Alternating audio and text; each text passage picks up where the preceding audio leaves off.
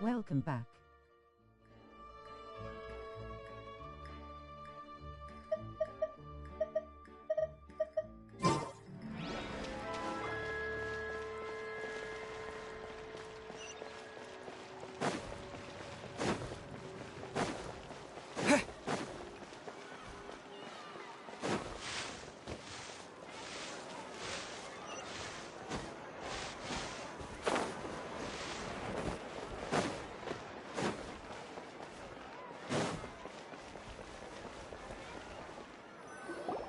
This is our current abode.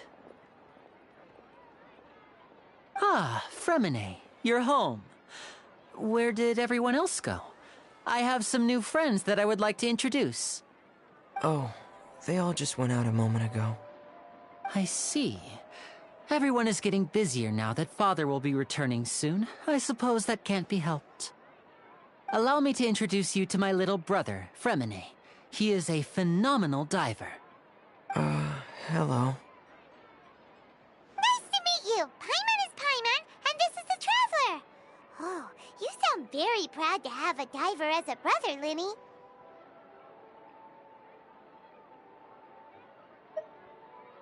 Hey friend, how you doing?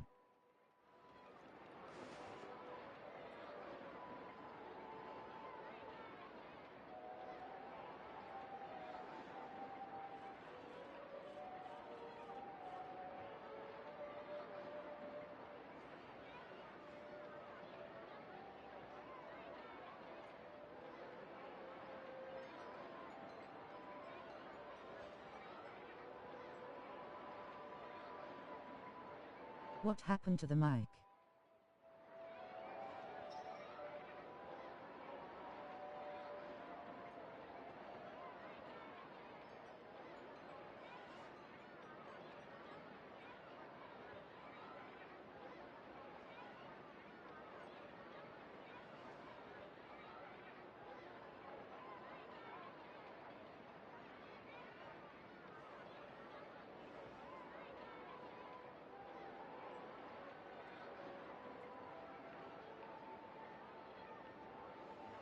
Not much finishing story, my bro borrowed my headset.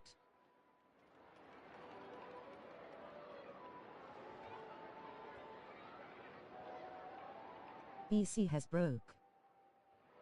Make sure to hit the bell and sub to my YouTube TNX for support.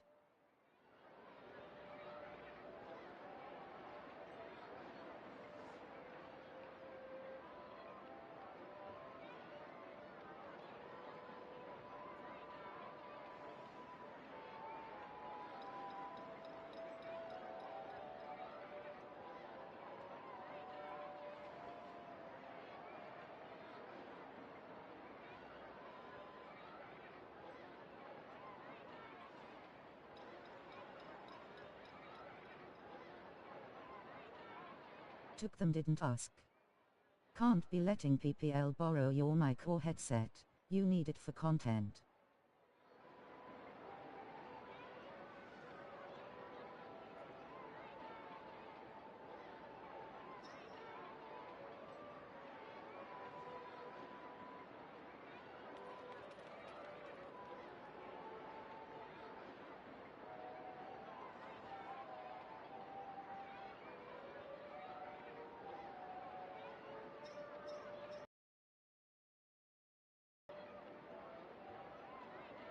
Anyway, hope you get it back soon. How you Limoji the updated so far?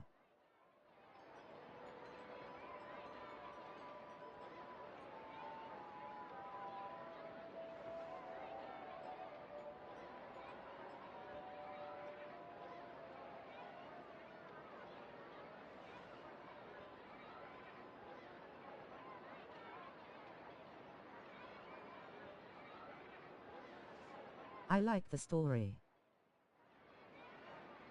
I've been liking some of your videos, too. When I see them to help out sometime, I got like 5 of your videos.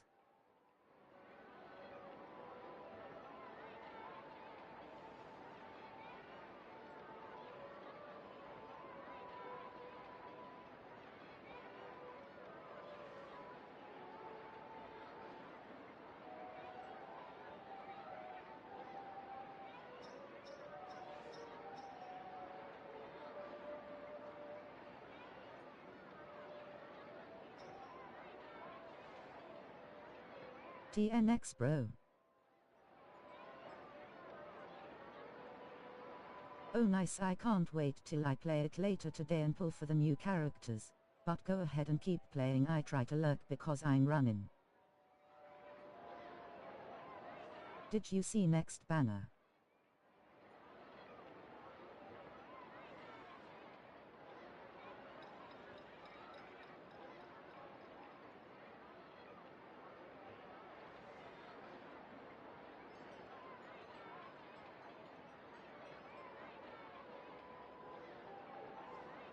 Yeah, I know, I'm pulling everyone in Genshin. You.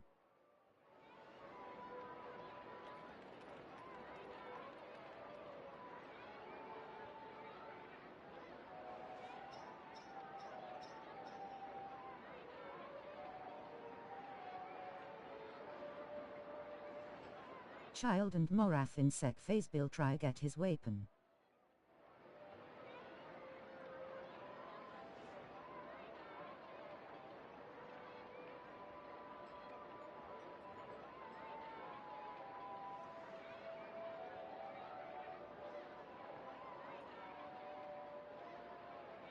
Polar Star.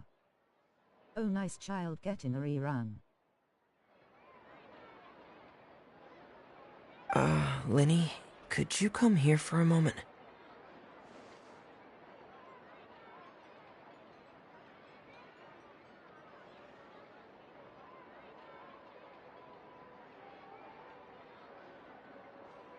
I have Polar Star weapon but I never use it, I be forgetting I got it lol.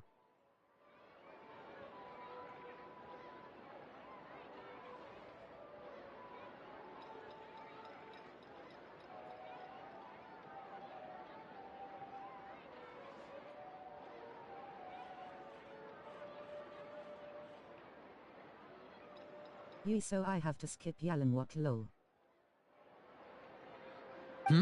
What is it, Fremine? Do you have something to tell me?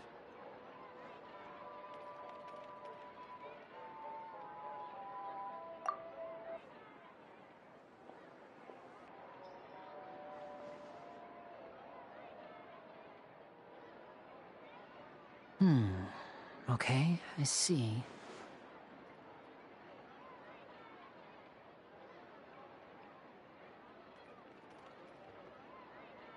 Anyway, this is all spoiler for me, so let go finish what I was doing. Glad I dropped by, keep grinding, get that mic back ASAP.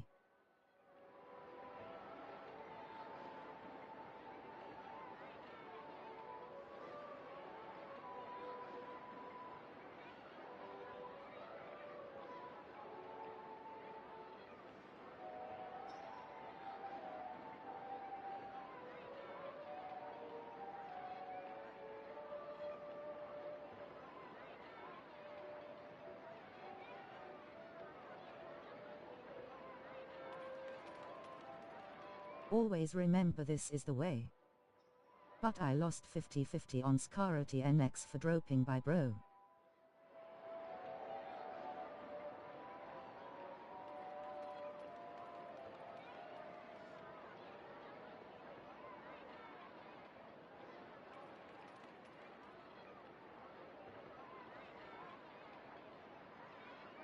This is the way bro. Is everything alright?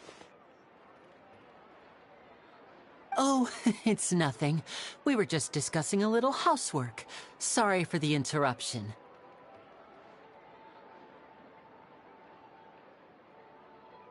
Oh, before I forget, the Traveler and I collected more materials to make magic pockets. Were you able to get any, Fremine? Yes, I went diving and gathered lots of materials. I was about to give them to you. That's our Fremine, always quick with the underwater work. All right, I'll take these to the workshop.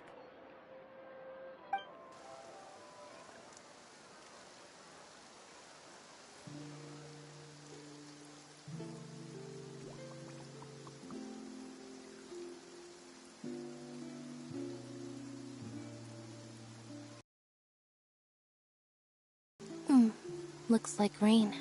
Oh, you're right. But wasn't it clear and sunny sunny just a moment ago? Fontaine's weather sure is weird. I'm afraid that's just how it is here. It often rains on days where there are trials being held in the Opera House, but don't worry, it'll clear up soon enough.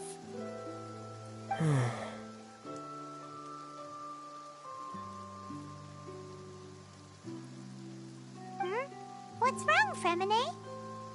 There's a legend about the rain that I tend to believe. It's said that a dragon of water once resided in Fontaine. Though we don't know where the dragon went, every time it weeps, the skies will cloud up and pour out rain. When I was a child, my mother told me that if I wanted to go outside and play, I should yell toward the sky at the top of my lungs. Hydro Dragon! Hydro Dragon! Don't cry!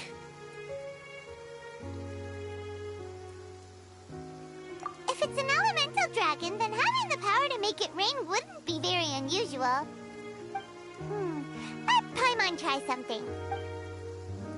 Hydro Dragon, don't cry!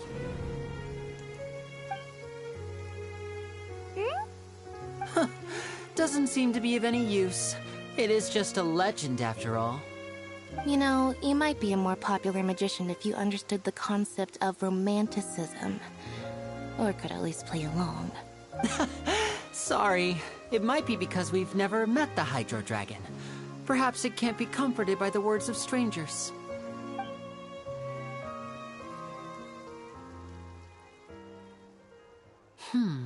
It rained for longer than I suspected. Oh, it's already getting late. Was there something you needed to do, Linny?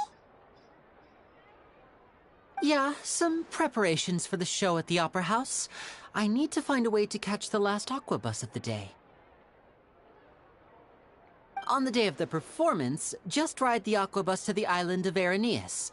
I'll have Lynette meet you at the fountain in front of the Opera House. Oh, are you leaving now? What is it, Fremine? I'm in a hurry. Oh, I get it. You feel nervous delivering the materials for the magic pockets, is that it? Perhaps we could trouble the Traveler to help us take these materials to the Beaumont workshop and deliver them to the owner there? I'm afraid that Fremine can be quite introverted, and the boss there tends to be pretty talkative. Fremine has always been a little afraid of her. No trouble at all! Don't worry, we're on the case! Sorry for the inconvenience. I'm quite useless when it comes to such tasks. I'll think of a way to make it up to you. Oh, no need! This will be a walk in the park for us!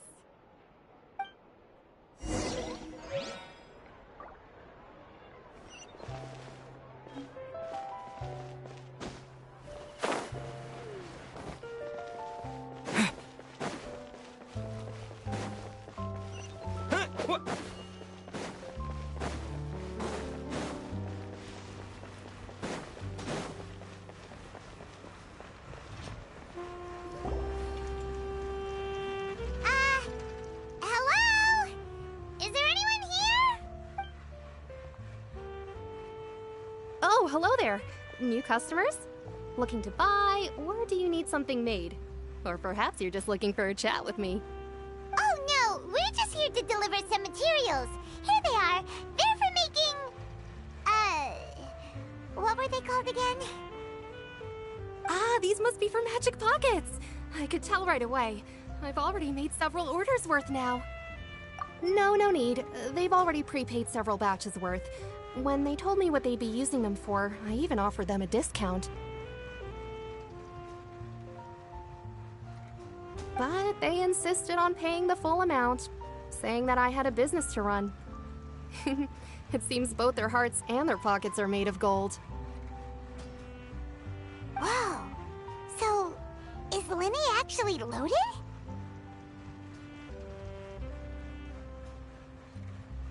I can't say for sure, but who knows? Maybe there's good money to be made being a magician in Fontaine. Hey! Is this machine what you use to make stuff here? It looks really advanced. Why use your hands when a machine can do the work? It would be a waste not to use the latest technology, and wasting is a kind of crime. But where does a big machine like that get its power from? Well, it's a little complicated. I'm not sure I can put it in layman's terms for you. But basically, everything we usually use here in the city is powered by indemnitium. It's a type of energy that's produced from trials. Huh? How can trials produce energy? Well, I'm not completely sure of all the details myself, but basically, when a trial is in session, the Oratrice Mécanique d'Analyse Cardinale harvests people's belief in justice and converts it into energy to be used all around Fontaine. So that's what its other function is? Paimon heard that the Oratrice was created by the Archon to make judgments. But Paimon still doesn't get it. How could something unreliable like people's beliefs be turned into a stable power source for these machines?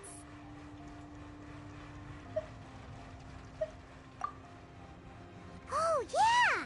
So that means the Hydro Archon relies on the machine to take the energy created by belief and turn it into power for all of Fontaine, right? Even though I've never heard anyone really put it that way before, it sounds like it makes sense.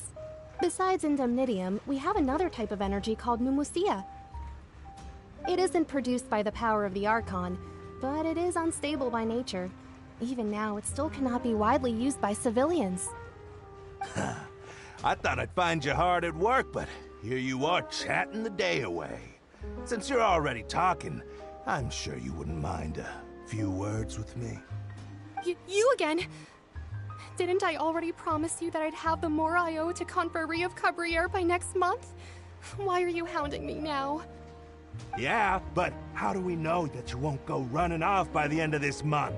I want 50% today. Wait, no, 70%. Huh? You... Seems business isn't so great for the workshop. We've already finished our job and delivered the materials. Maybe now's a good time to leave? Hey, hold on! Before you go around trying to collect payments, why don't you settle your own debts first?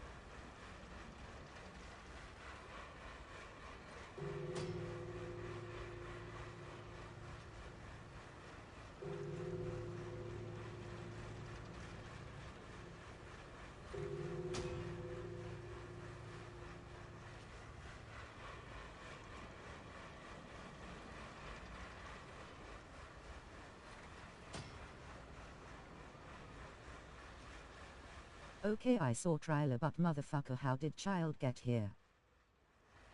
If Confrérie of Cabriere wants to poach clients from Northland Bank, that's fine. But I'm afraid you still owe the bank a hefty sum of mora. So why don't we work things out between us first, before you get back to your little conversation here?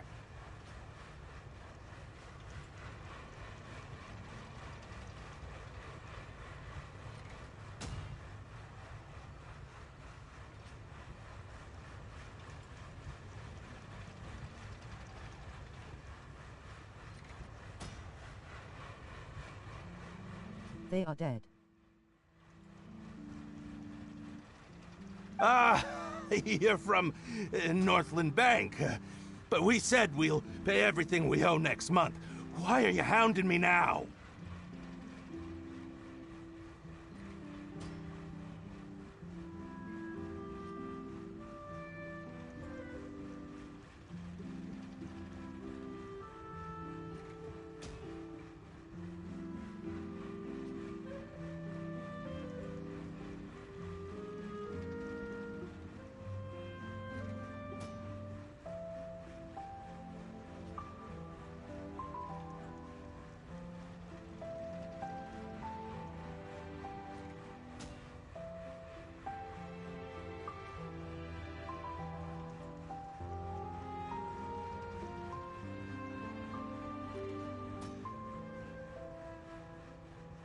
So he owes child money, she owes to this dude, it's a loop. Traveler, Paimon! I didn't think I'd run into you here in Fontaine. What are the chances?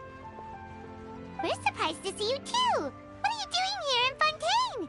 You didn't want to stay in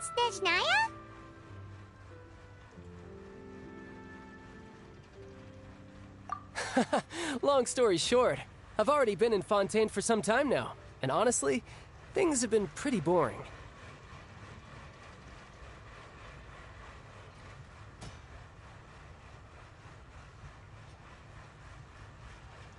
But it seems that fate brought our paths together today. Not only will I have some good friends here now, but ones who always seem to find trouble. Either way you look at it, it seems things are going to get a lot more interesting now. Pretty sure we'd want to avoid anything that you'd find interesting. Besides, our trip here has gone pretty well so far. Right,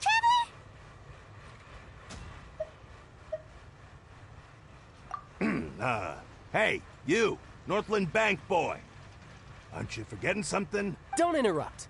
It's not often I run into the Traveler like this. Why don't you wait for me over there for a while?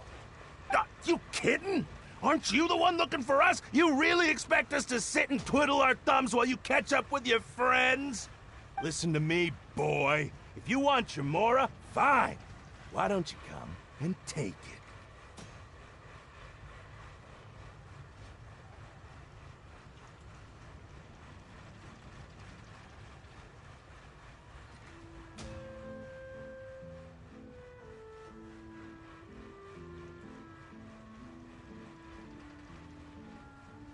Oh, you are so dead. Hey, I just said not to interrupt. Oh, by the way, Traveler, the last time I took Tonya and Tusser ice fishing, Tusser said... Hey! That's way over the line! All right, boys, let's see who has to pay up now! Can you at least let me finish one sentence? Fine. Though the bank told me not to get rough with our clients, you're the ones who started it. This is an act of self-defense. You two will have to be my witnesses, okay?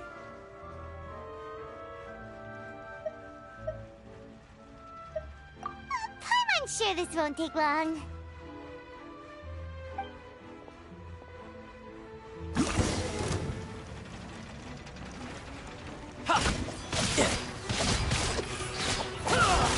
Shouldn't let your guard down.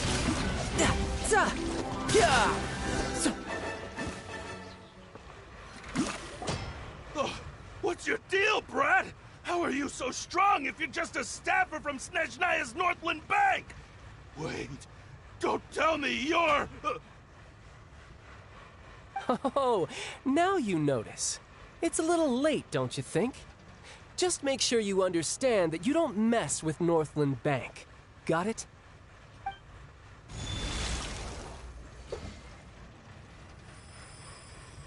Huh?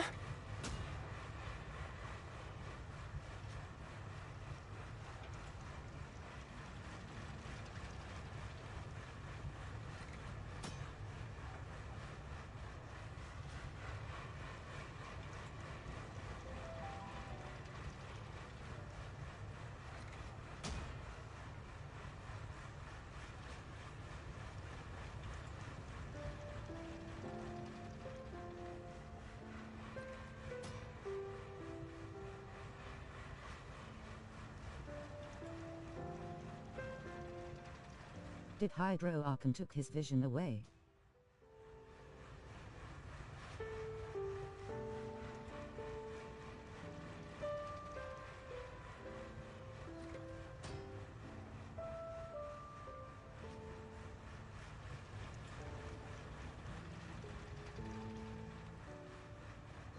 If she did, I was right. Now's my chance!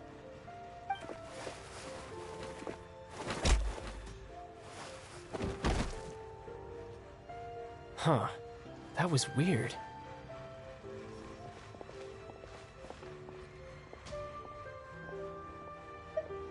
I'm not sure. It's as if I suddenly lost control of my hydro powers when I needed them. Maybe there's something wrong with my vision? strange. How could that happen?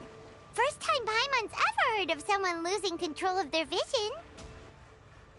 Never mind. It doesn't matter. If I want to stay sharp, I shouldn't be relying too much on my vision anyway. Besides, I always have my delusion in case I need it. So what are you doing in Fontaine, child? I don't see its work for Northland Bank. Well, I guess it's because I've been in a bad mood lately. Huh? What kind of reason is that? Wait, since when do you feel down about anything? I don't know. Maybe I still have a lot to learn about myself. But recently, there seems to be some sort of restless power stirring inside of me. And I don't know why, but every now and then I feel like I'm in a terrible mood. Maybe you losing control of your vision just now is connected with that power you're feeling inside. That is a possibility. I can't remember if I ever mentioned it before, but when I was 14, I fell into some unknown abyss. It was during that time I learned nearly all of my abilities. The one who took me under her wing and taught me was named Skirk. She was always quiet and very mysterious. Nobody knew where she came from or what she had been through, and she was always very strict when teaching me combat techniques. One time, I asked her why she was willing to take me on as an apprentice. From what I could make of her answer, it was because I had awakened it, and traces of it remained on me. She said that all my combat training would be useful in the future. But what is it? What did you awaken? She never explained that, but my guess is that it's related to a dream I saw when I had just fallen into that abyss. In my dream, I was in the deepest depths of the sea, and the boundless seabed was all around me. But in front of me appeared a whale that was so massive, I felt like I couldn't breathe. A whale? Oh, that sounds familiar! When we fought against you before, you summoned a huge whale that seemed to leap at us. Is that the one? That's just an abstract form of a whale that I create using my elemental powers. It takes that shape because the scene I dreamt of the whale has always been stuck in my mind. I'll never forget it. So you used the whale as inspiration for one of your moves? Huh. Seems a little twisted to Paimon.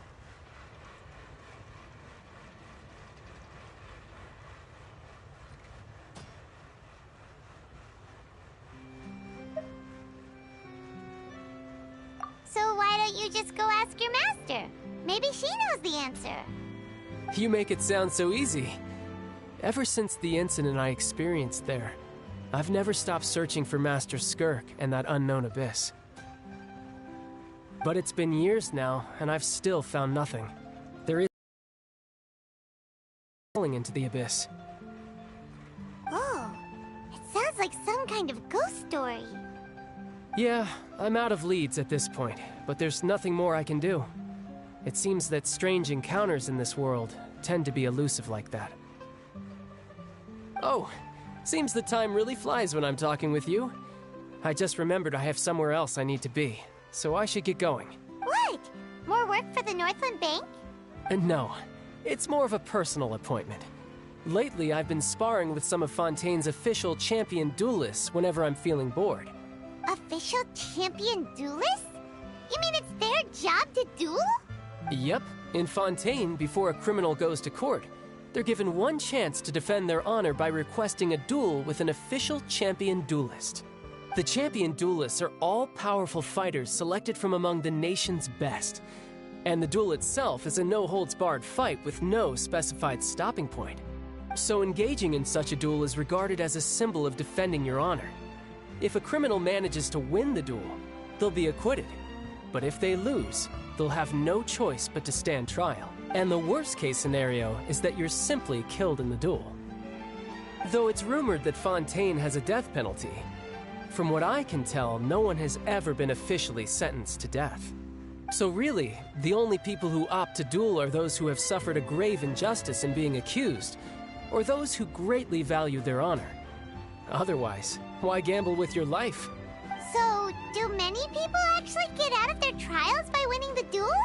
Apparently, it's exceedingly rare for anyone to actually win.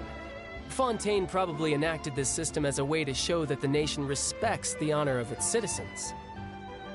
Besides, none of the champion duelists are to be trifled with, which is exactly why I was itching to face them as soon as I got to Fontaine. Apparently, the one I'm meeting today, Clorinde, is the strongest of the champion duelists. I had been asking her for some time before she finally agreed to face me today. Well, that's child for ya.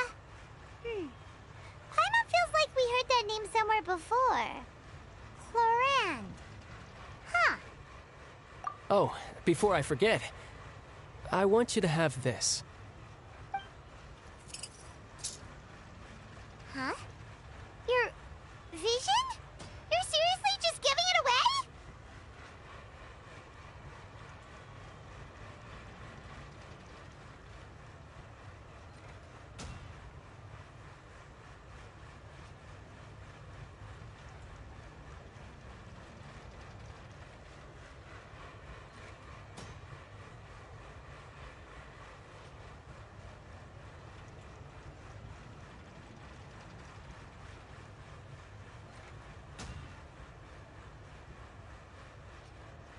People can take them off her. I'm just worried that it could become uncontrollable again. I'd be pretty upset if it got in the way of my duel, so I think I'll be better off without it for now.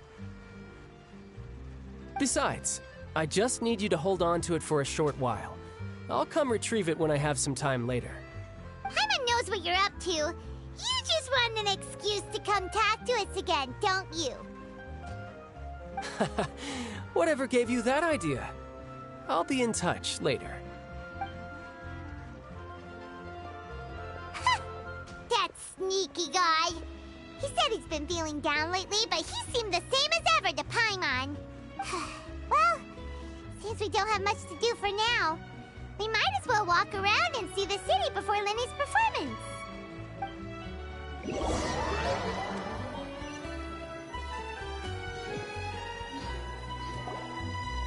Wow! Who could have seen that coming? The reporter who was barely around for most of the story was the murderer all along!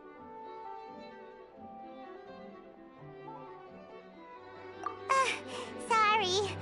Paimon was just surprised, that's all. Paimon never saw that twist coming. The murder mystery novels here are amazing!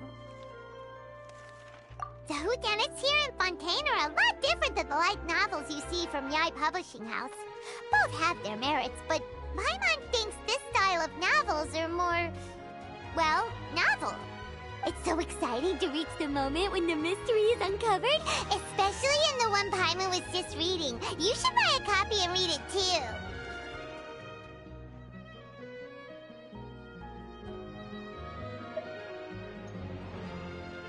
Oh, sorry about that. Paimon will be more careful next time. Hey, shouldn't we be heading to the Opera House to see Lenny's performance soon? It's almost time for the show to start, so we should get going. Lenny said that the Opera House is on Aranias, so let's go ride the Aquabus!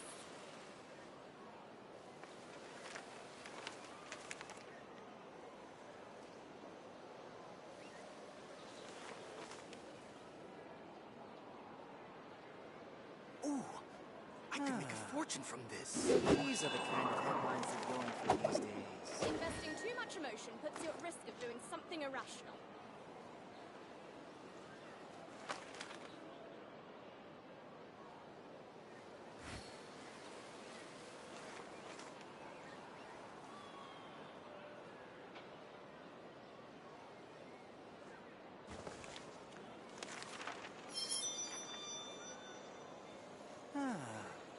So these are the kind of headlines that are going for these days. I could make a fortune from this.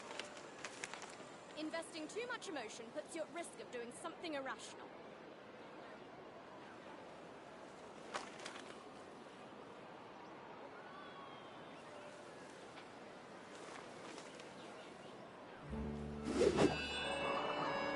BRB, give me a sec.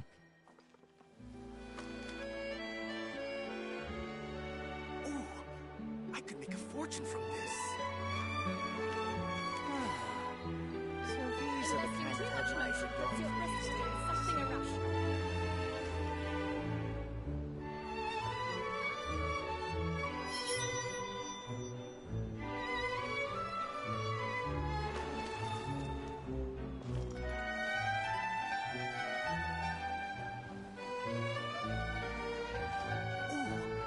I could make a fortune from this. There are leaves around, and I know just the tune to accompany them, if you wish to hear it.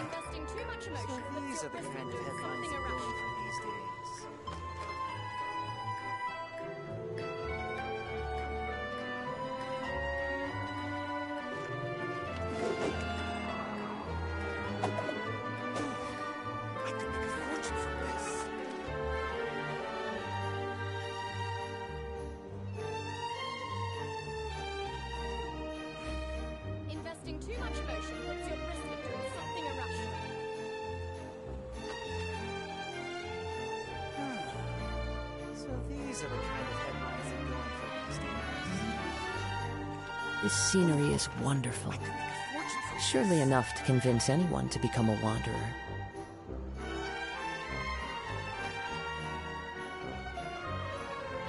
too much emotion puts you at risk of doing something irrational. So these are the kind of headlines that are going for these days. Ooh, I could make a fortune from this.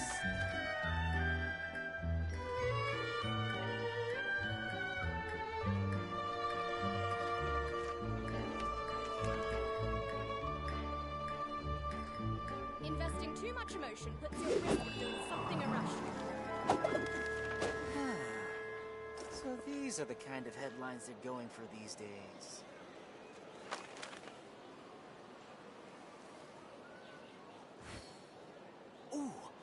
I could make a fortune from this.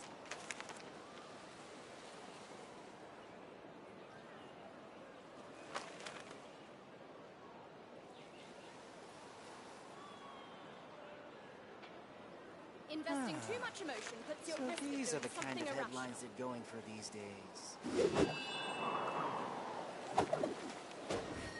Ooh, I could make a fortune from this.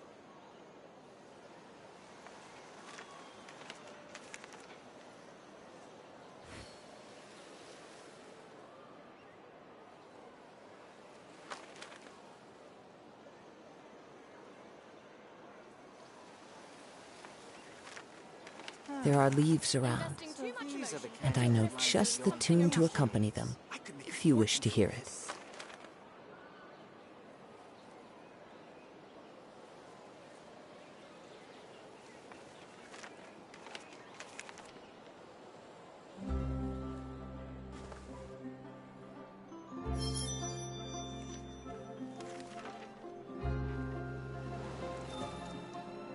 Investing too much emotion puts you at risk of doing something irrational.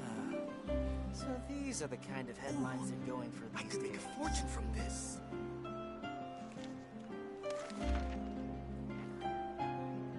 Wherever in this world I roam, I carry memories of my home. This blade, it is the last link I have to the land of my birth.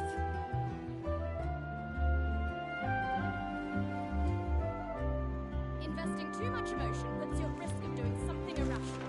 Ooh, I could make a fortune from this. So these are the kind of headlines that are going for these days.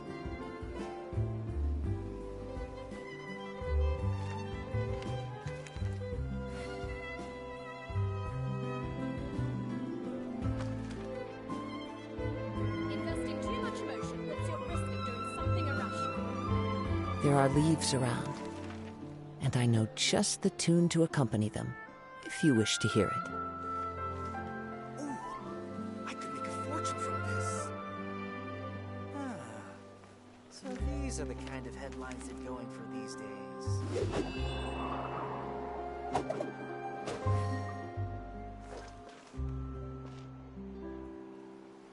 Investing too much emotion puts you at risk of doing something irrational.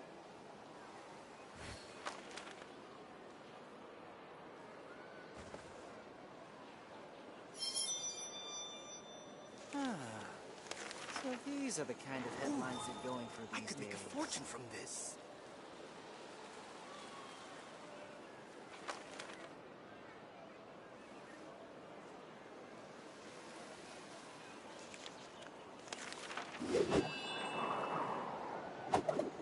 Investing too much emotion puts you at risk of doing something irrational. So these are the kind of headlines make a they're going fortune for from these this. days.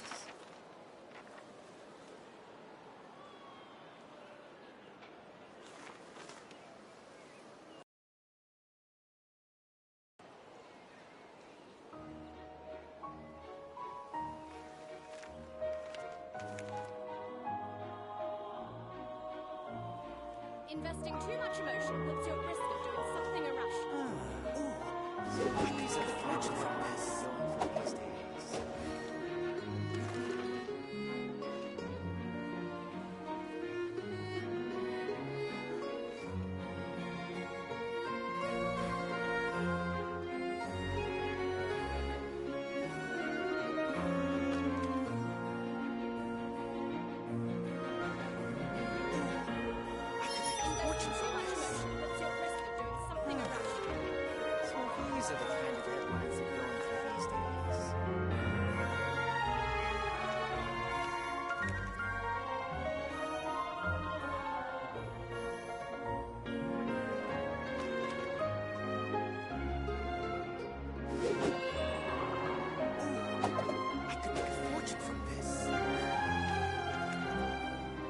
Investing too much emotion puts you at risk of doing something irrational.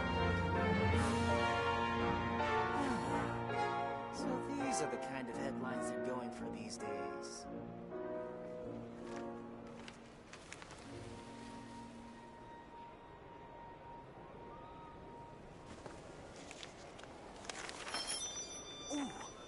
I could make a fortune from this. Investing too much emotion puts you at risk of doing something irrational. So these are the kind of headlines they're going for these days. I could make a fortune from this. Investing too much emotion puts you at risk of doing something irrational.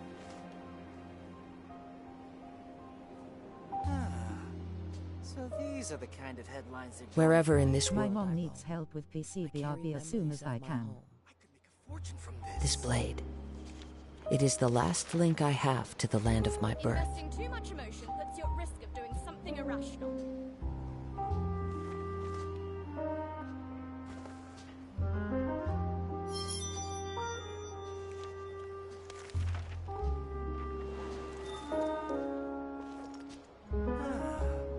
So these are the kind of headlines they're going for these days.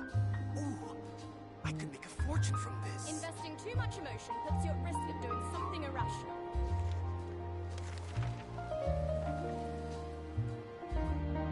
There are leaves around, and I know just the tune to accompany them, if you wish to hear it.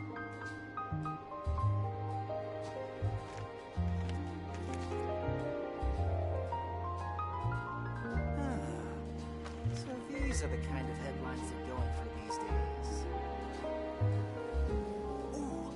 I could make a fortune from this. Investing too much emotion puts you at risk of doing something irrational.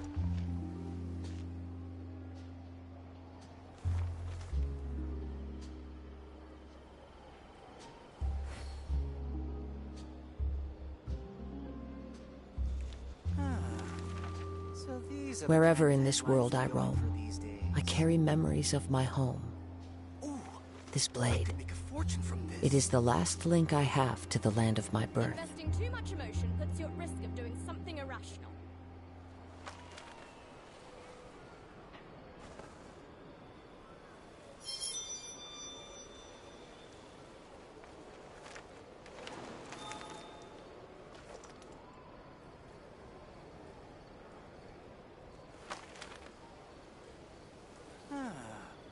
So these are the kind of headlines they're going for these days. I could make a fortune from this. Investing too much emotion puts you at risk of doing something irrational.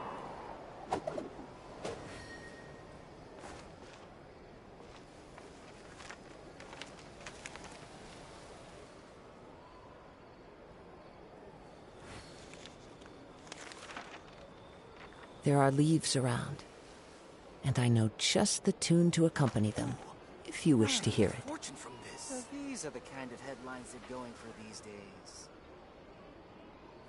Investing too much emotion puts you at risk of doing something irrational.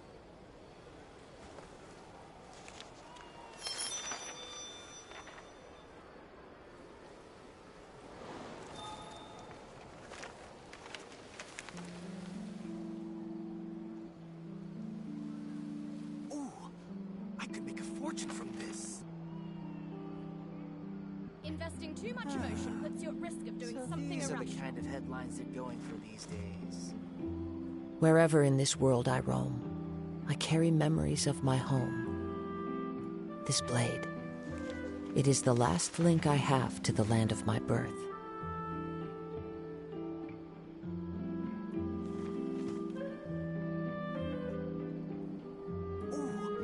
I could make a fortune from this. So these are the kind of headlines Investing they're too going much for these emotion puts you at days. risk of doing something irrational. There are leaves around, and I know just the tune to accompany them, if you wish to hear it.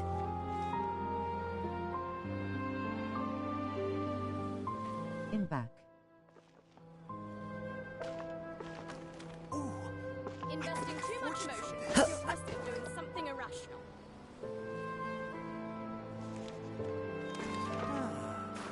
So these are the kind of headlines they're going for these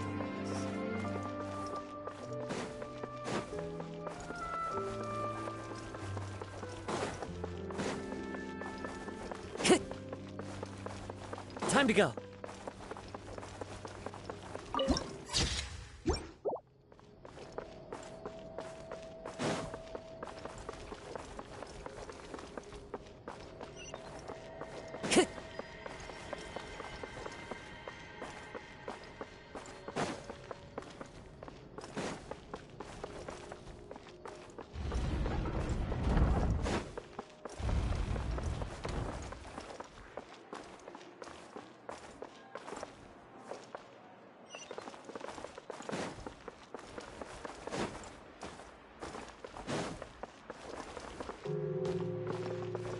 Feel free to check the Aquabus map and schedule for details.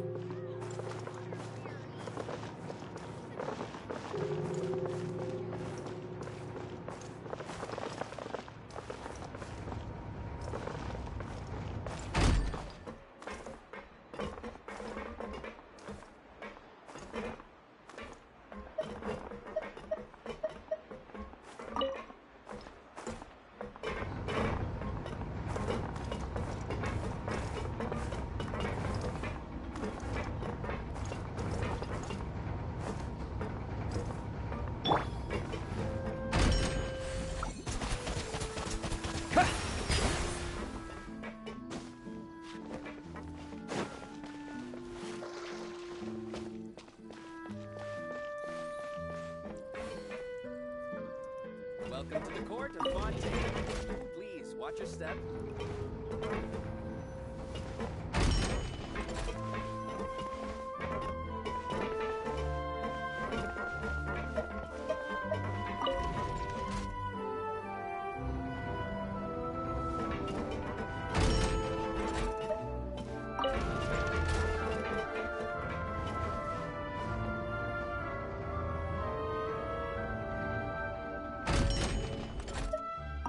Welcome to the court of Fontaine. Please watch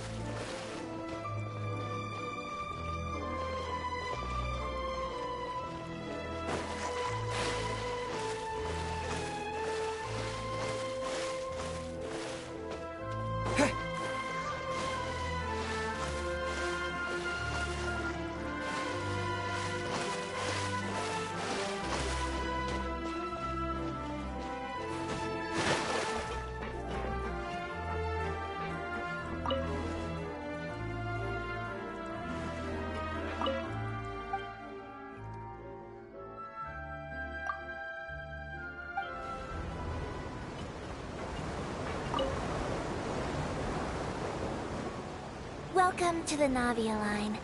I am Elfan. The boat will be departing imminently. Please do not stick your head, hands, or other body parts outside the boat. The Aquabus operator is not responsible for any accidents or injuries resulting from doing so. Also, please remember to buy the Steambird, though I don't read it myself. The destination of the current tour is Erinias. Points of interest worth visiting include the Fountain of Lucine and the Opera Epiclese. If you look to the left in the direction we are currently traveling, you will see the famous Fontaine Research Institute up in the sky. An experiment gone wrong turned new sightseeing opportunity. Human ingenuity truly is a wondrous thing.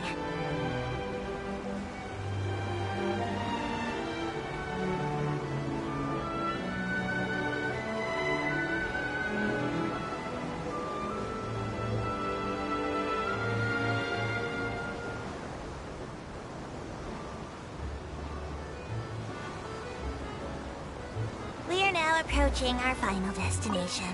Please be sure to bring all your personal belongings with you as you disembark. Even though I will take any forgotten items to the lost and found, the paperwork is rather annoying, as Melusine hands are not suitable for grasping pens.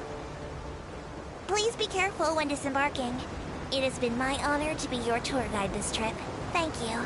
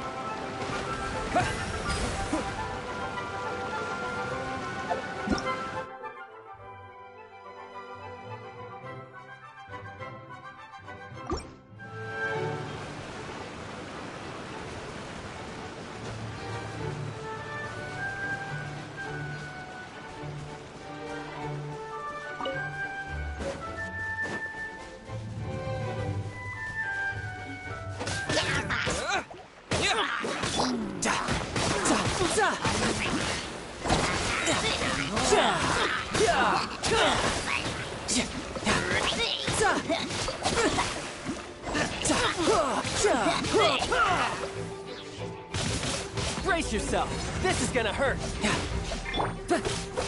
Into the wind. Fallen leaves. Adorn my night. Everybody stand back!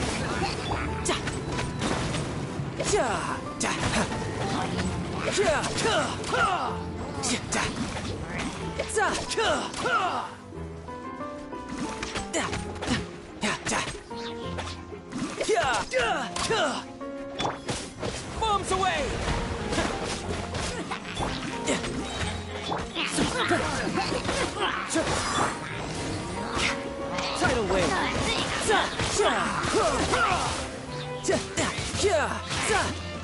Shouldn't let your guard down.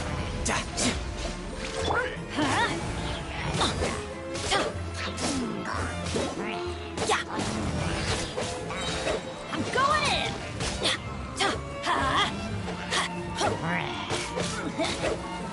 Go!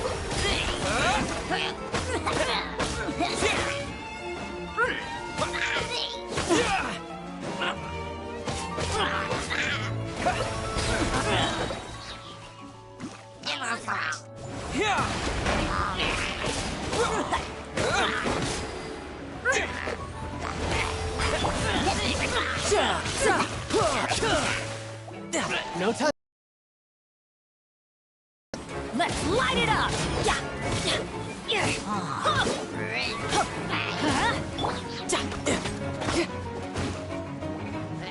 You can run, but you can't hide.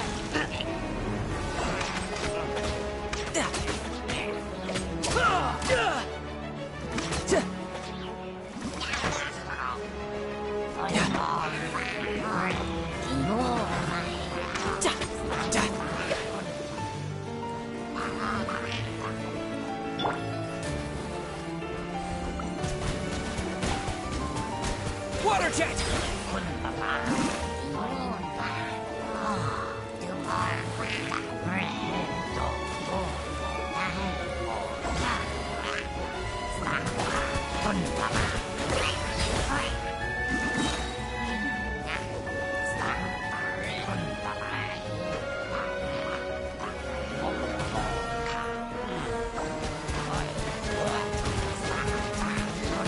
Water jet!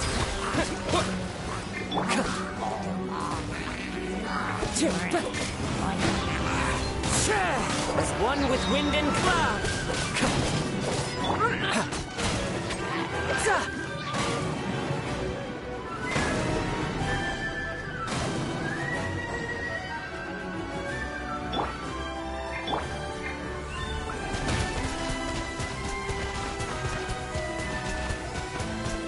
Go!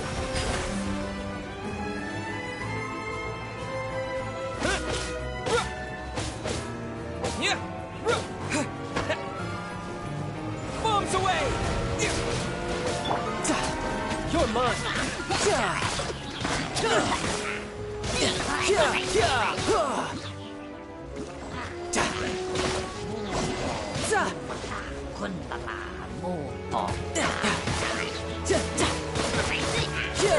Brace yourself! This is gonna hurt!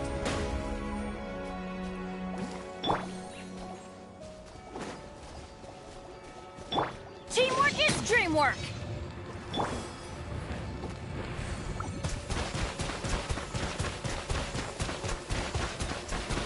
Go!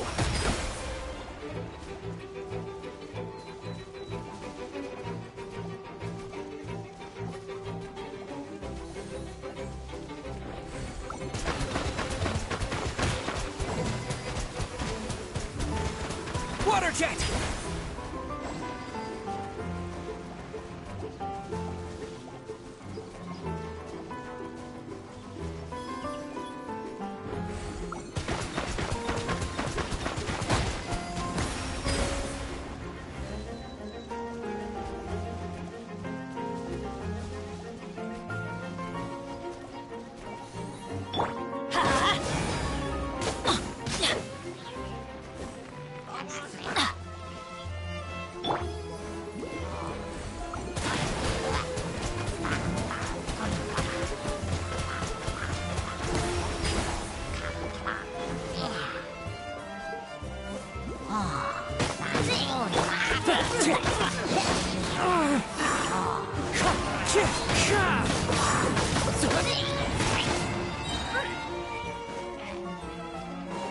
Time to go. Wind Strider.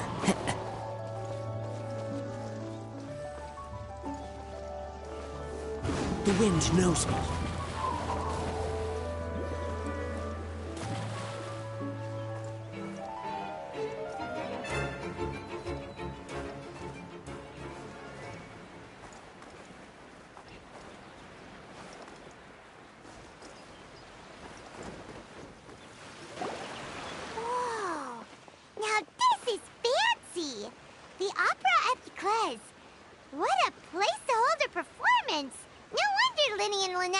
looking forward to it.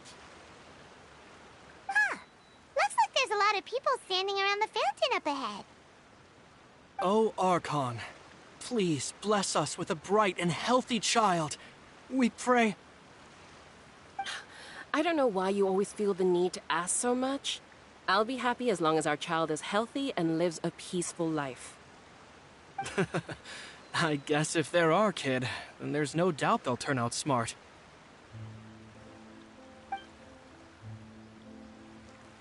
Maybe this is one of the customs in Fontaine. There sure are a lot of couples here. Vache. What's wrong? Vache. Vache.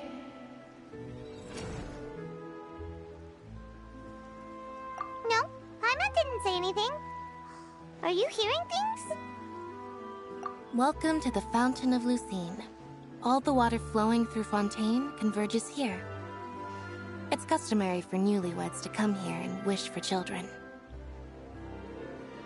Ah! Lynette! You scared Paimon!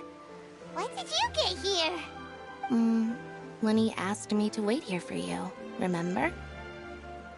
Ah, right.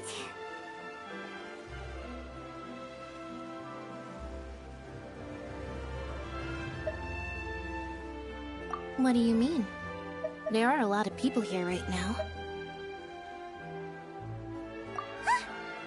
Hey, you're not trying to scare Paimon, are you? Besides, it's the middle of the day. It's not the time for eerie things. I see. I might be able to tell you something that could help explain the voice you heard. In fact, you might not be imagining things at all. I suspect that what you heard is a result of your hypersensitivity to the hydro element. Others in my family have had similar experiences. It's because of his sensitivity to the hydro element? But what would hearing a voice have to do with elemental power? When do you cry, Paimon? Wait, what? What does that have to do with anything? Just answer me. When do you cry? When Paimon's really sad? Oh, and when Paimon's super happy. Oh, and also when Paimon's really, really scared. Then you should understand that tears contain your most intense emotions. Like I just mentioned, the Fountain of Lucine is where all the flowing water in Fontaine converges. Even the tears that fall to the ground will eventually gather here. So maybe what you heard was the intense emotion coming from someone's tears.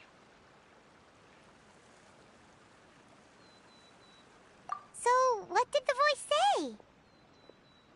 Huh. If you were hearing their emotions, then Paimon wonders what happened to them. Rather than worrying about them, we should worry about my brother first. Don't let that calm look of his fool you. He tends to get pretty nervous just before a performance. So chatting with Lenny might help him relax a little before he goes on stage. Oh, right. That makes sense. Let's go in and see Lenny.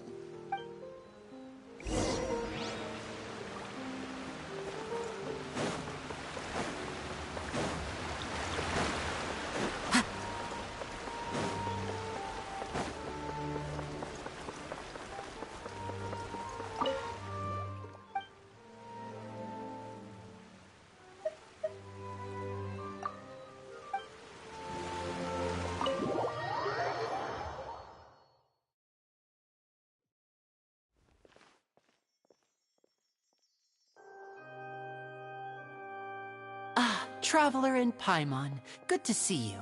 I knew you two would come. Are you kidding? We wouldn't miss it for the world. We've been looking forward to it. I can tell, judging by how early you've arrived. But you're actually right on time. The audience still hasn't started entering the venue yet, which means now is the perfect chance for us to take you to the best seats in the house. Wait just a moment. I'll fetch the tickets.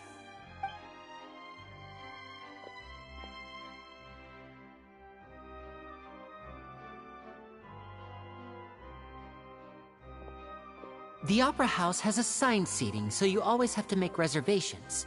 I've already reserved your seats, and here are your tickets. Ooh, front row seats! Thanks, Linny! Don't mention it. There's no need to keep thanking me. Hey, Linny! Could you come over here and take a look at this? Oh, I'll be right there. Seems there's an issue with the stage props over there. That's Cal, my assistant, calling me. I'll go lend him a hand.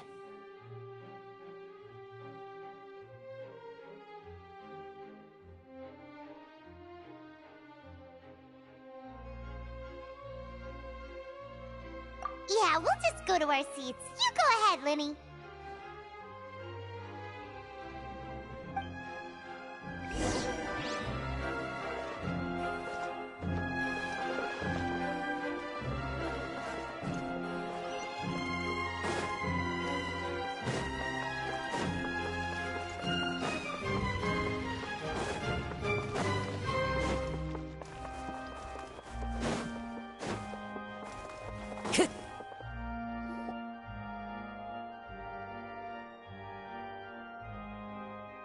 Oh, these should be our seats. Come on, let's sit down.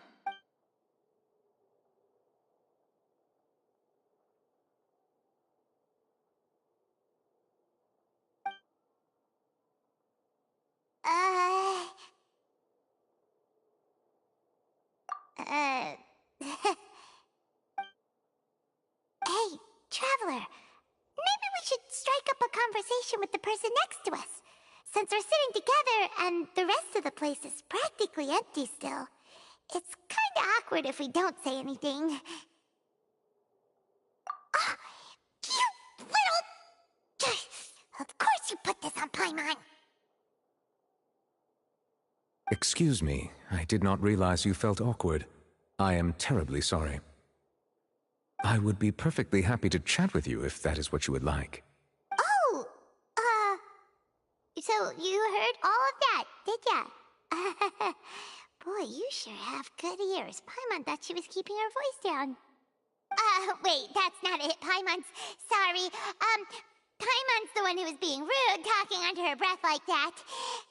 So, let's talk, but, what should we talk about? Oh, Paimon's got it. You're also here early and sitting in the front.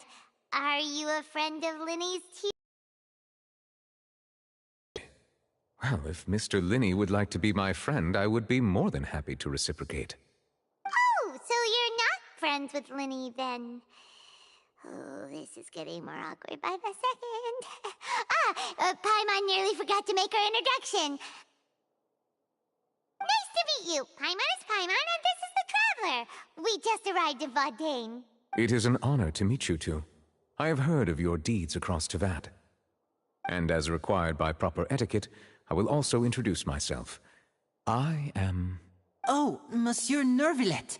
What an honor it is to have you here to see my show. Ah, Mr. Linny. I should say it is in fact an honor for me to see your performance in person. Wait, Nervillet?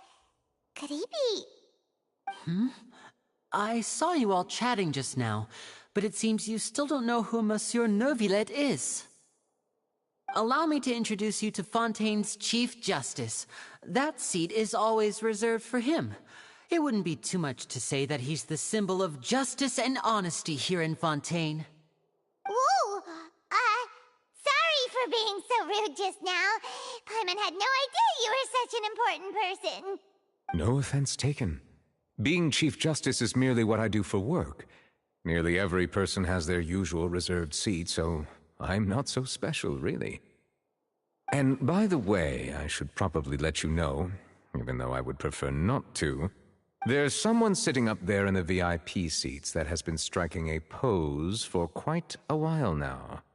I believe she is trying to give you a most elegant and impressive first impression.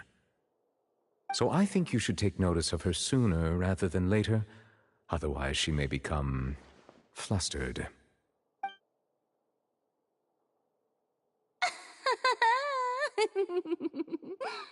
Huh?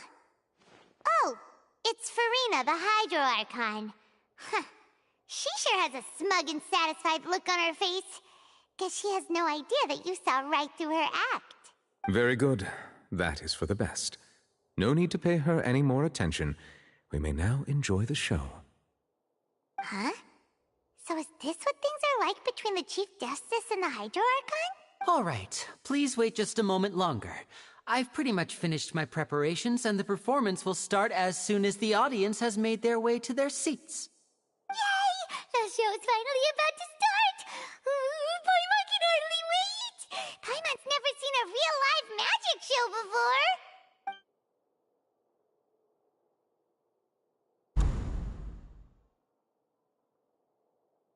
Oh! They're dimming the lights! The show must be starting!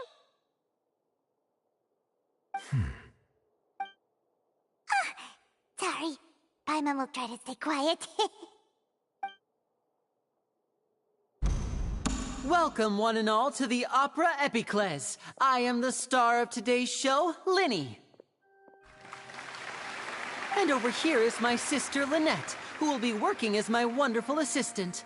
Please, let's give her a warm welcome. Hello, everyone. I know she may seem to be a little sleepy right now, but that's just a sign that she's nervous. Whatever. Now, some of you may be thinking, two vision holders who can freely manipulate elemental powers performing magic is not true magic at all. So, I would like to take a moment to assure you that elemental powers will have nothing to do with what you will witness on the stage today.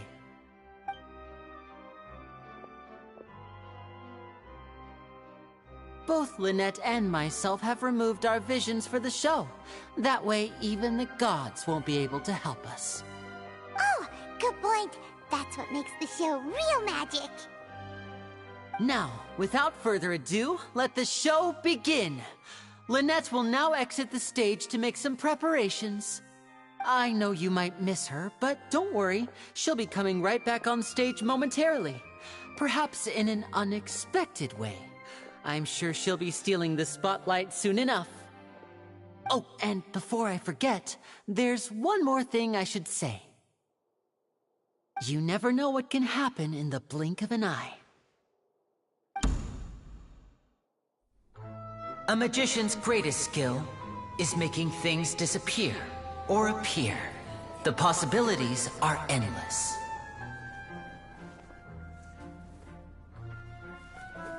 Huh?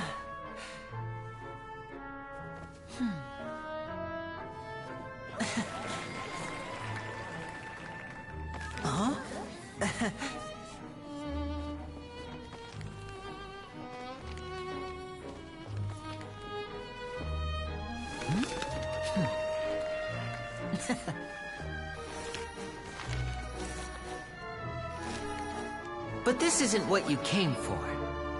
These little tricks, you've seen them all before.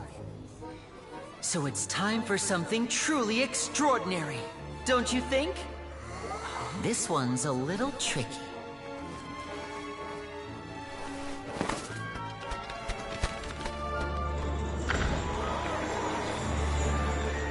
Using this water tank, I shall make my sister vanish completely, right before your very eyes.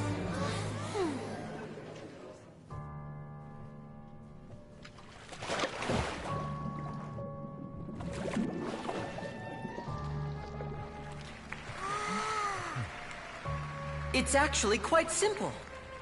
She'll just turn into air bubbles and float right out of the top.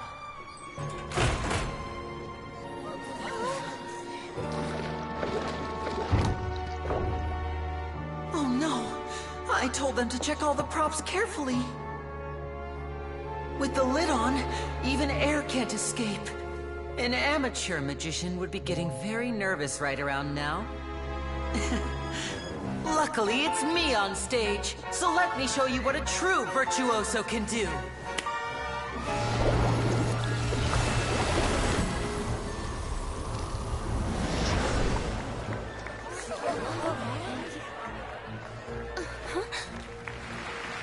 Lynette, are you still there? Don't go too far. We don't want to use up all our magic. Hi, I'm back. Uh-huh.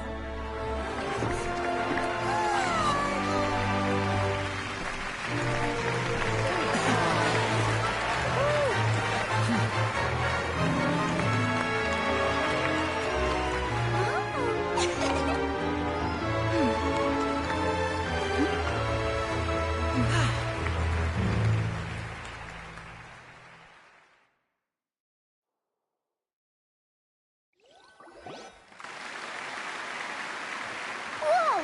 What in the world just happened? How did he do that? Paimon didn't see him do anything!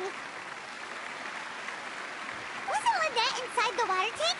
How did she disappear and then reappear out of nowhere? If we could see easily through his tricks, then that would mean that his skills are still lacking. To appreciate magic, you should focus on the show happening on stage, rather than getting caught up in trying to see that which has been intentionally hidden. Guess you're right. Paimon couldn't believe her eyes when Lynette reappeared. Amazing! Thank you everyone. I'm glad you enjoyed that performance. But our magical journey has only just begun. I've prepared even more astonishing surprises for everyone here. The magic of transformation and disappearance can go far beyond what you've just seen. I'm sure many of you are thinking that escaping the water tank was impressive enough, but Lynette is still my assistant after all. In which case, I have ample time to make all necessary preparations. So, for my next trick, I will require the participation of one lucky audience member. Please, if my assistants could bring out the magical boxes now. There are 2 boxes, and only 2 boxes. One is here, and one is there in the aisle among the audience.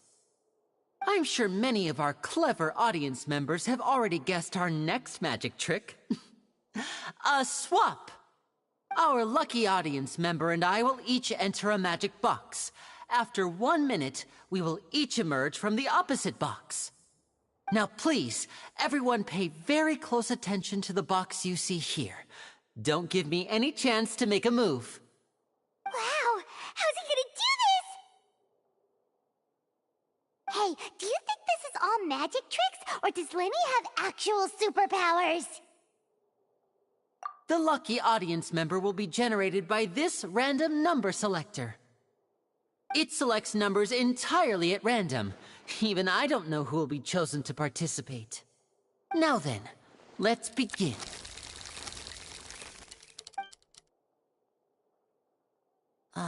Let me see. Oh, row 7, seat 3. Congratulations!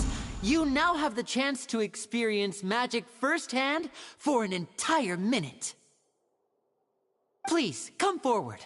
My assistant will take you beside the magic box. I'm sorry, it might be a little cramped inside, but no need to feel nervous.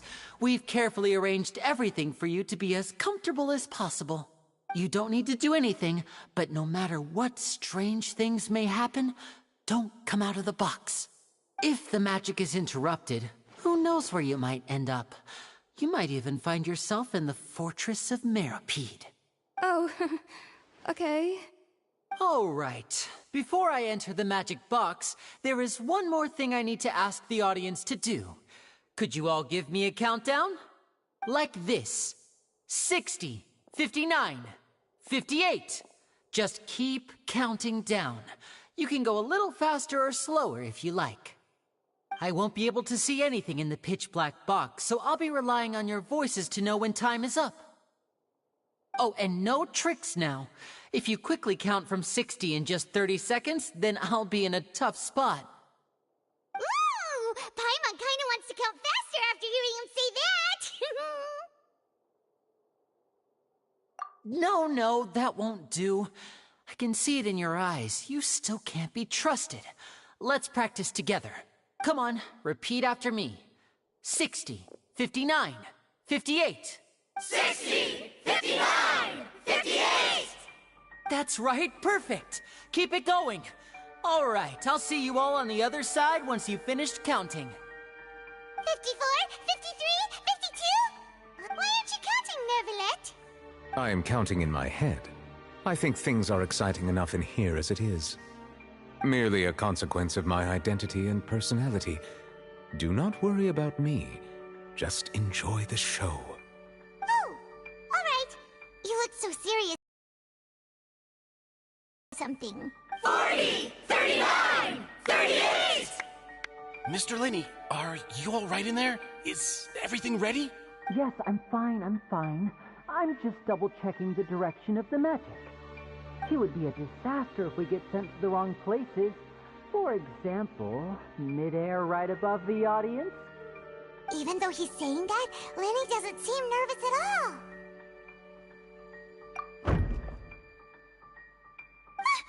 What was that noise? Did you hear it too?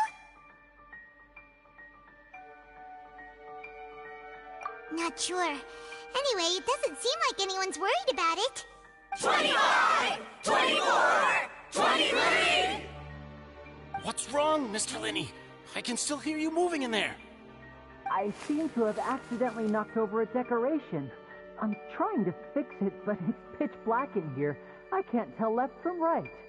Never mind the decorations. There's no time for that. The show is what's important. No, that's unacceptable. I want my show to be perfect. Don't worry, we still have 20 seconds. Hear them counting? 19, 18, 17! It seems things aren't quite going as planned. I apologize, everyone. It feels like you're all starting to count faster, but that's all right. I know it can be tiring to do such a long countdown. 10 seconds and change is still plenty of time. 10! Almost there now. Whew. Swapping two people is harder work than you might think.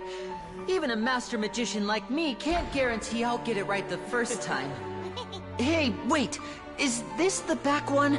I can't tell. They both look the same inside. Huh? No, that's not it. I'll try again. 7! Hey, slow down! Honestly! 5! 4! 3! Whoops! That doesn't count! 0!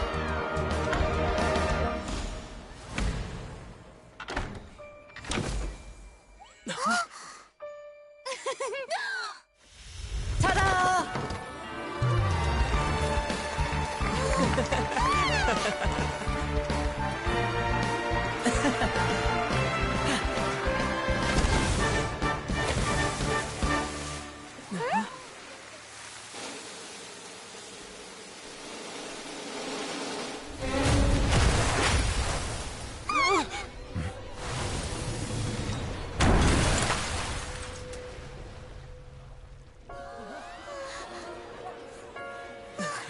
What happened?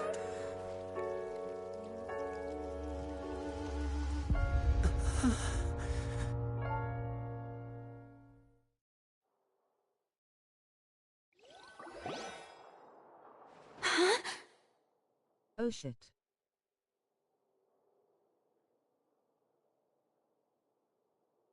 Is this part of the show? Mr. Linney, you're going to use magic to fix the stage now, right? What happened? Oh no. Maybe this isn't part of the show. The girl was still in that box, right? This performance is over. Medical staff with me. Guards, secure the scene and detain all the performers. Seal the exits. No one is allowed in or out at this time.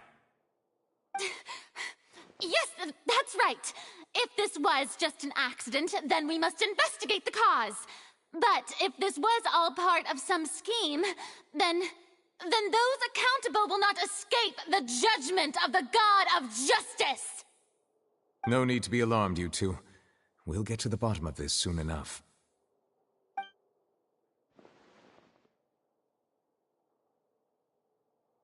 Unfortunately, the person who is in the magic box has been pronounced dead. His name was Cowell, one of the assistants in Linney's magic troupe. Apparently, the fireworks on stage ignited the ropes that were suspending the water tank, which then caused the tank to fall onto the stage. As of now, We are still not sure why we found Cowl in the box, rather than the guest from the audience. And after an initial search of the area, the guards have confirmed that the girl is nowhere to be found. It appears that this incident was not merely some mishap with the performance. And there are many indications that it is connected with the case of the serial disappearances of young women. The serial disappearances case? That's the case that Charlotte mentioned before!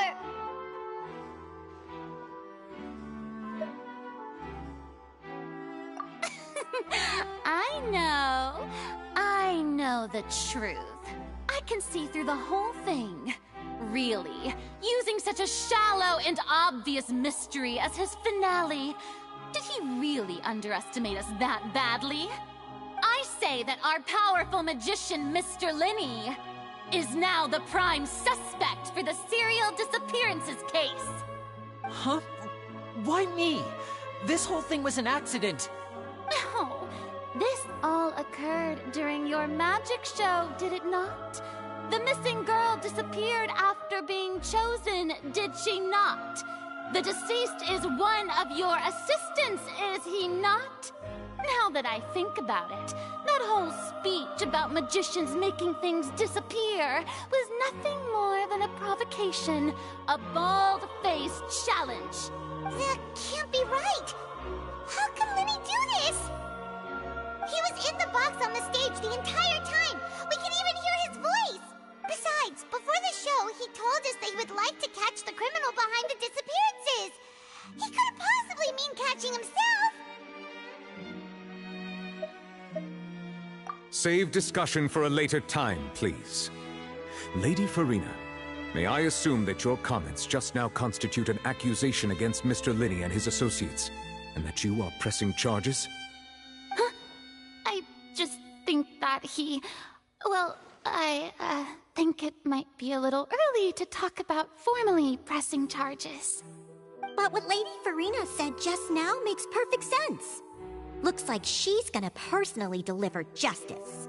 A kidnapping and murder carried out under the cover of a magic show. Lady Farina said it all.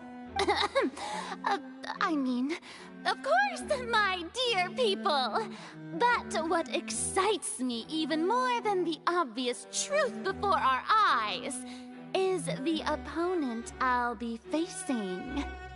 That's right. I mean you, Traveler. You'll support Linny, won't you? After all, he was the one who helped you the first time we met.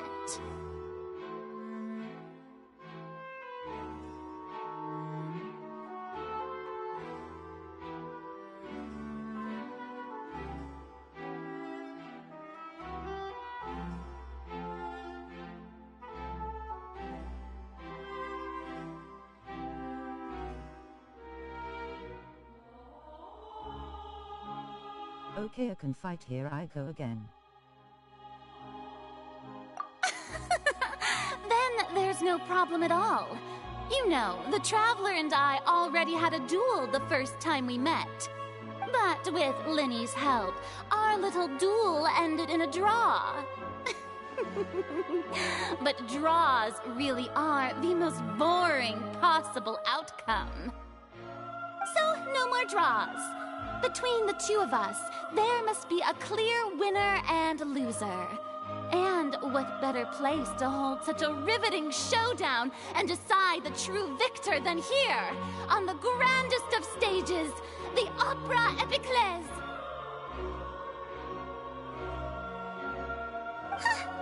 It wasn't a draw. She obviously lost last time. I understand. Charges have now been pressed, and as such, a trial is in order.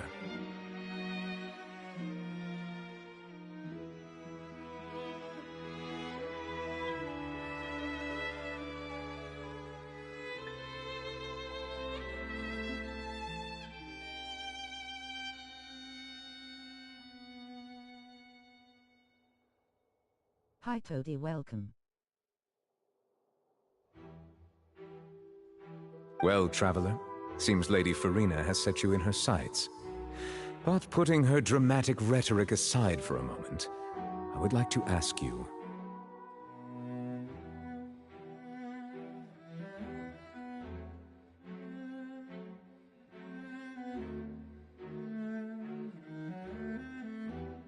Are you willing to act as Mr. Linney's attorney and defend him in this case? Very well. The trial will be held a day from now in the Opera House. Fountain is Both finally sides here. may investigate the scene to build their cases and search for the truth. Let's go.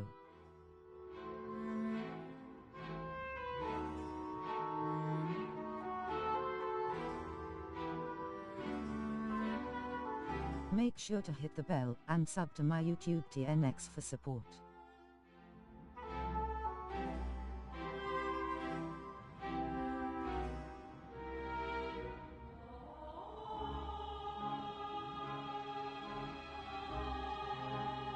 Yeah, I was waiting for this.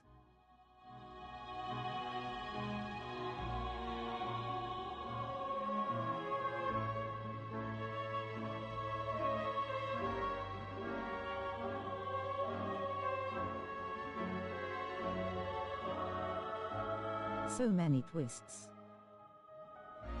Linney and his troop are all potential suspects and shall remain within the Opera House.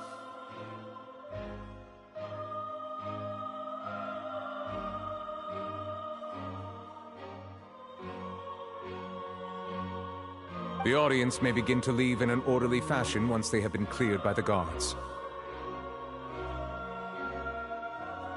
A day isn't that long. Let's see what kind of case this big shot outlander can build in such a short amount of time. I'm really quite looking forward to hearing it.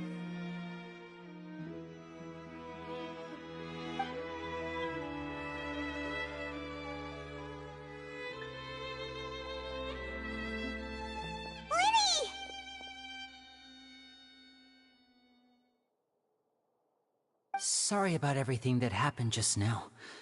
Were you frightened? Of course! Who wouldn't be scared after witnessing an accident like that? Yeah, I'm a little shaken up myself. How could this happen? And poor Cal. I know you already claimed that you would defend me, but now it's... Do you think I could possibly be the murderer? Good to hear. Thank you so much for trusting me. I'm sure everyone sees me as the biggest suspect at this point. But, if you ask me, the whole thing is mysteries layered upon mysteries, such that all that's left is confusion. I don't know whether what happened there on the stage was purely an accident or not, and I don't know why poor Cal was in the box. As for how that girl chosen from the audience could suddenly disappear, I'm afraid I don't have any answers either. If someone tampered with my performance, then we need to figure out what they did. Even a skilled and knowledgeable magician I think I must leave, though don't want a spoiler of this Archon quest. Bye-bye.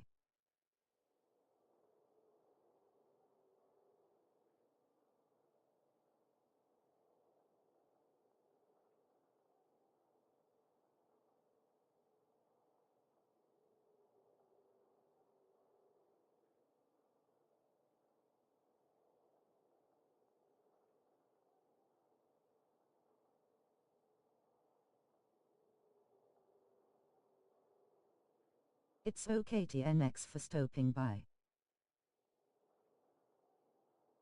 Which is precisely why we need to investigate! As this book says, the impossible could not have happened. Whatever happened must have been that which is possible.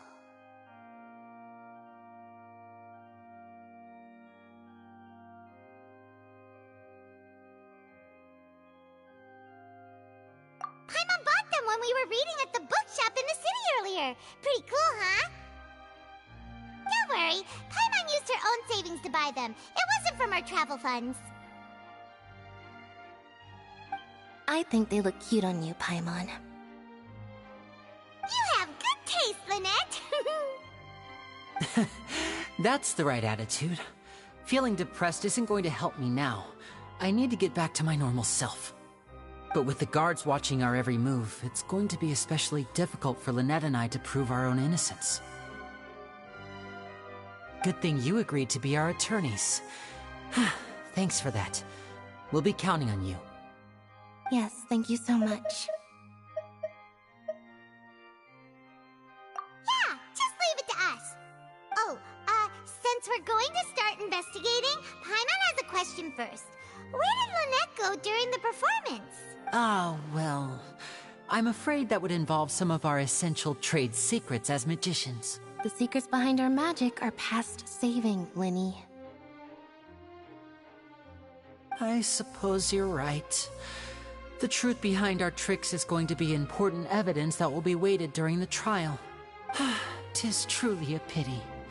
As a magician, our magic show is a work of art. We've poured countless hours and spared no effort in perfecting it. But if revealing our secrets will help you uncover the truth behind what happened, then it will be well worth it. We should go somewhere else if we're going to discuss our magic tricks. We'll go speak with the guards, and in the meantime, you can go investigate the stage and the seating areas.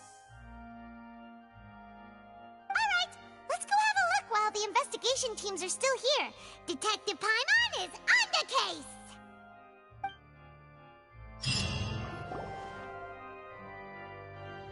Hello, officer. How's the investigation going? I see. You must be the traveler that Lady Farina mentioned. Listen, I'll be perfectly honest with you. I'd avoid getting mixed up in this whirlpool of a mess if I were you. Huh? What do you mean? Come with me and you'll see.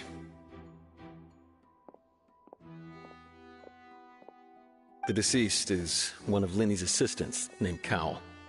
Even though he hadn't joined the troupe long, he was hardworking and everyone generally liked him. The assistants are usually in charge of setting up and inspecting the props, as well as assisting with the show and keeping the crowd engaged.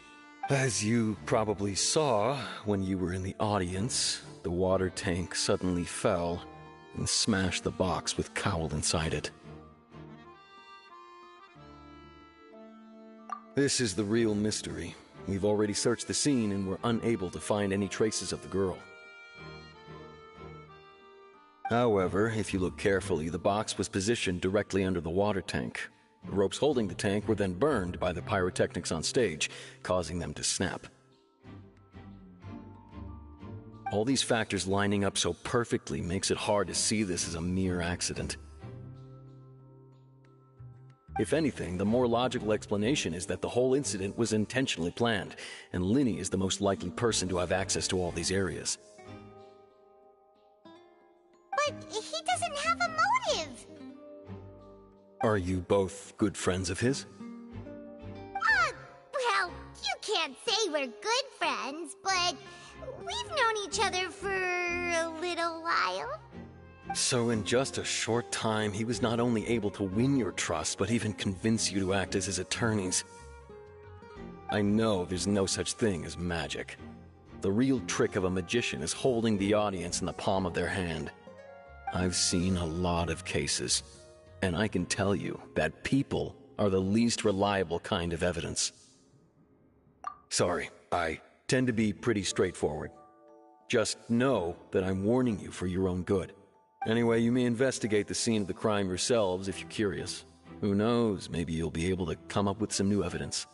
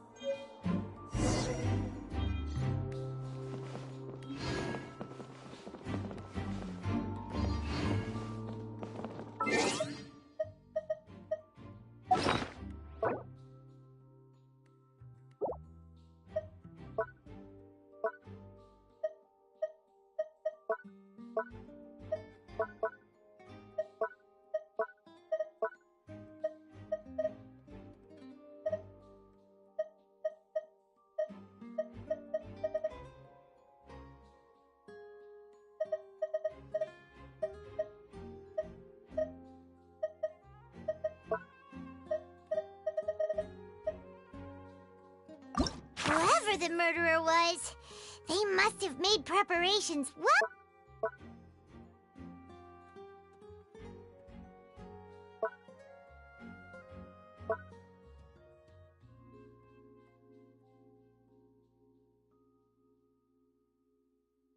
Why would it be him? How strange.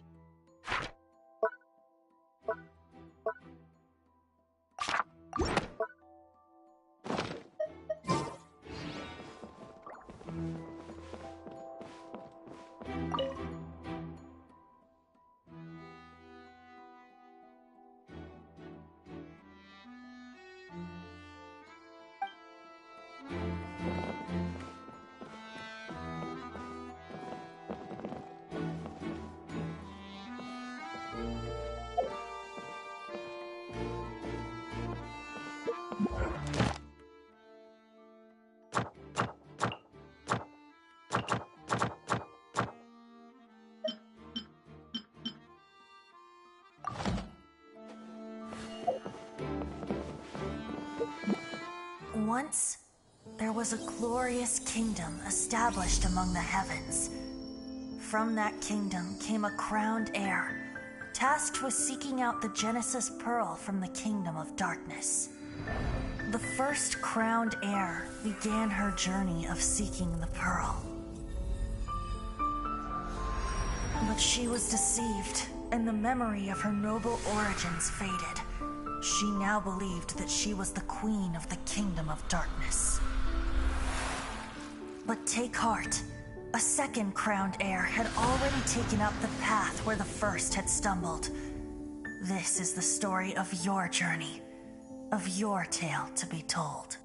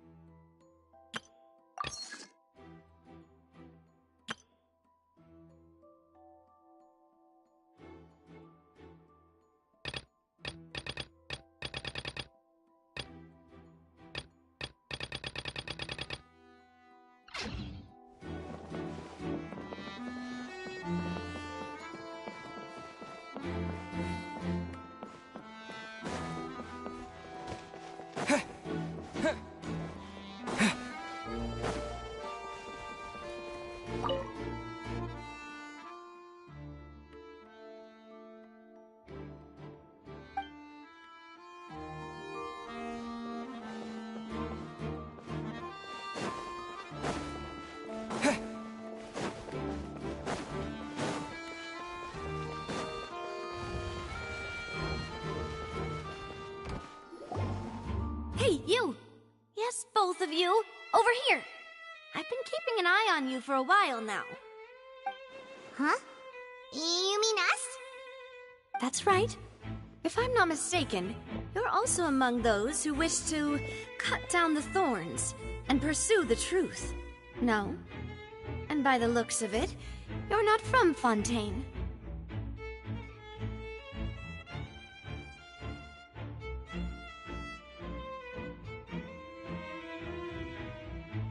Well, you're right on the more about that one, but who are you?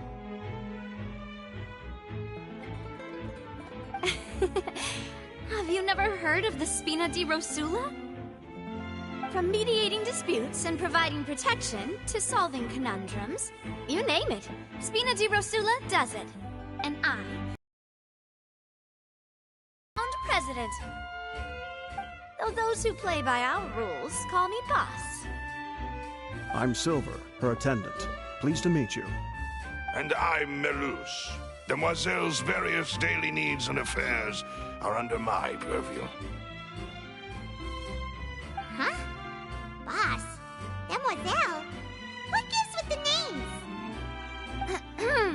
Well, I am the generation president.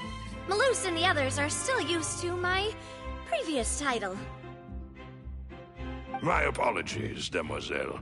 Should you prefer, boss, I will endeavor to use that instead. No, no need. You don't have to call me boss. Just Navia is fine. Okay, if you say so. Not that we're members of Spina di Rosula anyway. All merely trifling details. Never mind. Now, back to the situation at hand. That's right. I've always kept an eye on the serial disappearance cases. My interest stems from a matter back from my father's time. Judging from the look of things, I find Linny an unlikely mastermind. Really?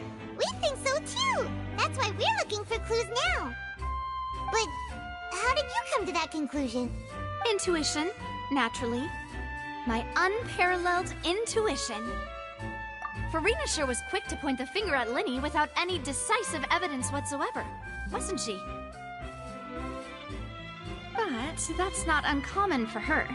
If you remember, the Justice had to interrupt her and ask if she was pressing charges just to keep her from getting carried away. Anyway, a trial begins the moment someone levels charges. And, of course, there was no way Farina was going to back down in that situation. Sounds more like you just don't trust the Hydro Archon. Well, what's your opinion? I must admit that she can be interesting at times, but liking her doesn't mean that I'll blindly agree with her. All right, I've answered your question.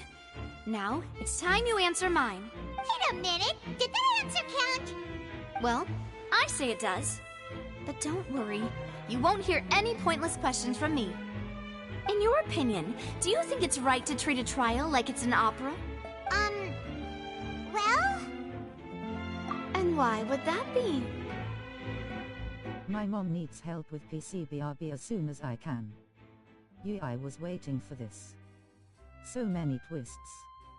I think I must leave. Oh, don't want a spoiler of this Archon quest. Bye bye. It's okay TNX for stopping by.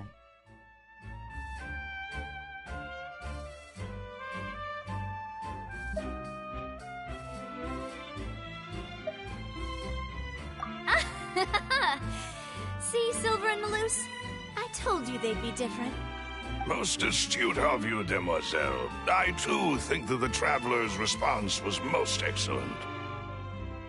No matter how wonderful the script or how fervent the audience's expectations may be, the trials that go on stage here must be based in fact. And if that can be done, boss, then... All right, that's quite enough, Malus. Anyway, I like your answer. You pass with flying colors.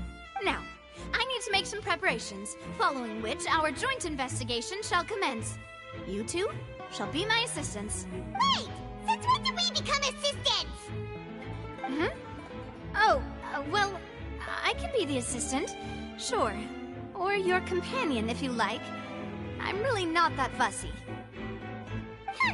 That's more like it.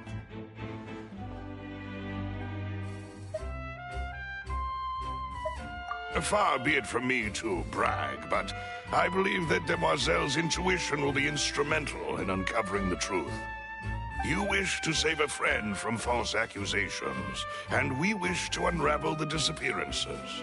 In this sense, our goals are aligned. You have a point. You're quite the talker, aren't you, mister? And what about you over there? What do you think? You seem like you've got something on your mind. I have nothing to add. Oh, alrighty then. We'll be making some preparations first. Just be sure to let us know if they start revealing Linny's tricks.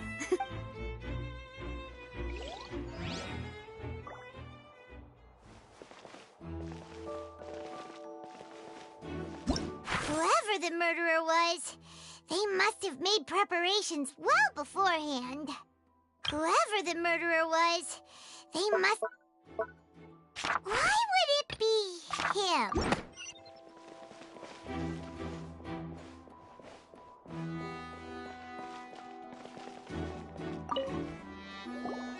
Sorry, but no one can freely enter or exit the Opera House at the moment. If you wish to leave, you must register your identity with us first. No, we're not leaving. We're representing Linny and Lynette as attorneys, so we're investigating the case. Were you always guarding this entrance? Yes. After the Chief Justice gave the order, everyone coming in or out must undergo a strict inspection.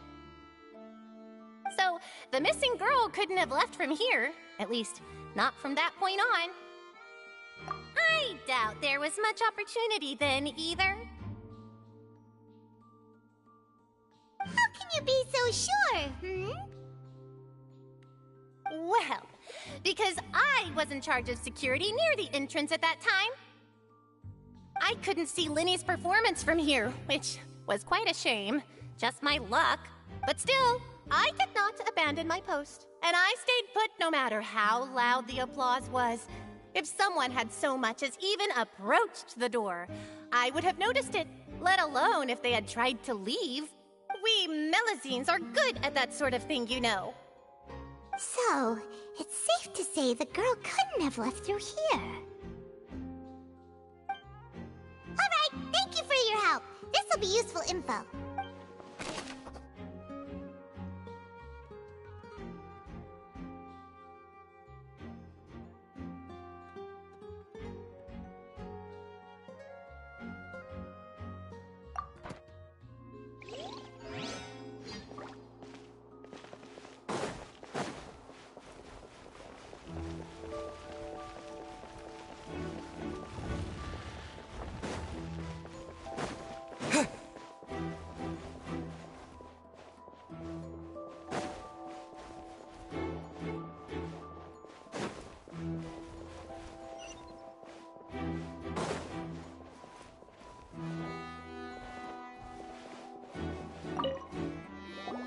I see that you're investigating the area. Well, it just so happens that I'm interested too. If you find any new and interesting leads, be sure to share them with me, alright? We don't have too many thoughts yet. Then why don't I tell you my hypothesis first? The way I see it. And I'll start it with that loud thud. The thud? Oh, you mean the sound that happened during the countdown? Yes, exactly. It wasn't terribly loud, but I suspect that most people heard it. It's just that everyone was awaiting the results of Linny's trick with bated breath, so no one paid it much mind. But now that the incident has happened, the thud has become an important clue. That makes sense. So, what do you make of it? I'm of the opinion that it may have been the sound of Linny's accomplice. Lynette, perhaps. Jumping atop the water tank, or something like that. And when the pyrotechnics went off, she cut the rope, sending the water tank crashing down. But wasn't the noise we heard too loud for that? Perhaps the balance wasn't right, leading to a particularly rough landing. Well, that's true. I suppose I must reconsider. That does remind Paimon, though. What was with that sound?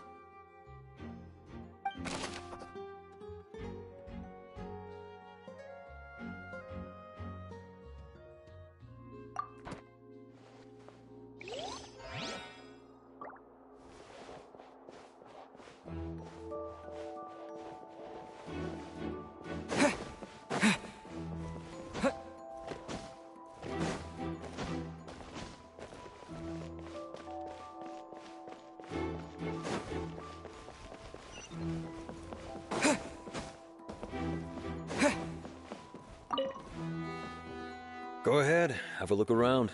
In the end, we're both after the truth.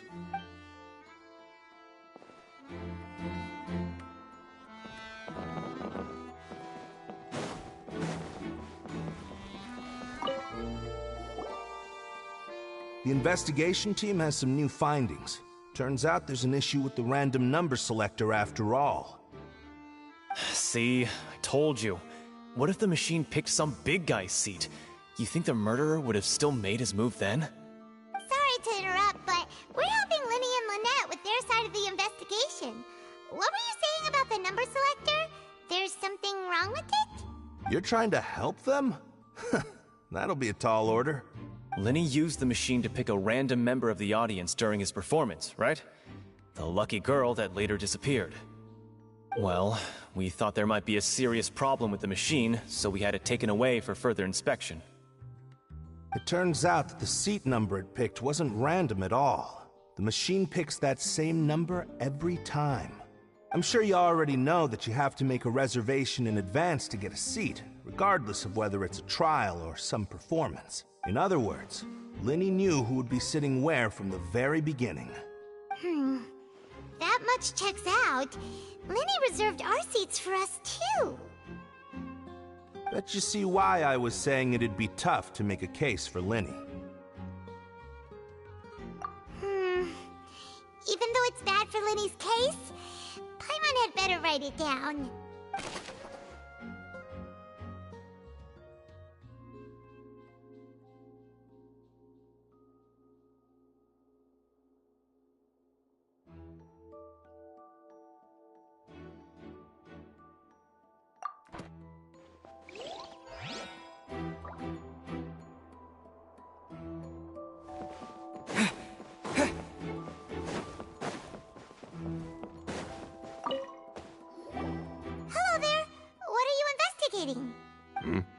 Oh, this location has also been cordoned off because the Magic Troop members are currently considered prime suspects.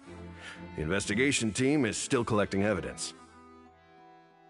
The seats were all booked in advance, so we were able to deduce the missing woman's identity by checking the guest list.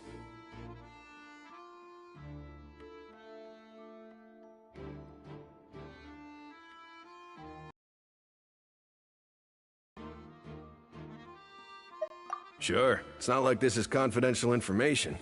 We will publish it later anyway when we petition the public to help us find the missing person.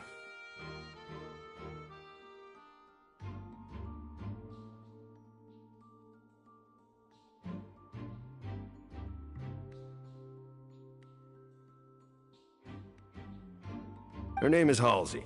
She's a painter from Fontaine who's made a bit of a name for herself. Apparently, she wasn't a regular at the Opera House, but she'd been feeling some pressure with her work lately, which made her decide to come see the magic show. The Magic Troop members all claim not to know her, and we have looked into her social connections. It seems that she has no personal grievances or conflicts of interest with the suspects. Simply put, she wasn't related to the Magic Troop at all, which matches the features of the previous serial disappearances. Were the victims of previous cases also chosen at random? That's how it seems to us, in any case. Apart from the fact that they were all young women of around the same age range, there really weren't any other connections between them. Okay then. No need to be so formal. If you do happen to see the missing girl, please be sure to contact us. It is of utmost importance that we get to the bottom of these disappearances.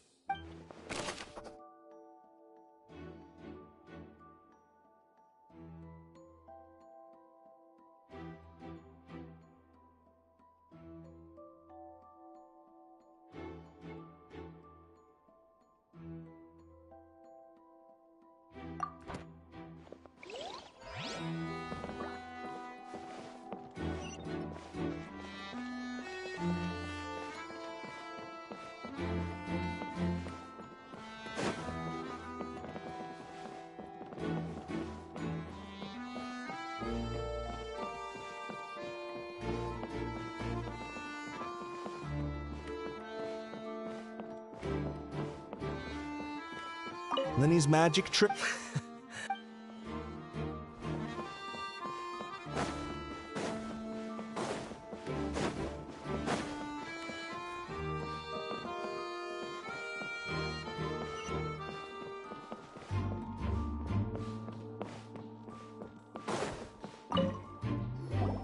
So this is the rope that broke and caused the water tank to fall. The rope looks pretty durable. How can it be burned through so quickly by fireworks?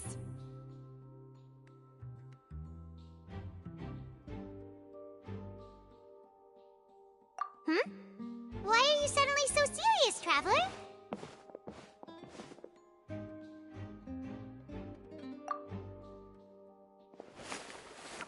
Whoa! Look! This bit is made from different burned away, but there's still a little bit of it left.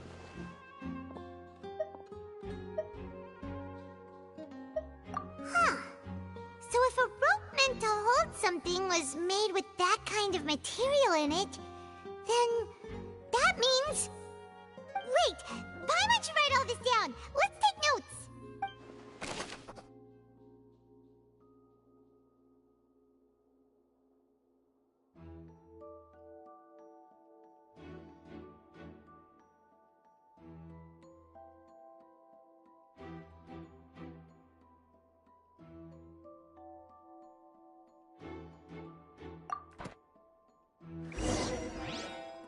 We've checked everything of note here at the performance venue.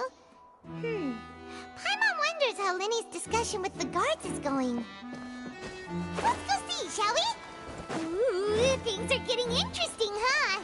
We're about to see how magic is made.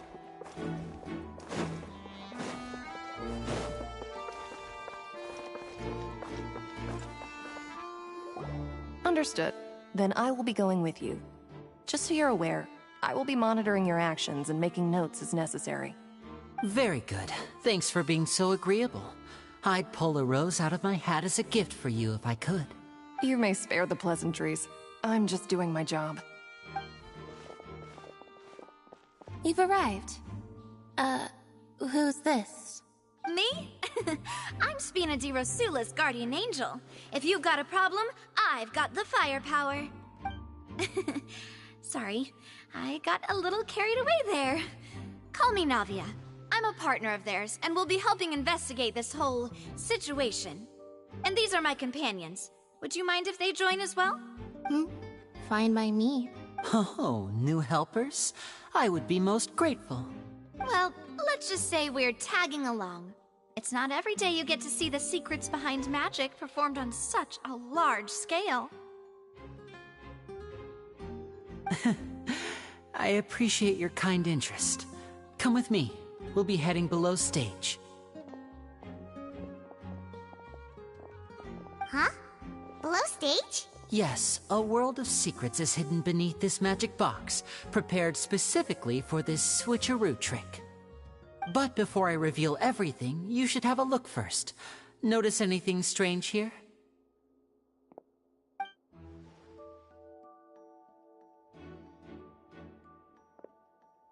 I'm not trying to be dramatic. Remembering the details of a trick will help you understand the methods used to perform it more easily.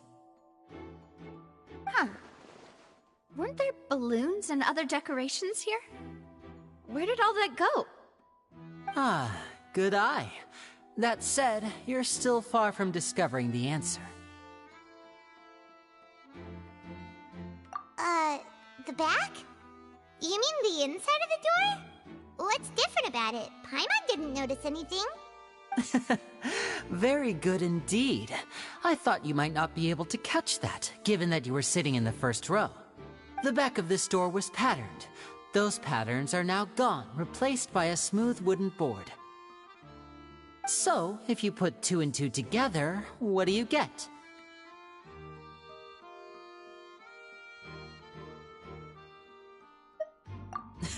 Exactly. All right, let's go.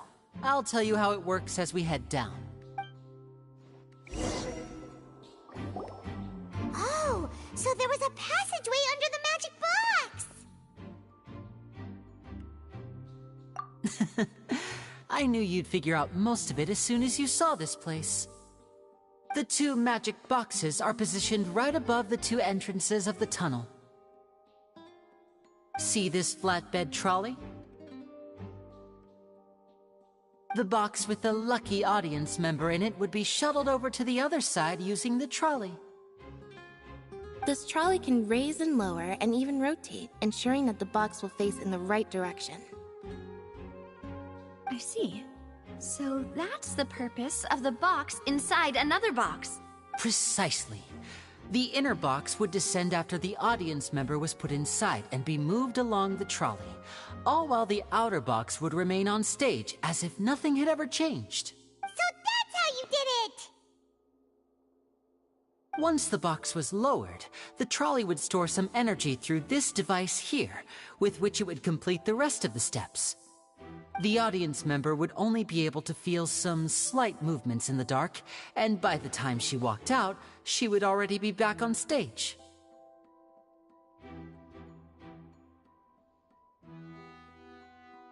Right! You were talking that whole time, and you even came out for a moment near the end! Ah, yes. A phonograph operated by Lynette was used to achieve that effect. My assistant and I had already scripted our conversation beforehand. When the countdown began, I had already gone to the opposite box via a tunnel using that ladder. And what about Lynette? Where was she? I was in the mezzanine space in the back of the box. Oh, interesting! That's how we were able to coordinate Linny's lines with the assistant. And, by the way, I was the one who walked out of the box at the end. I mean, we are twins. All it takes is a change of clothes and no one can tell who's who. And that's my favorite part of this trick. Only Lynette and I can perform it. So that's how it all worked! Wow! Every detail you revealed was more amazing than the last! Lynette would briefly walk out of the box and then go back in, jumping into the tunnel and escaping before the box on the trolley could finish ascending. And then I walk out of the other box in the audience area, and the trick would be complete. The operative word here being would. But as you saw, Cal was in the box, not our audience member. She, on the other hand, mysteriously vanished. We really don't know how that happened. If not for that interlude, this would have been an astonishing trick. I probably never would have figured out how you pulled it off. And yet, to think that someone was able to use this magic trick to commit a crime. Could we have a look around? I think we can come up with some more leads. This is the scene of the crime, so Linny and Lynette are not permitted to stay here. I'll escort them back up. Yes, of course. No need to be so strict now.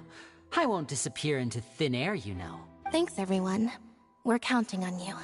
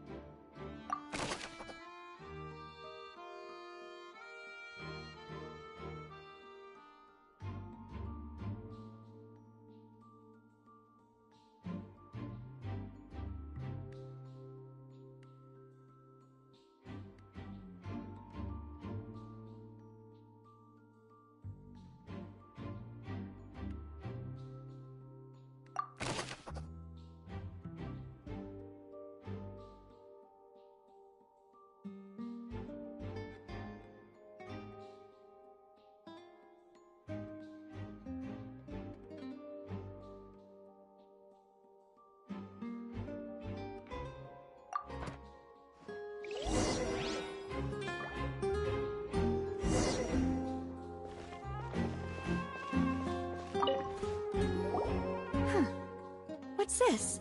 Looks like a hook tied to the end of a rope. Huh? There's all kinds of odds and ends here. Perhaps it was a prop for a different trick. But why would it have been left here?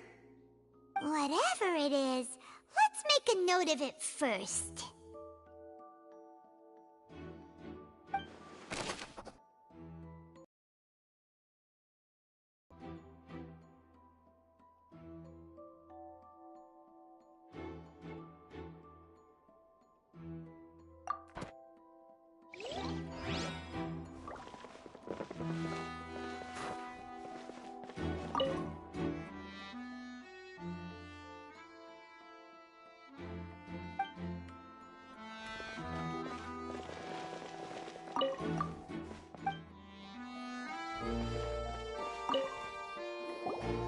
The floor is wet. Please be careful not to slip. Speaking of which, why would there be water here? Oh! Paimon knows! It's one of those tricks where you pour water into a jug and then flip the jug over only for the water to disappear. And here's a broken vase. Huh. Did the trolley knock it down while moving? That can't be. The trolley moves along tracks from start to finish. It couldn't have hit the vase at this distance. Let's note this down too and think about it later.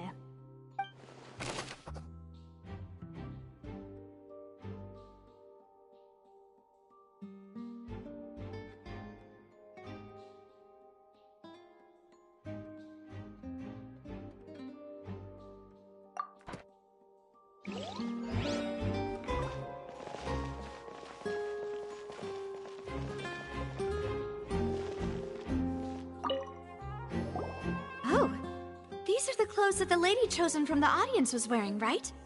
Her clothes are here, but she's nowhere to be found. Right. And do you really need to do that if you're kidnapping them? Ugh, this is so confusing. Paimon doesn't want to be a detective anymore.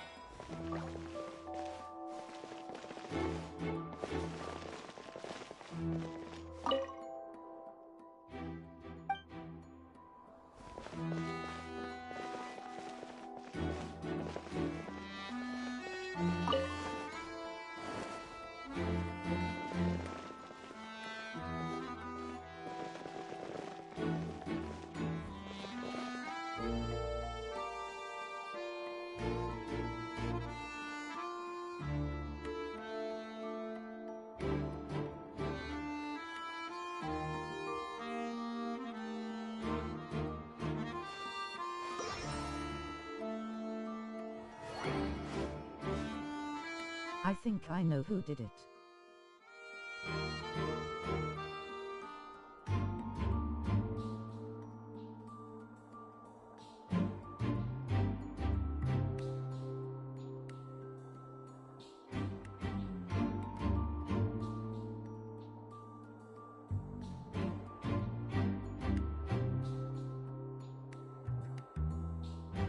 It was girl who was chosen.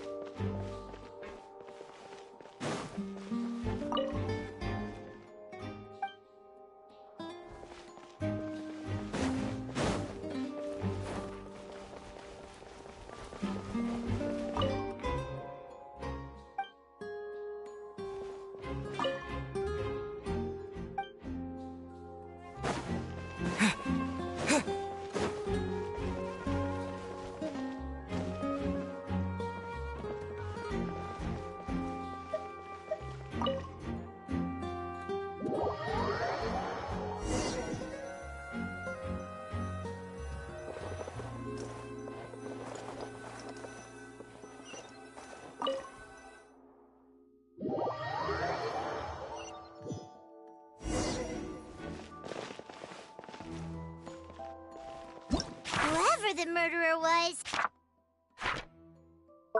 This rope was obviously tampered with. People needed to register and reserve a seat for the show.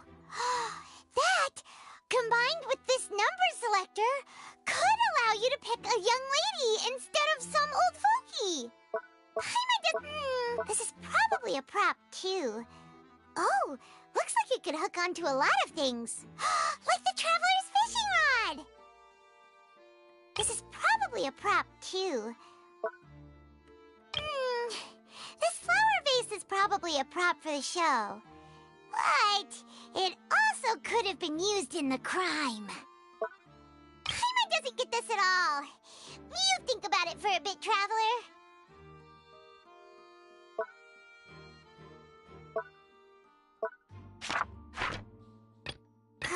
Well, there... Take it...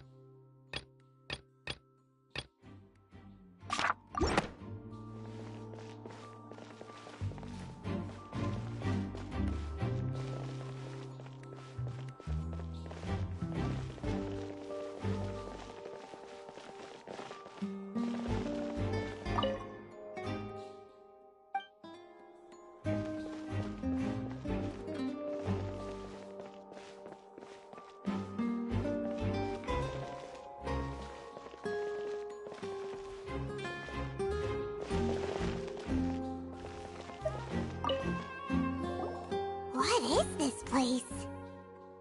It seems someone could fit through here. Huh. Could this have been the suspect's escape route? Alone, perhaps. But if they had to pull another person with them, the space would be too narrow. But there are no other ways in or out of here.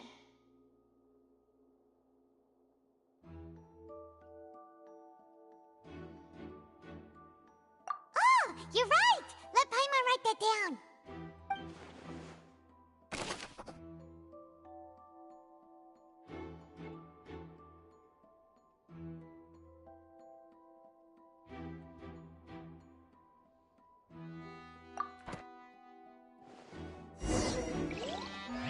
Seems we're just about done investigating down here. Yes. Let's head back up.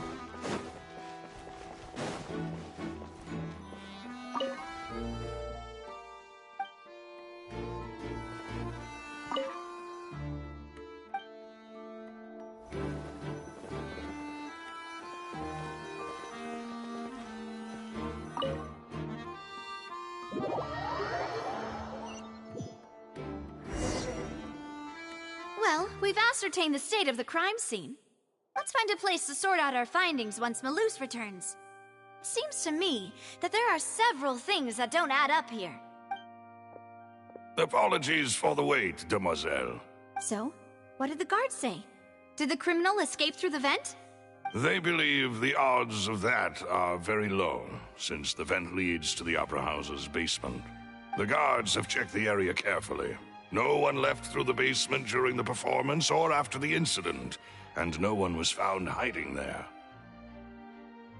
So the tunnels become like a secret chamber then! You know, like the kind you usually see in novels!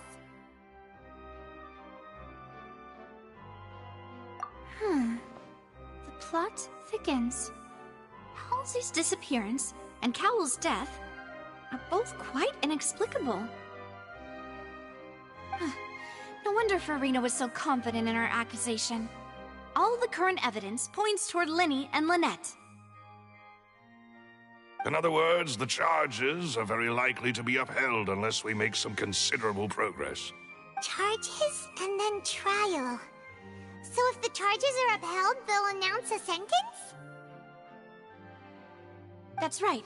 This is how a trial goes in the Opera House. During the proceedings, the Chief Justice and the Oratrice will hear statements from both sides. That's right. This is how indemnitium is produced. The statements from both sides, the defenses from attorneys, witness testimonies, and even the audience's emotions will all be projected on the Oratrice. To put it simply, it's as if the Oratrice has its own will, and is a judge in its own right. This also precludes any kind of favoritism on the part of the Chief Justice. Not that this has ever happened anyway. Once both sides have finished speaking, the Chief Justice will make his final decision. This, too, will be used by the Oratrice as a reference. Then, finally, the Oratrice will be consulted by officials. The result it returns is the will of justice itself. Huh? So that machine is the one that actually decides? Paimon thought Neuvillette called the shots. In practice, there is very little difference. Both have always come to the same judgment, which is why people have great faith in the Chief Justice. Ah, yes, the guards also asked me to convey that none of us will be allowed to leave this place before the trial. Huh? Why? Because we've chosen to act as the twins' proxies. That makes us persons related to the case. They're concerned that we might be colluding with outside parties, or that we might find outside help to disrupt the case. And even if that were not so, it could prove problematic if we happen to spread key information about the case ahead of time. I'm ready to break out at any time. Whoa, whoa! There's no need for that! Paimon thinks they have a point. That said, are they providing food? Of course. I just hope you don't mind the lack of options. I'm afraid that catering to all tastes is not in the cards, nor is any guarantee of balanced nutrition. In that case, let's just sort out our findings together here. Pity. I was hoping to take you to try some of Fontaine's famous desserts, too. I mean, what better way to properly think through our findings than over some tea and sweets?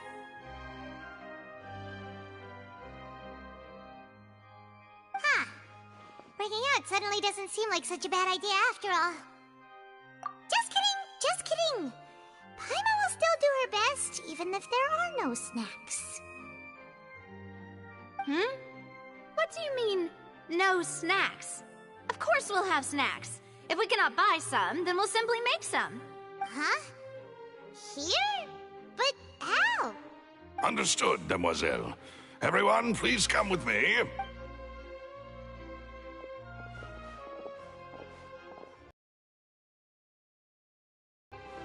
Wait, you're carrying a portable stove with you? Yes, I must be prepared to meet the Demoiselle's baking needs whenever the fancy strikes her. I have eggs, sugar, and almonds at the ready. Good work, you two. Then I'll get to it. Please sit tight for a moment. You'll get to taste my awesome snacks soon enough. These three are quite the interesting group.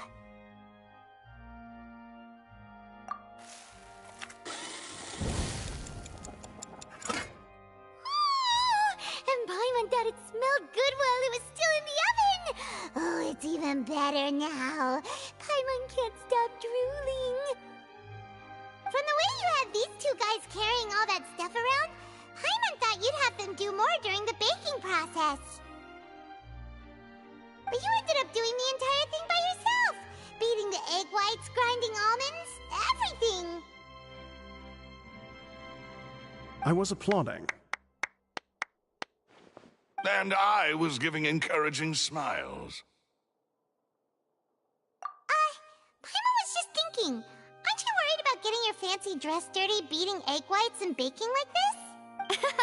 Well, I don't think it's carved in stone anywhere that fancy ladies can only read books, sip tea, ride horses, and play the piano. I just really enjoy making snacks. Don't underestimate beating egg whites, by the way. It's a real arm workout. You also need to beat them to just the right consistency, or your macarons will crack. Anyway, give these a try, fresh out of the oven. There's 3 for each of us. Only 3? Well, eating too many sweet treats might send all that sugar to your head. You wouldn't be able to think clearly about the case on a sugar rush, would you? Tea is ready to be served as well. This is Demoiselle's favorite, strong black tea with a floral fragrance that clears the mind and lifts the spirit. No need for concern. I'm merely doing as I should.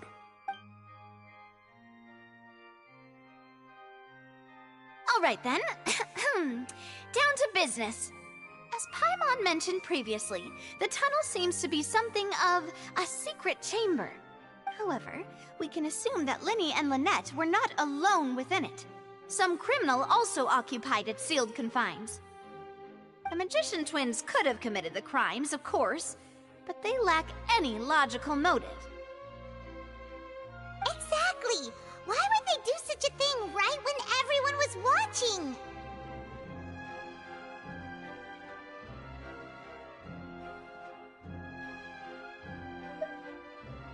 The flower vase and the thud we heard during the performance could indicate some altercation between Halsey and the criminal in the tunnel, resulting in the shattering of the vase, the discarding of her clothes, and her abduction.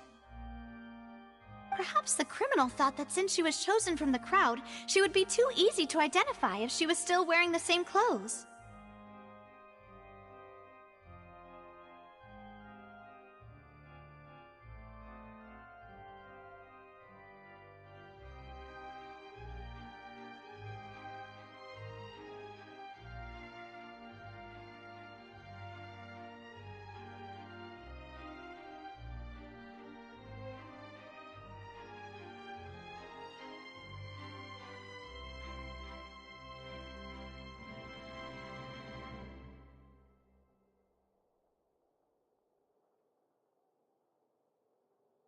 If you saw Navia has Geovision. Paimon thinks that makes sense, but the real trouble is... True. None of the clues we found thus far support the existence of this third person. But the only people left to consider are both technically victims, whether it's the missing girl, Halsey, or poor Cowl. Huh.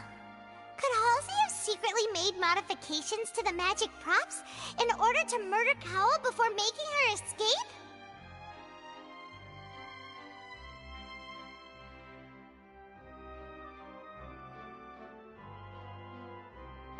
That's right. And even if she had tampered with the setup, she would need to understand the entire trick to pull it off. Nor does she have any motive.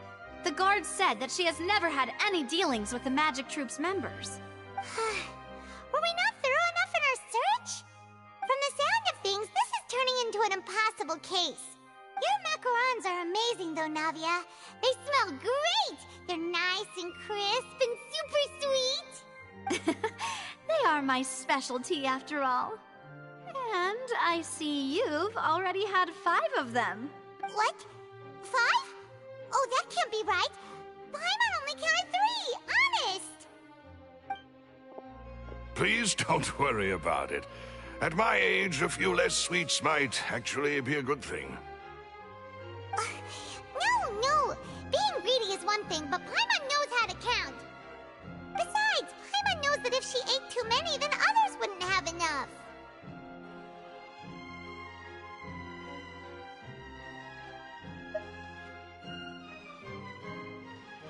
Wait, even you don't believe Paimon?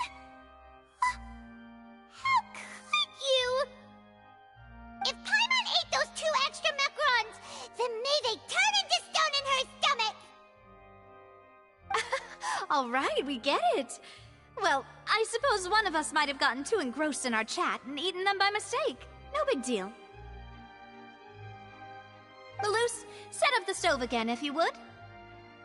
Huh? What are you doing? Making sure everyone gets 3 macarons, of course. Exactly. We don't want to trouble you. As you wish, demoiselle. And I have the egg, sugar, and almonds. Well, this really is your hobby, huh?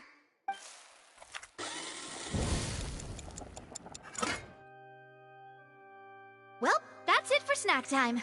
I'm going to have another look around the area. I don't know what we're looking for yet, but we've still got some time. As attorneys, I suggest the 2 of you think the case over again. It would be awkward if you got all tongue-tied on stage during the trial. Alright, thanks for your help, and for the snacks. It was nothing. A small task for the Spina di Rosula. Silver, Malus, it's time to go. I'll be back if I find anything new.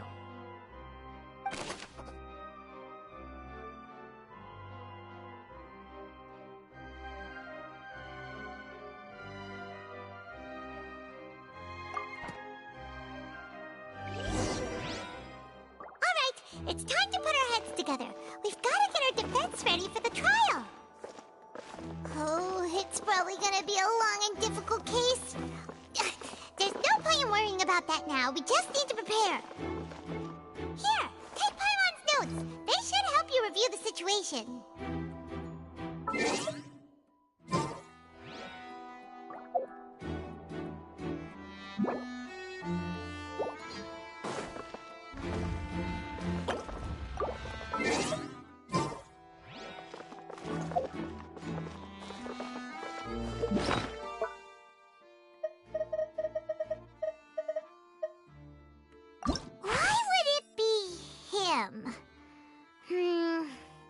How strange.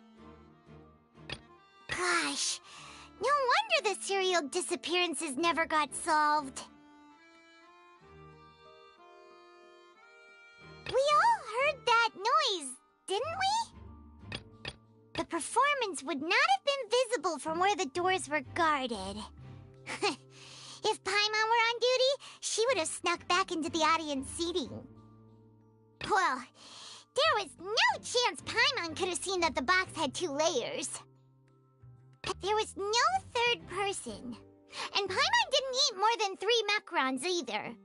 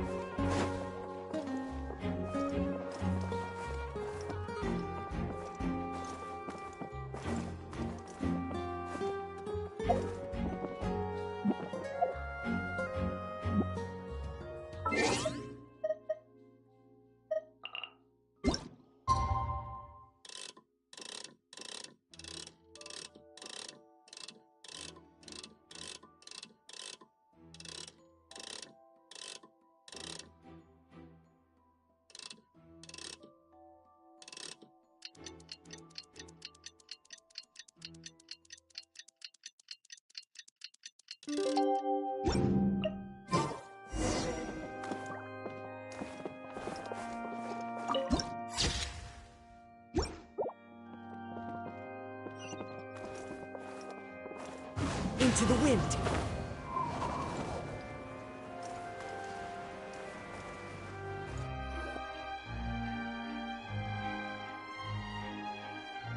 What do we do? The whole situation is so confusing. Good plan. Impossible things don't just happen. We'll get to the truth one way or another. Just relax. Even if everyone else suspects Lenny and Lynette, at least we will be supporting them from the stands. Besides, I doubt Farina understands any more about what happened than we do. Thanks, Navia. Well, we'll be going then. Best of luck to you.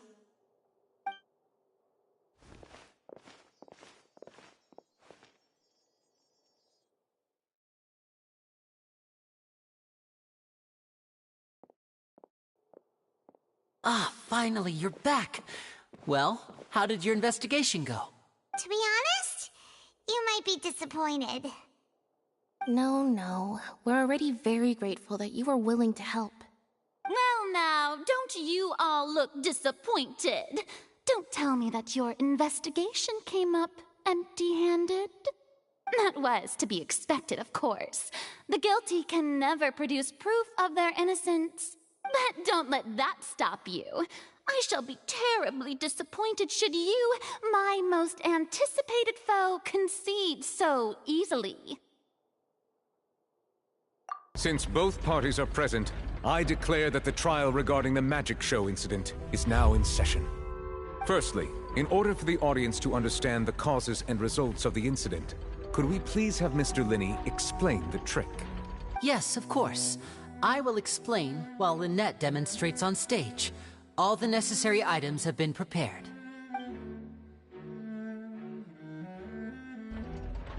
Thank you, Mr. Linney.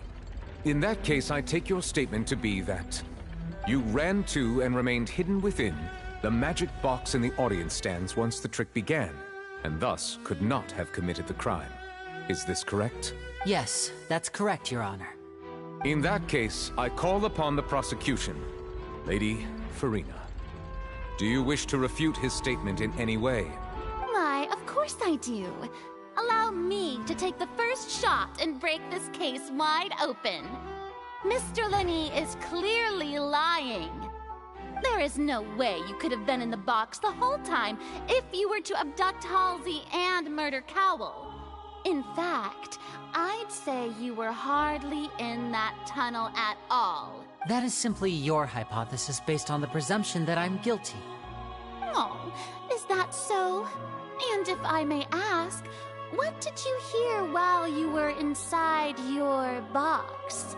The roaring countdown of the crowd, of course. That's how I kept track of the time and built any...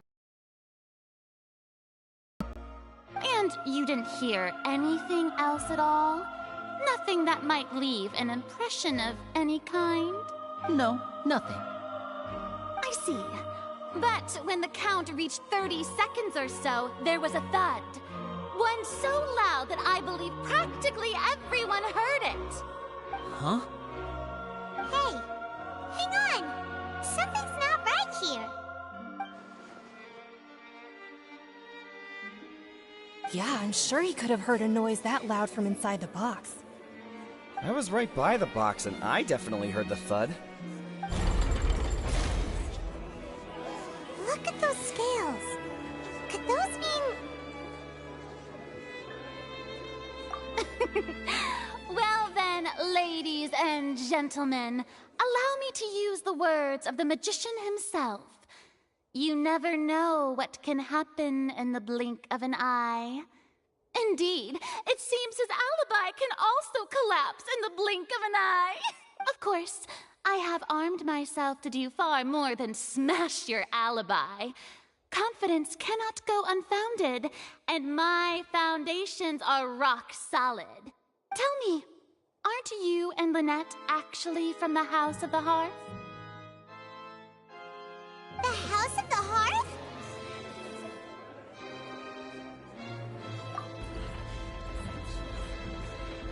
No wonder they did something like this.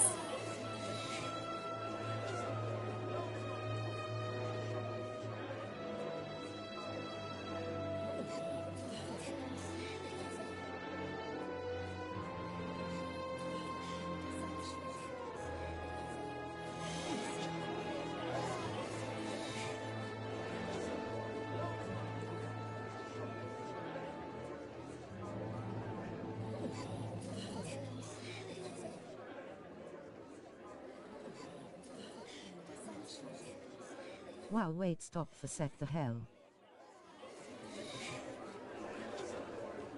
So the serial disappearances were the Fatui's doing. Now it all makes sense.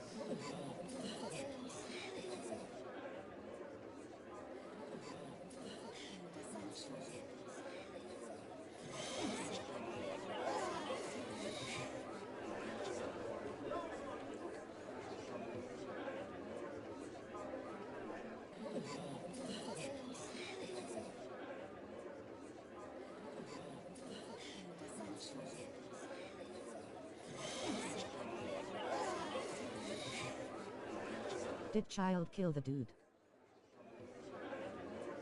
I've got a feeling that what happened on stage probably wasn't just an accident. That's irrelevant. Our identities have nothing to do with what happened. Indeed. Then perhaps you could tell us everything that happened during that 1 minute. Your first priority is to prove yourself innocent after all. I'm sure there is little that needs to be kept secret now. Unless your script already has holes in it. The Outlander is speechless. My, oh my, don't they look flabbergasted? Now comes the infighting and discord, I suppose. This was almost too easy. Good thing I made all those preparations. Seems the all-nighter I pulled last night is really paying off.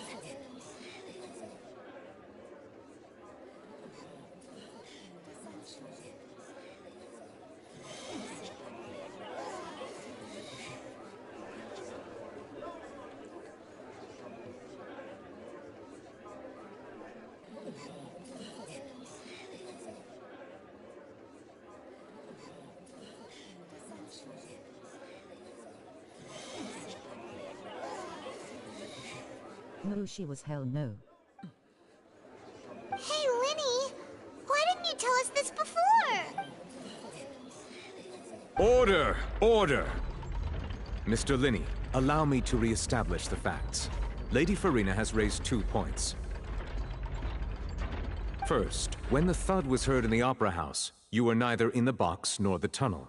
Second, you and Ms. Lynette are both members of the House of the Hearth. Are these claims true?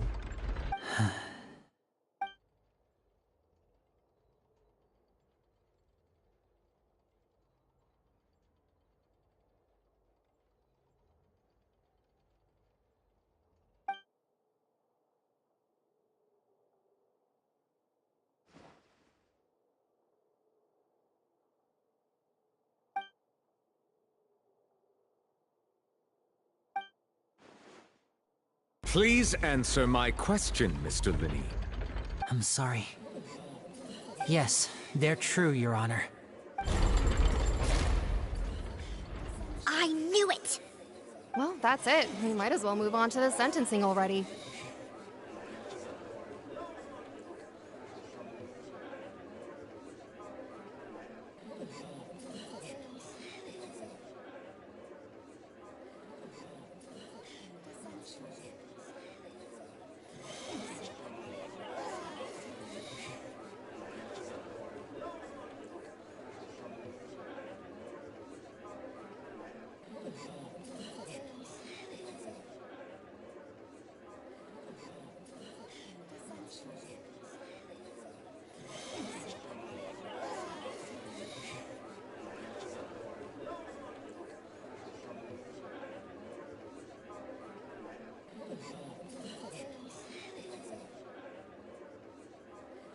Two options: its child or I being played by a con. What should we do now? Granted.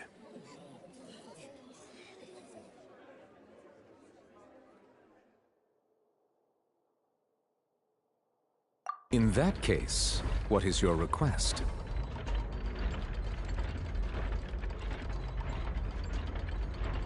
Is that really necessary?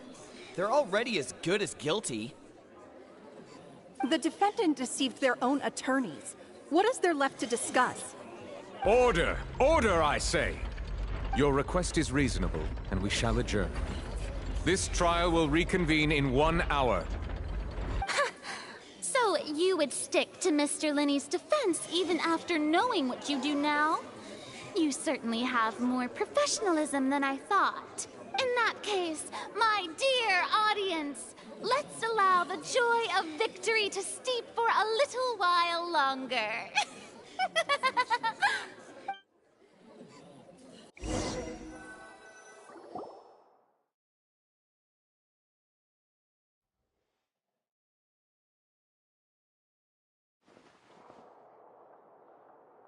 Well, this is... Make sure to hit the bell and sub to my YouTube DNX for support. Would dig all that up.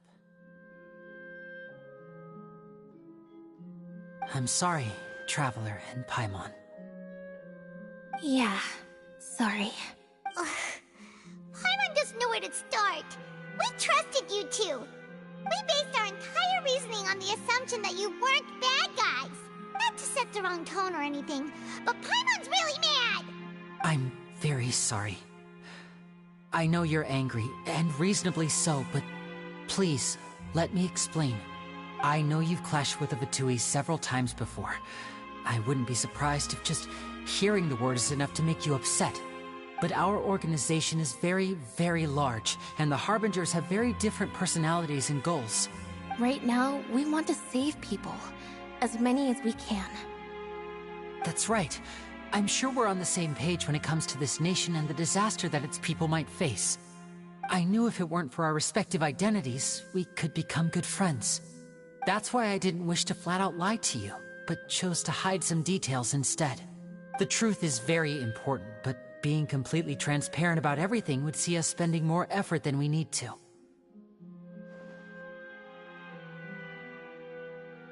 Right. So, you be the judge. Heck, if I were you, I fear that I'd even struggle to trust me at this point. You met a Fatus who works as a magician, a trickster by trade. All by coincidence, too. But still, I'm asking you to trust me. I am no criminal. At least, not in this case. Sorry. Please forgive us. Well, you both say that, but...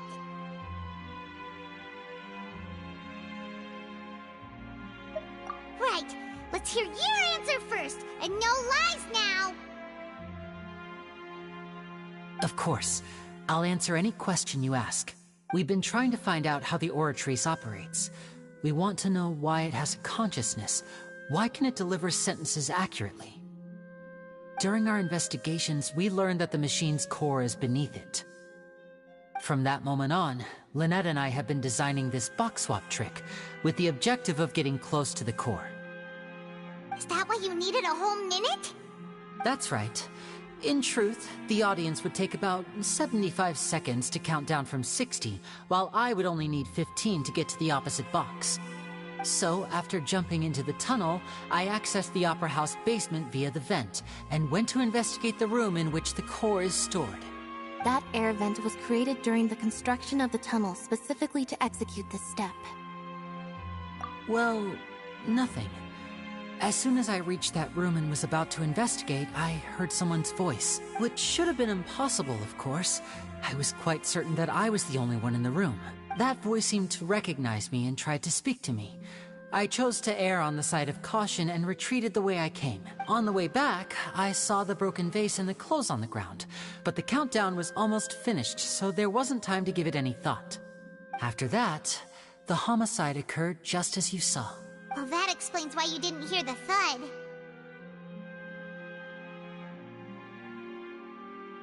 Because of that prophecy I told you about, of course.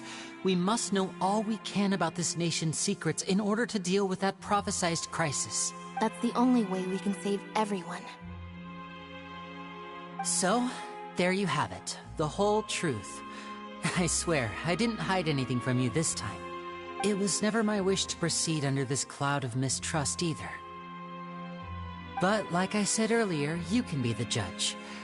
If you want to leave because you don't trust the Fatui, there's nothing I can do to stop you. Well, Traveler, you decide. Paimon will follow your lead however you choose.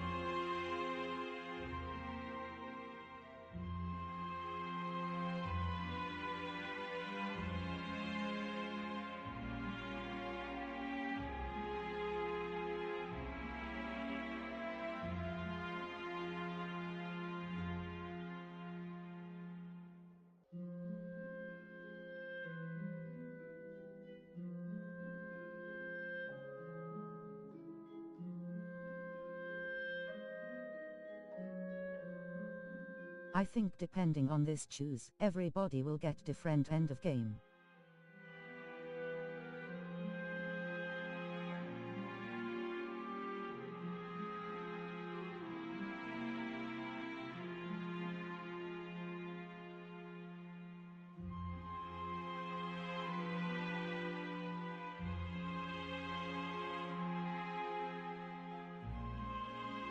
What if I end up helping Fatui?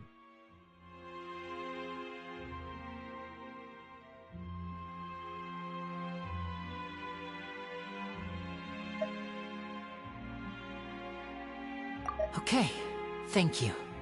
Thanks for giving us a chance. The current problem is that the scales are tipped pretty badly against you two. If we want to refute the Hydro Archon's accusations, we're gonna need a seriously watertight defense. Huh?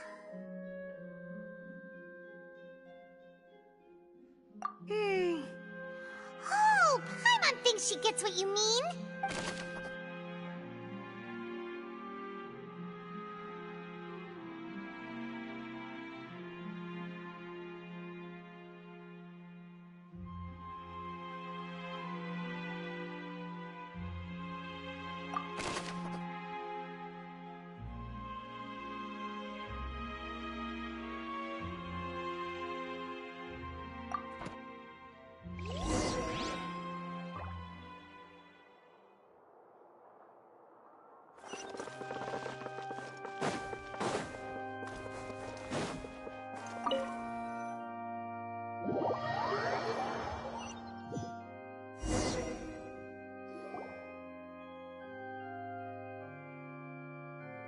Both parties have returned to their positions.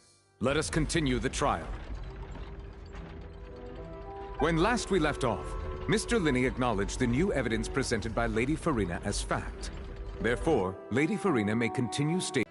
Now then, if everyone would lend me their attention. At this stage,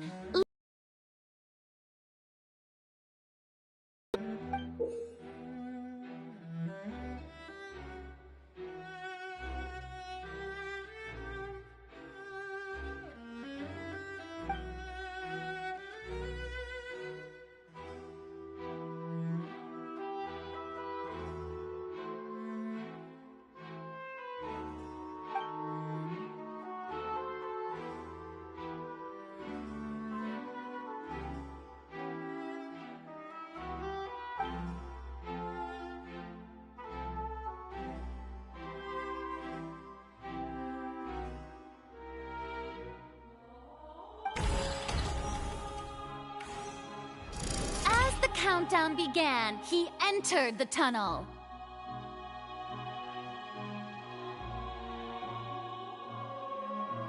When the flatbed trolley passed, he opened the box and got into an altercation with Halsey, which caused the loud thud.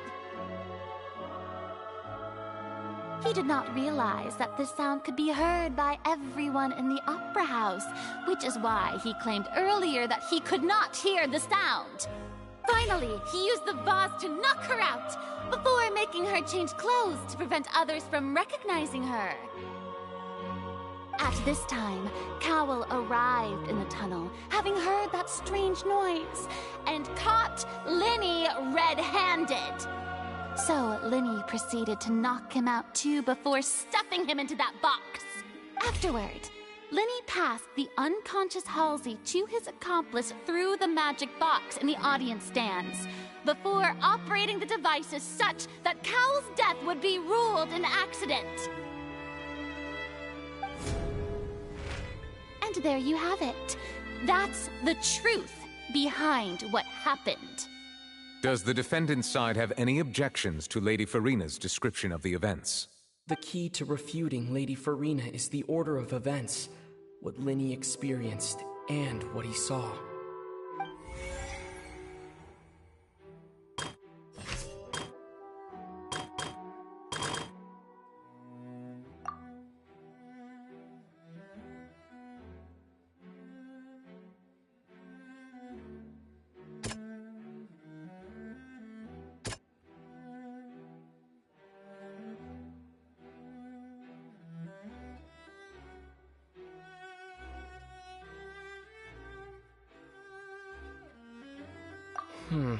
Seems this won't produce a particularly effective rebuttal.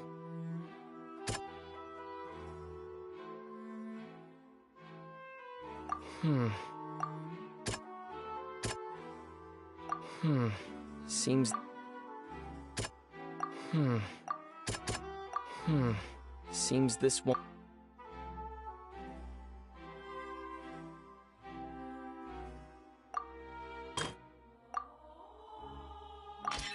According to Linny, he left via the vent after entering the tunnel. He couldn't have had that altercation with Halsey.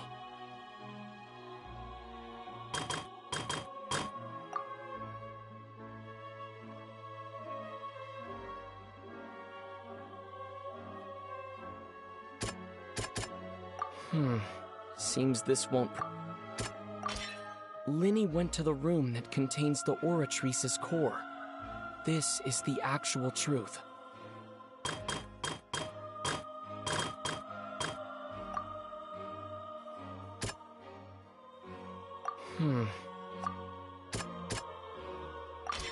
Lenny did not take part in the underground altercation.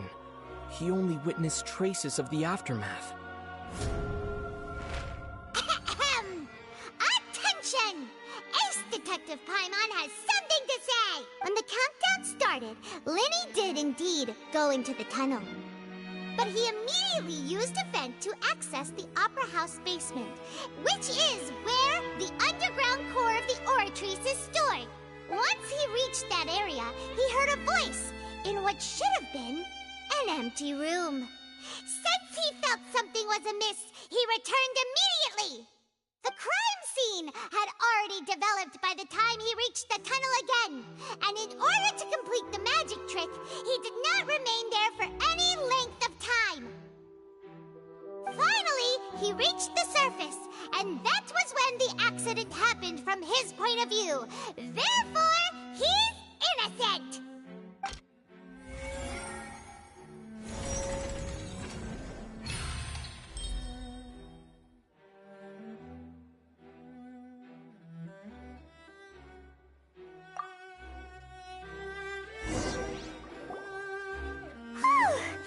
Paimon did it! Paimon actually managed to say all that! Wasn't it awesome? In other words, you believe that he knew nothing of the incident? That's right!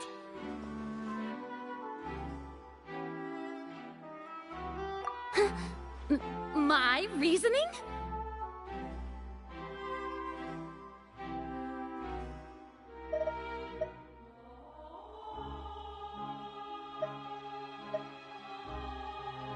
If that's the case, then if Carol hadn't entered the tunnel, who was the entire setup meant to kill?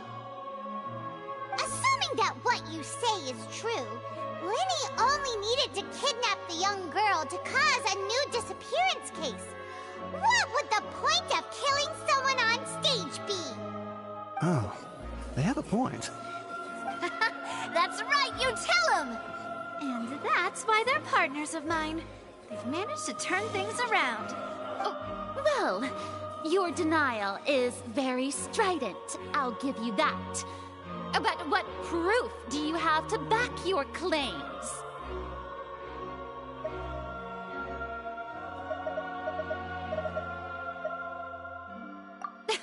Of course I do. If he had been in the magic box the whole time, how could he have not heard that sound? Why do you ask? You're saying that he wasn't?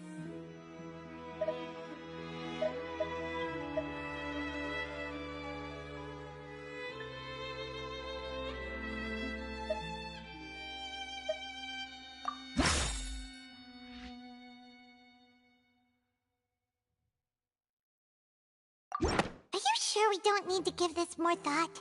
Paimon thinks there's something off here.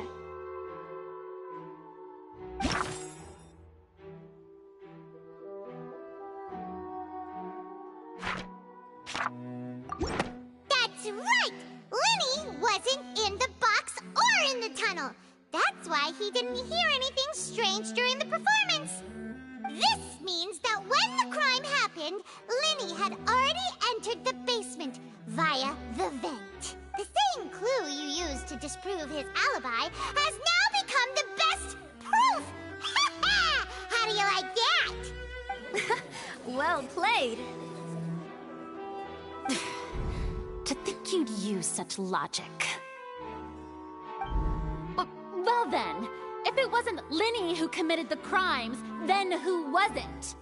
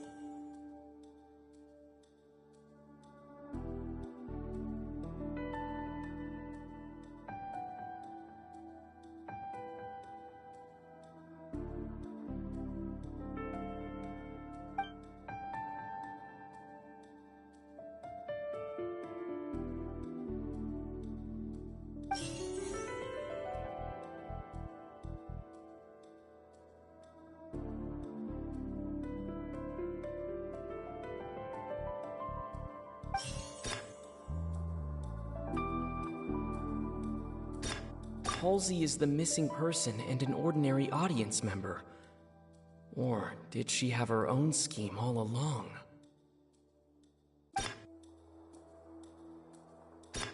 The deceased's name is Cowell, Linny's assistant. He would have been able to tamper with the equipment. Could there have been a third person involved? Is that really a possibility?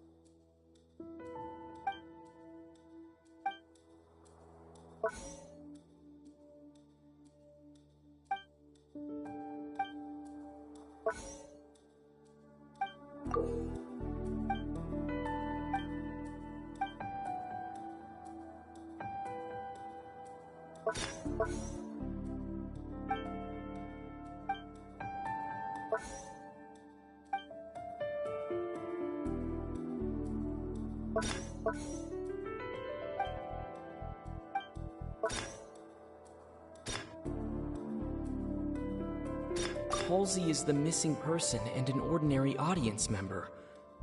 Or did she have her own... The deceased's name is Cowell, Linny's assistant. He would have been able to tamper with the equipment.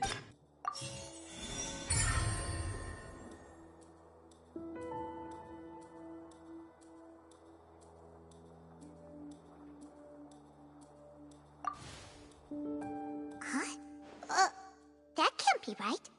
Are you serious? The killer was, in fact, Cowell, the deceased! Oh, is that so? How interesting! Let's hear your reasoning then. What I must do next is recreate the truth. What Cowell did, and how he went from would-be perpetrator to victim.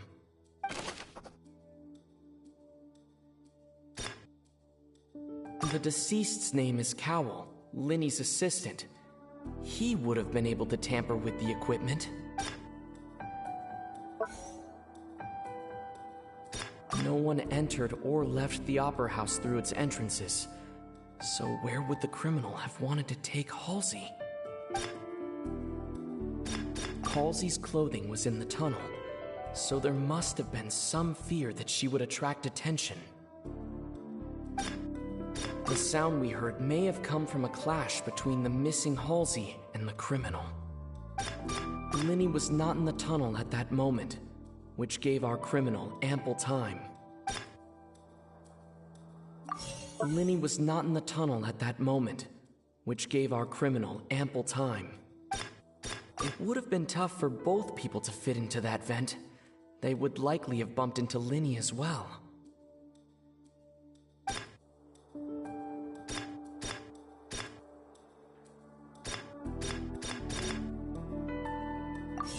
It would have been tough for both people to fit into that vent. They would likely have bumped into Linny as well.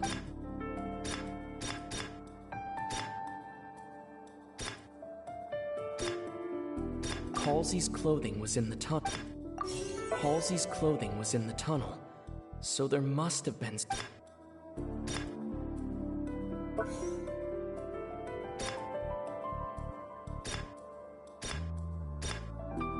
Linny was not in the tunnel at that moment, which gave our criminal ample time.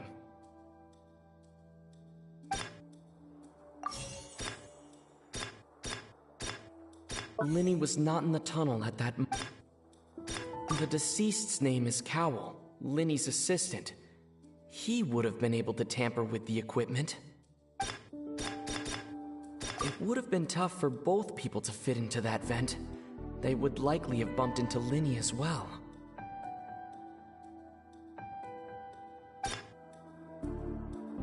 Halsey's clothing was in the tunnel, so there must have been some fear that she would attract attention. Linny was not in the tunnel at that moment. No one entered or left the Opera House through its entrances, so where would the criminal have wanted to take Halsey?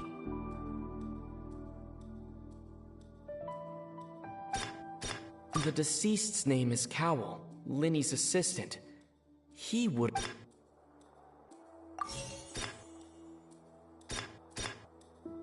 The sound we heard may have come from a clash between the missing Halsey and the criminal.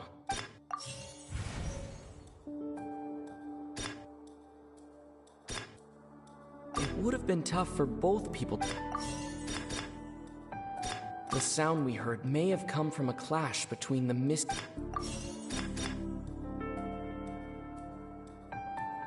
The deceased's name is Cowell.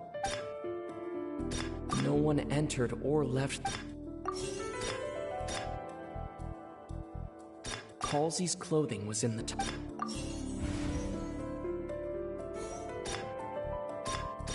No one entered or left the Opera House through its entrances. So where would the criminal have wanted to The deceased's name is Cowell, Linny's assistant. No one entered or left. Linny was not in the tunnel at that moment. It would have been tough for both people to fit into that vent. They would likely have bumped into Linny as well.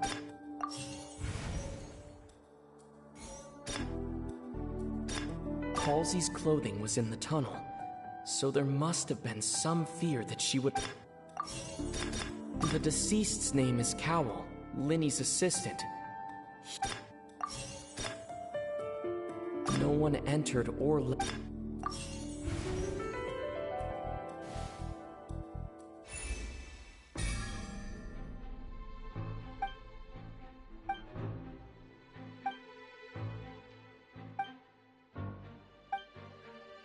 What's wrong, Traveler? Are you still having trouble figuring things out? I see how it is. So this was all just a bluff. And here I thought you had something to show for it. But it seems you're still far from the truth. Look, since we're at a dead end, why not consider a different track? Just like the trick as it transpired, the end result must have been utterly different from the magician's initial design. If only we knew how Halsey disappeared. Well, that would be nice, but the tunnel only has 3 exits, and none of them seem very likely. And it's not like this is a magic trick where you can just make a real live person disappear. You know, like you did from that water tank, Lynette. Excuse my interruption, dear opponents, but do you not see that the crowd is growing impatient? There is no greater sin in this opera house than an awkward delay in the performance.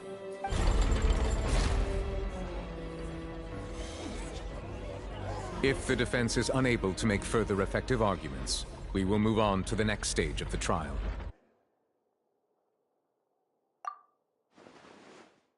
Linny was not in the tunnel at that moment, which gave our criminal ample time. The sound we heard may have come from a clash between the missing Halsey and the criminal. The deceased's name is Cowell, Linny's assistant. He would have been able to tamper with the equipment. The vase was not broken by chance. It was used to cover important evidence. The water.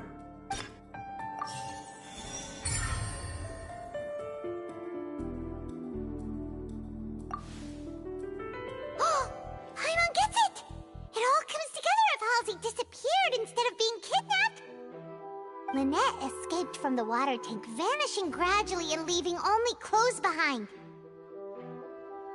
If there's a similar method where a person could be transformed into water...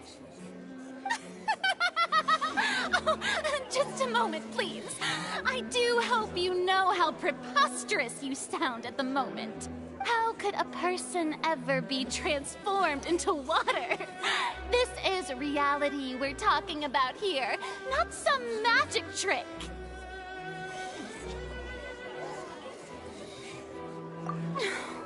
Must we really? I should think that of anyone. Your friend Linny already knows this truth very well. Magic tricks are ultimately just illusions and misdirection. But Halsey's disappearance is very real. We're talking about two completely different things. Even so, I trust the Traveler's judgment. The truth must be out there somewhere. Perhaps some new line of reasoning may open if we try to gather all the focal points that don't make sense. Since Cal was the deceased, we haven't placed much attention on him. But given that we aren't making much progress with the case, it wouldn't hurt to have a look at his belongings, would it? People really do come up with all sorts of harebrained schemes when at the end of their rope. The way I see it, your suggestion that we broaden the scope of our investigation is nothing but a tactic for stalling the trial. Nevertheless, I believe that this is a reasonable request on the part of an attorney. Since the trial does indeed appear to be at an impasse, I believe that additional evidence may help us make more progress. Guards, please step into the lounge and examine the personal effects of the deceased Cowl. We are still examining the items, but we have already made critical progress that we feel must be shared with everyone post-haste. We discovered several test tubes of fluid within Cowell's baggage, each labeled separately. The notebook in his backpack claims that these fluids are water from the primordial sea. The primordial sea? The note's contents also indicate that Cowell belonged to an organization that sells illegal drugs and that he had an accomplice. The notebook has many entries concerning safe usage of these fluids, in which the keyword dissolve appears many times. One of these tubes was labeled Opera Epiclese, along with yesterday's date. It is empty. The notes also state that these dissolution properties work exclusively on people from Fontaine. It's likely that Halsey was chosen as some sort of test subject. As such, we believe that the defense's hypothesis is, in fact, supported by sufficient evidence. You've got to be kidding! People dissolving into water? Could something so ridiculous actually be true? Wait a moment. This reminds me of a certain prophecy, but it's just a coincidence, isn't it? Huh. If people can become water, does that mean that the water tank's real use was as a means to hide water stains? And if Cowell was targeting that girl... Wait just a minute. Could that mean... You two, with me, quick! Demoiselle, wait! What about your partners? Let's go. Just trust me. Order! Order! It is undeniable that further examination of the deceased's personal effects has yielded some surprising results, but we cannot yet verify the veracity of these clues. Still, let us assume that these clues are indeed authentic, albeit with the understanding that Ms. Halsey has yet to be found. Guards, please continue examining the items along these lines. Mr. Linney, it appears your hypothesis is supported by the evidence, so please continue speaking. Of course. Thank you, Your Honor. If we uphold this hypothesis, I believe that many of this case's seemingly unrelated clues can be connected together. Right! Like the metal hook! That one didn't make sense at all. Let's think about this. Cowell's methods must have something to do with that water from the primordial sea.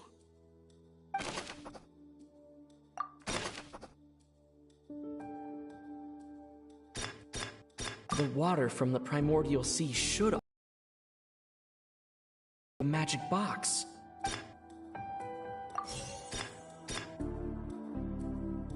Now it seems like the hook rope was not meant for another magic trick, but was instead some form of triggering mechanism.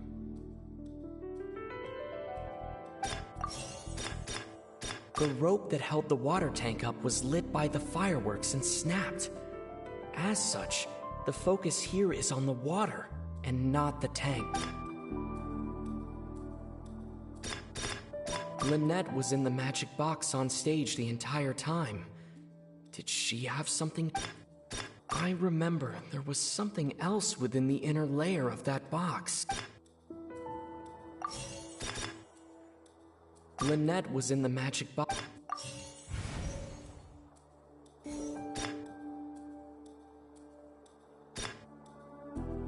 The rope that held the water tank. The deceased's name is Cowl. The water from the primordial sea should already have been prepped before Halsey entered the magic box.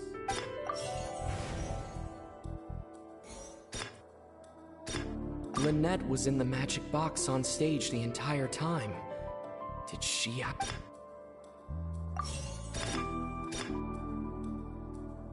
The water from the primordial sea should already have been prepped before Halsey entered the magic box. The deceased's name is Cow.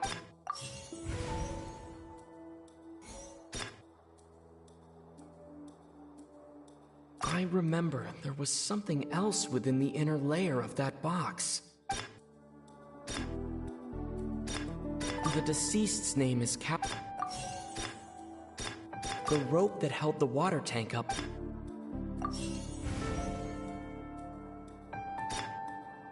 I remember there was something else within the inner layer of that box.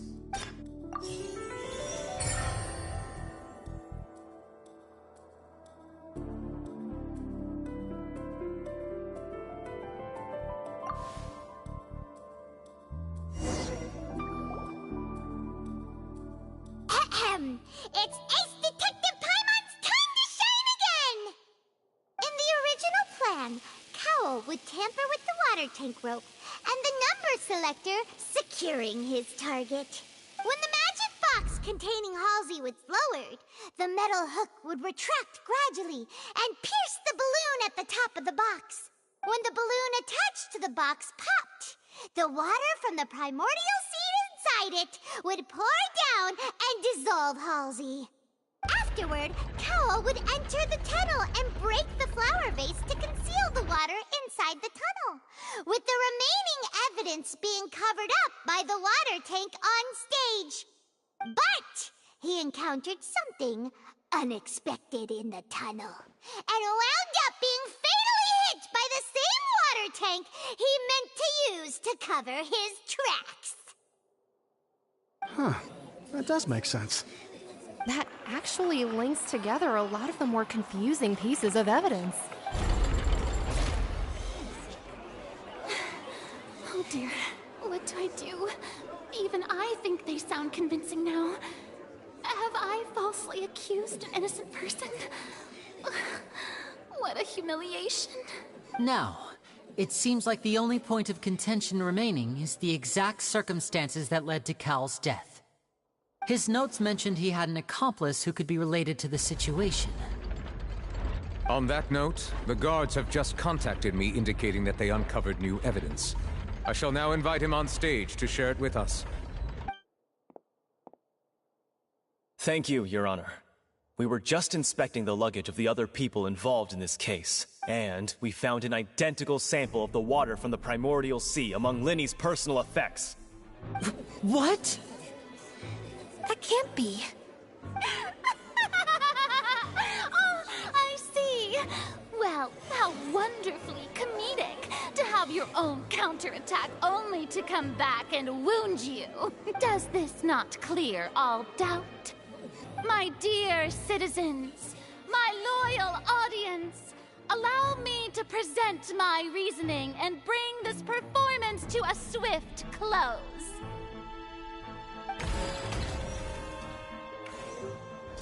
Linny did not need to take part in the dissolution of the young woman at all. Indeed, he did leave the scene via the vent. Having made modifications to the props beforehand, his accomplice Cowl then caused Halsey to vanish using the water from the primordial sea. But upon his return, in cruel avarice, Linny desired sole credit and prepared to do away with his partner in crime. Ultimately, he knocked Cowell out, and the tool meant to cover the crime up also became a murder weapon. Now, as much as I regret having come to such a viciously straightforward conclusion, it does seem that the famed Fatui is quite the cold-blooded and ruthless organization. Am I right, Mr. We've used up all the evidence we collected. There's no way for us to make a rebuttal here.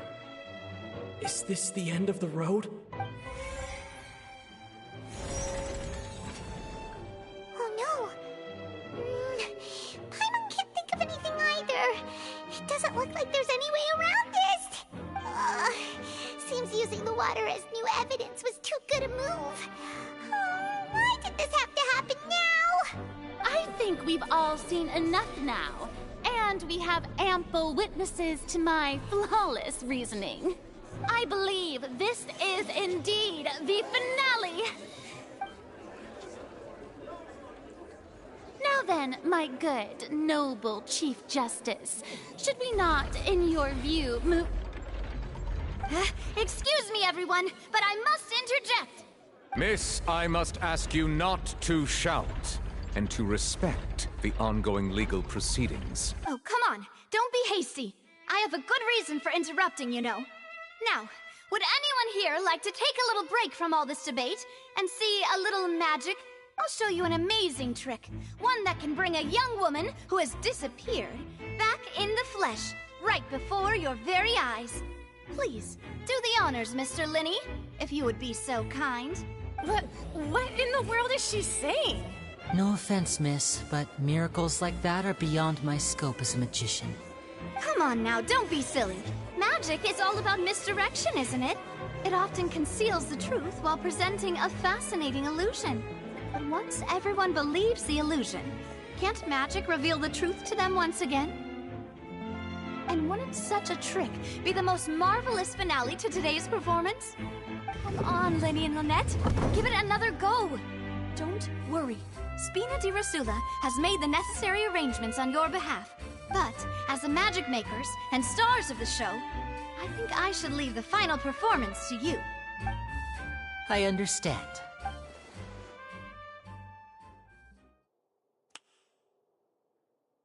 And voila!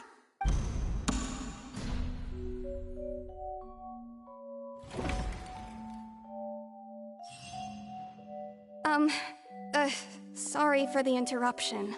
Wait, isn't that Halsey? So the whole thing about people dissolving wasn't true after all? To be clear, I'm only here because this person told me that if I testified, the merit of doing so would lessen my sentence. I was hiding outside this room listening to the proceedings because I was afraid that I would be the one put on trial.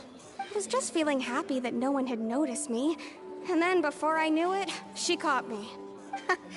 That'll teach you to underestimate us three. Where should I begin? I'm sorry. I'm the one who killed Cowell. I admit it.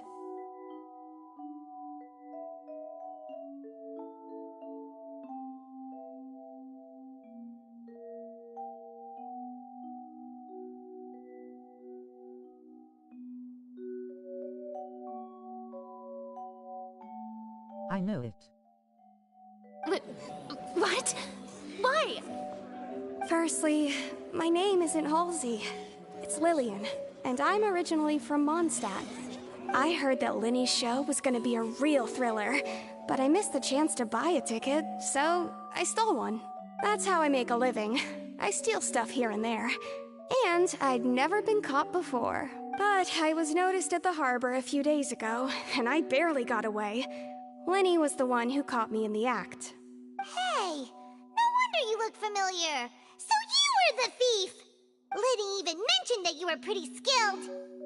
Well, and I thought that would have been the end of it, but then the number selector chose me. He even mentioned the Fortress of Meripede. That's a prison, isn't it? So you can imagine how shocked I was. I thought he was on to me for sure.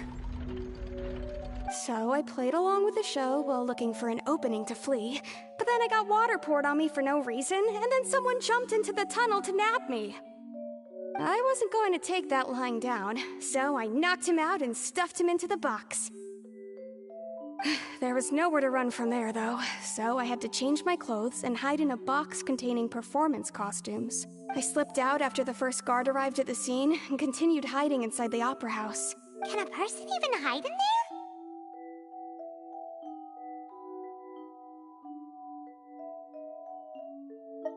But I swear I didn't know that the water tank would fall down. Really, I swear it. Had I known that, I wouldn't have put him in the magic box. I may be a thief, but I'm no killer. Well, that makes everything pretty clear now, doesn't it? This time, we need to tell the entire story from Lily-Ann's perspective.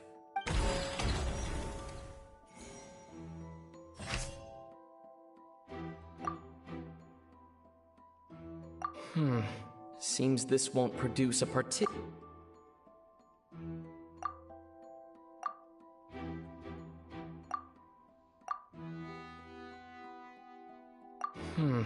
Seems this...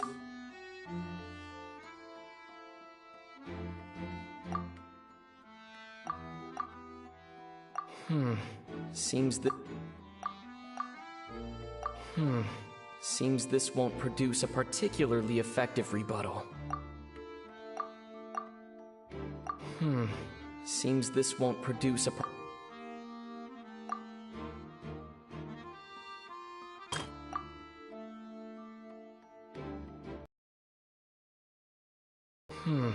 Seems this won't produce a The strange sound wasn't from a fight. It was Lily-Ann's attempt to break out when she was frightened.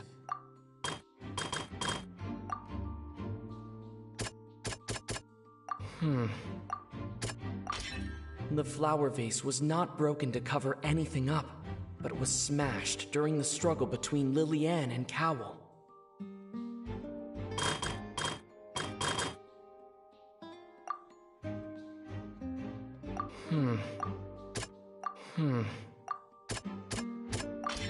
Lily-Ann was afraid that she would be recognized if she left, so she changed clothes and hid, biding her time. Just what... And it's Ace Detective Paimon time! Having been selected out of the blue, Lily-Ann panicked. Her panic only intensified after she entered the tunnel and had water poured on her head. So she kicked the door open, producing the thud we all heard. Hearing the commotion, Cowell leapt into the tunnel, only to discover that Lily-Ann had not dissolved. He did not know that Lily-Ann was not from Fontaine, but was a thief who made her way in by stealing a ticket. Mistakenly believing that the water from the primordial sea needed time to take effect, he tried to force Lily-Ann back into the box. The two broke the flower vase during the struggle, but Lily-Ann came out on top, knocking Cowell out and putting him in the box. With no way of escaping, she changed her clothes and hid in the costume trunk until the performance ended.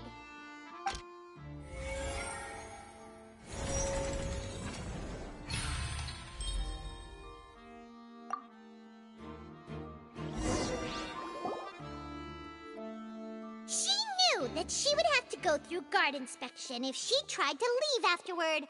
So, she has been trapped in the opera house these last 2 days. She had already become desperately hungry by the time we were chatting over macarons. So, she swiped 2 of them right under our noses. Talk about a sneaky thief. At this point, all the events that happened in the tunnel have now come to light. Ah, so that's the whole story. Bravo! Bravo! Now then, Lady Farina, do you wish to speak against the defense's statements? Please answer the question, Lady Farina. Also, if I may add, the trial has not yet ended. As such, I request that the prosecution not leave the room before the proceedings have concluded. What, are you reading my mind now? No, I have no further arguments. I admit defeat. But really, could you at least have left me with some dignity? Wow, look at that! She's like a deflated balloon now. If there are no objections, then as the Chief Justice of Fontaine, I shall once again repeat the full sequence of events. The actual perpetrator of the serial disappearances, Cowell, selected his next victim from the audience reservation list. With some modifications to the selector, he could ensure that the pre-selected young woman would be chosen. To cover up any evidence while committing the deed, Cowell thought of allowing the water tank to fall, which would conceal the water left behind after the young woman was dissolved. He also tampered with the rope suspending the water tank, using the fireworks at the end of the performance to cause the tank to drop and hide the watermarks. He poured the water from the primordial sea into a balloon during the preparation of the magic box and stuck it to the box's lid. Finally, he passed the prepared hook on a rope through the gap in the magic box's door when bringing the young woman to said box. When the magic trick officially began, the box containing the woman was lowered into the tunnel, tightening the hook rope and bursting the balloon containing the water. If all had gone to plan, the young woman would be dissolved at this time. However, Lillian was not from Fontaine, and thus fled the box with a loud noise. Realizing that there was trouble, Cowell entered the tunnel and met Lillian. Thinking that the waters had not yet taken effect, he decided to proceed. However, his opponent was more capable than he thought, and he was overcome, knocked unconscious, and placed into the magic box, and thus became his own final victim. Lillian, according to her own statements, then changed clothes and hid until the performance ended, before hiding in other parts of the opera house. As for Linny, he was in the underground structures within the opera house, and was thus ignorant of these happenings. From this reconstruction of events, we can conclude that Linny, the accused, is in fact innocent. While there is much in Linny and Lillian's conduct that should still be investigated separately, this case, at least, can be handed over to the Oratrice to make the final decision.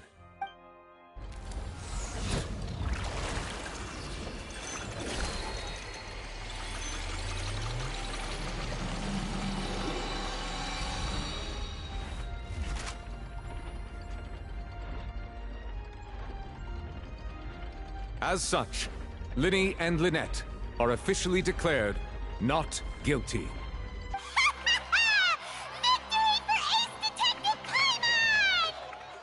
Great work, partners. Thank you all. Thank you so much. Next, I think we deserve an explanation, Guard Vaughn. How did you find the water from the primordial sea in Linny's baggage? Right! Your discovery caused me to make a serious mistake, you know. Or was that not a discovery, but false evidence that you dared to bring before this court?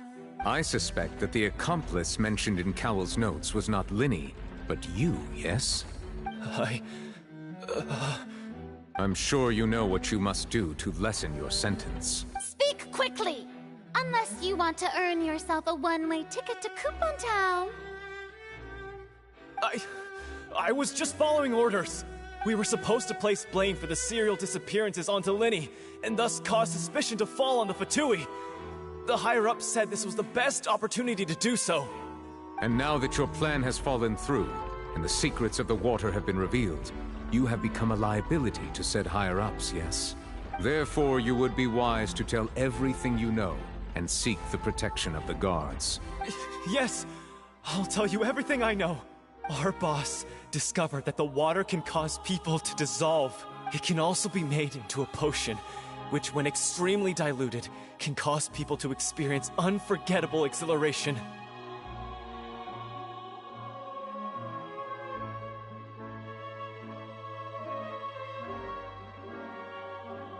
We've been in this business for a while now, and have made decent more off it.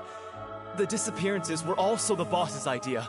I mean, this is the boss we're talking about.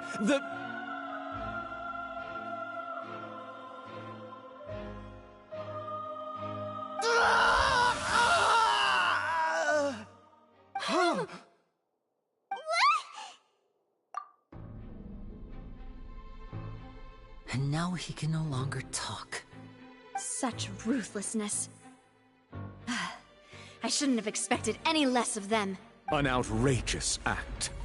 All present, please submit to inspection immediately.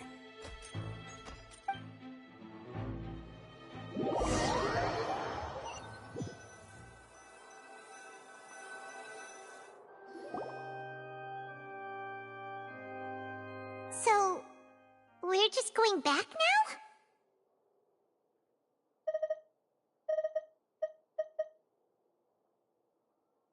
That's true, but...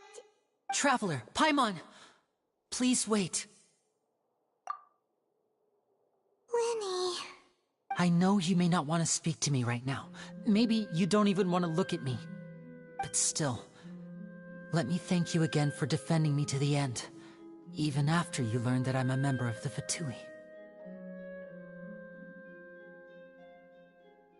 I guess. But regardless, I'd like the opportunity to set things straight. I didn't approach you with any ulterior motives or ill intent. I've spoken to you as myself, just plain Linny this entire time.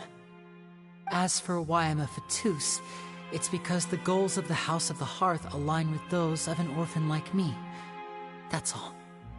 That was how Father, who you might know as the Knave, approached recruiting us back then too. The Knave?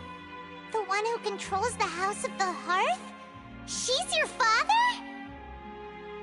That's right. And since we're here, I was wondering, would you mind hearing a story? It's about my past. Back when our parents first died, Lynette and I were left wandering the streets. To survive, I took to surreptitiously observing an older street performer who did magic. It took me several days to figure out how he pulled off his amazing tricks.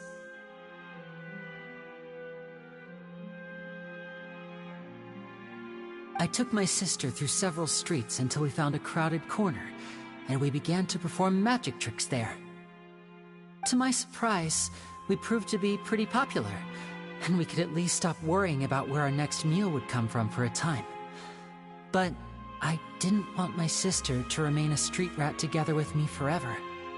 Before long, an aristocrat came to me and claimed that he wished to take us in after watching my performances. So you went from orphans to nobility just like that? That was how we felt at first too. As if fate was on our side and we could say goodbye to those painful days. But I gradually discovered that while we were called foster children, he was really after my talent for magic tricks. He would constantly take me to all sorts of banquets to garner attention, which he would then use to expand his social circles. That doesn't seem too bad either. Better than roaming the streets at any rate. It took a while for me to realize just how dark his heart really was. After one particular performance at a banquet, I discovered that Lynette was not on the same return vehicle as me. I waited a long time after we returned home, but she did not come back. I went to that noble's bedroom and asked him about her whereabouts. The answer he gave me was, she caught the eye of the most eminent person at the banquet, so I sent her over as a gift. I mean, you'll be able to perform your magic regardless of who your assistant is, yes? Oh no. So he was gonna... But what... As far as outsiders are concerned, this is a relationship akin to adoption or foster care, and they have their ways of escaping the eye of the law. I managed to ferret out the location of the mansion of that so-called eminent person and hurried through the night. But by the time I leaped over the walls, avoided the guards, and made my way in, all I saw was the moonlit ground covered in blood, and the knave standing there in the darkness. So, she'd already taken care of that guy. That's right. She had rescued my sister before she could come to any harm, and had even discovered several girls hidden in a basement, all of them orphans. Father, I mean, the knave, might have seen something in me, and so she made me an offer. The House of the Hearth welcomes you, for your interests align with ours. Here, none will ever betray you. Indeed, betrayal shall never be permitted here. I was hesitant to trust her. I mean, I had just been betrayed by nobles. But she was also quick to destroy the noble who had taken us in at first, giving us back our freedom. Oh, so that's how the two of you joined the House of the Hearth. She has her own plans. She has gained permission from the Tsaritsa to first use the Gnosis' power when she obtains it. She plans to use it to find a way to break the prophecy and save Fontaine. So, she believes in that prophecy too? That's right. The whole House of the Hearth is currently working to combat that crisis. Today's case has also proven that people from Fontaine can indeed dissolve into some sort of water, thus further supporting the prophecy. All of us house members here, Lady Arlecchino herself included, are from Fontaine. We won't give up on defending our homeland. To us orphans, the only connection we have left to this world, apart from our family, is our homeland. So, from small deeds like distributing magic pockets to huge schemes like stealing a Gnosis, everything is aimed at dealing with that prophecy. It's all right. I understand. The only thing I can do is relate all this to you. I just hope you can understand that even as a member of the House, I have never stopped making my own decisions, and that I believe what I'm doing is right. If you should need anything at all in the future, feel free to find me. I will do my best to help you, as plain Linny.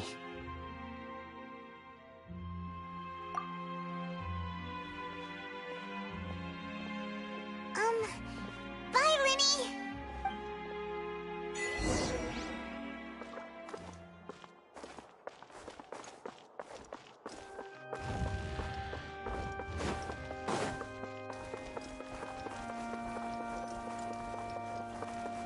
Time to go.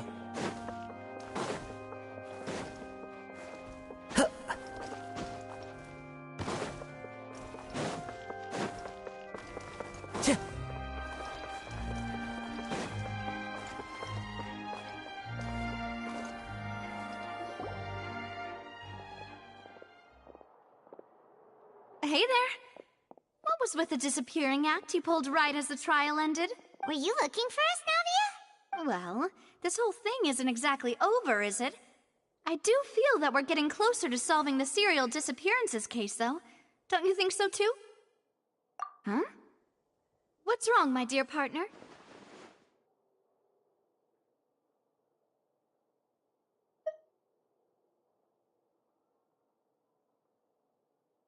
Besides, are you sure we're the ones who can crack a case that's been cold for decades now? And given that there's new evidence from the trial, there should be a trail of breadcrumbs for the Hydro Archon's people to follow now, right? Ah.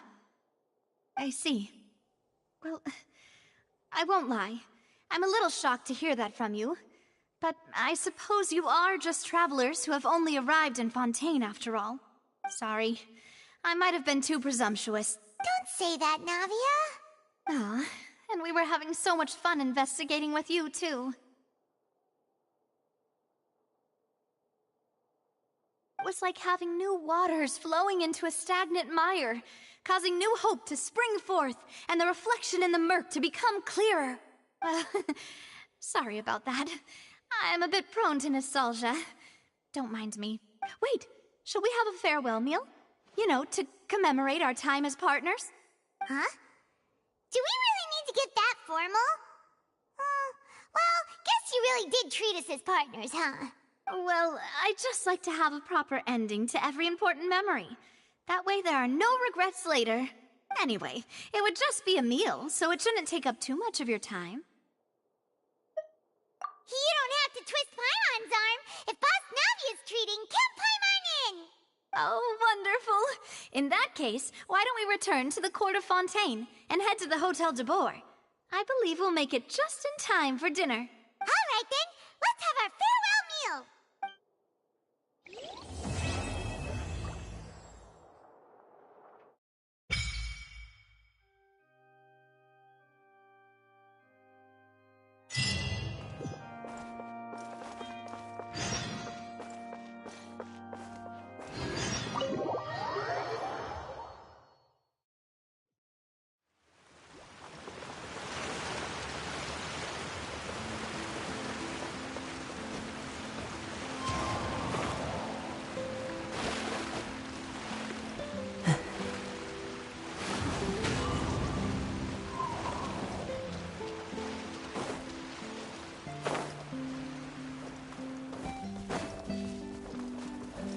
One with nature.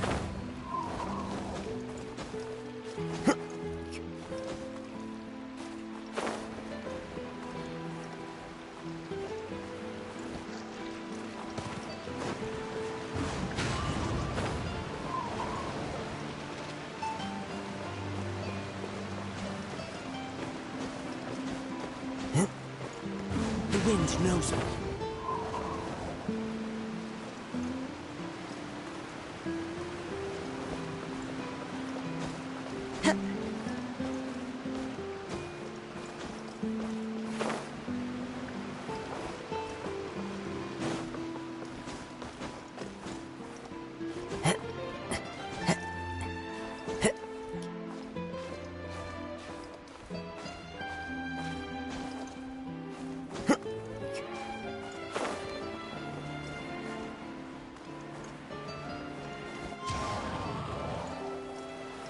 This is the end.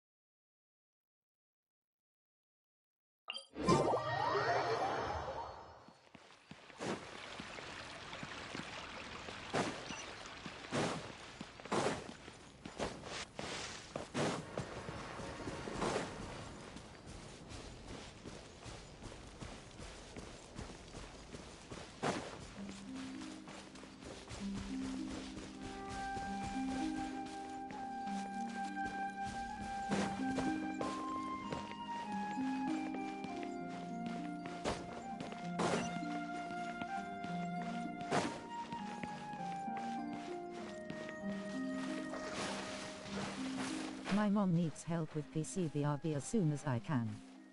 Make sure to hit the bell and sub to my YouTube TNX for support.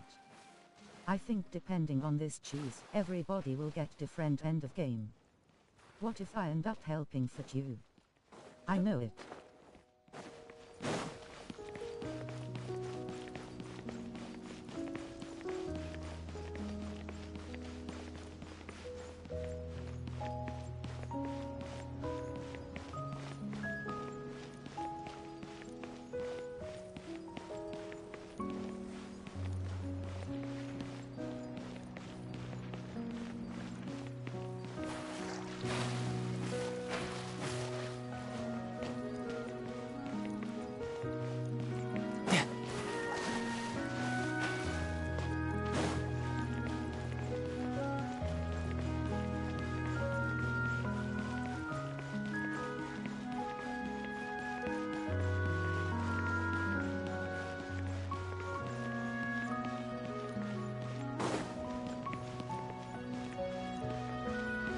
No time to lose.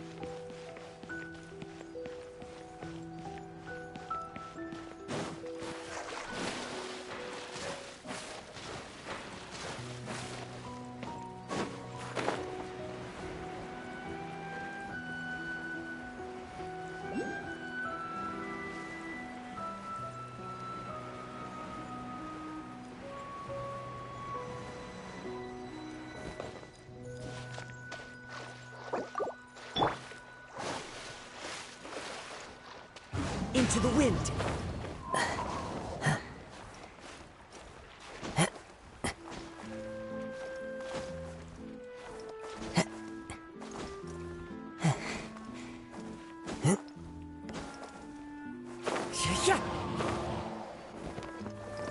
So many regrets.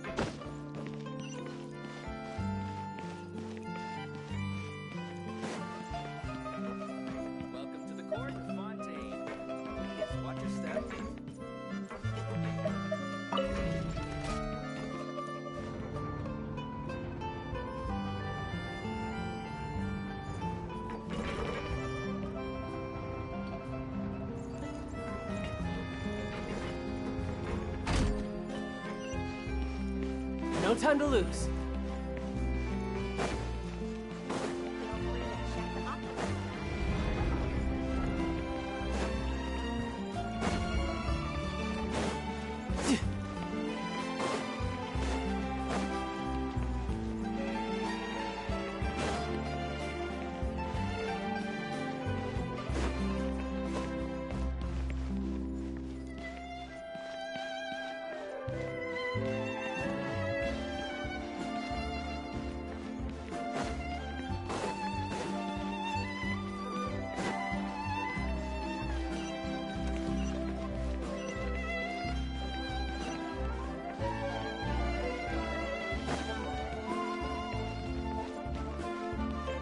No time to lose.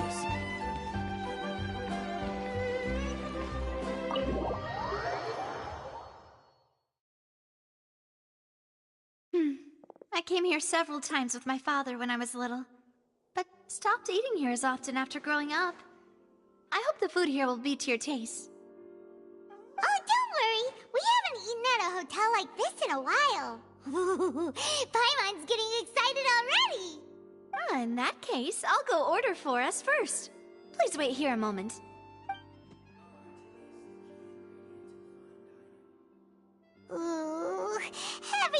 looks so good.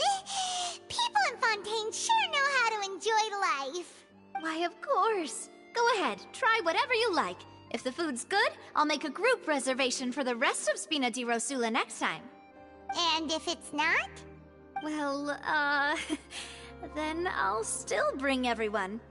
Albeit with only one dish per table. You, sure have your own way of doing things. Oh, we called this a farewell meal, but we could also treat it like a victory feast, right? We did just win that case after all.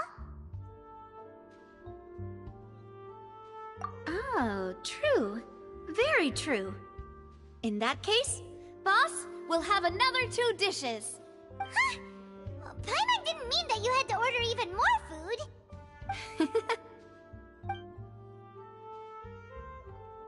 Speaking of cases, do you think that the mastermind behind the serial disappearances will get caught soon now that this has all happened?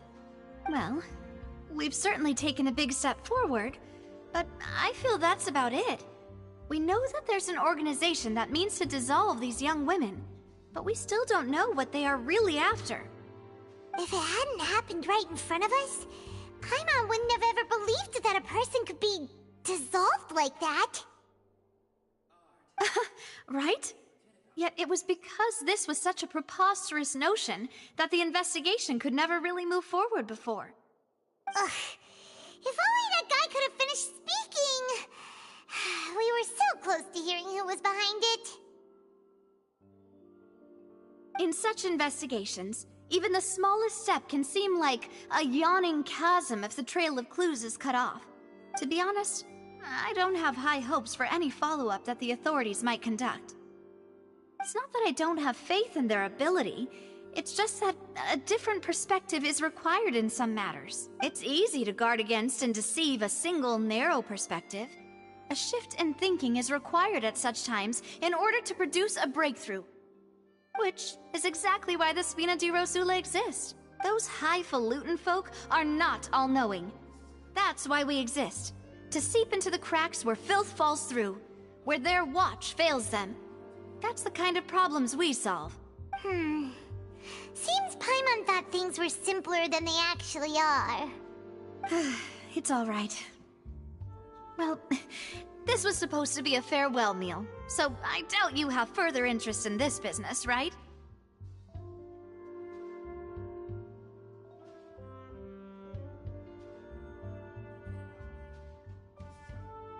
Let's talk about something else. Like, what are your future plans?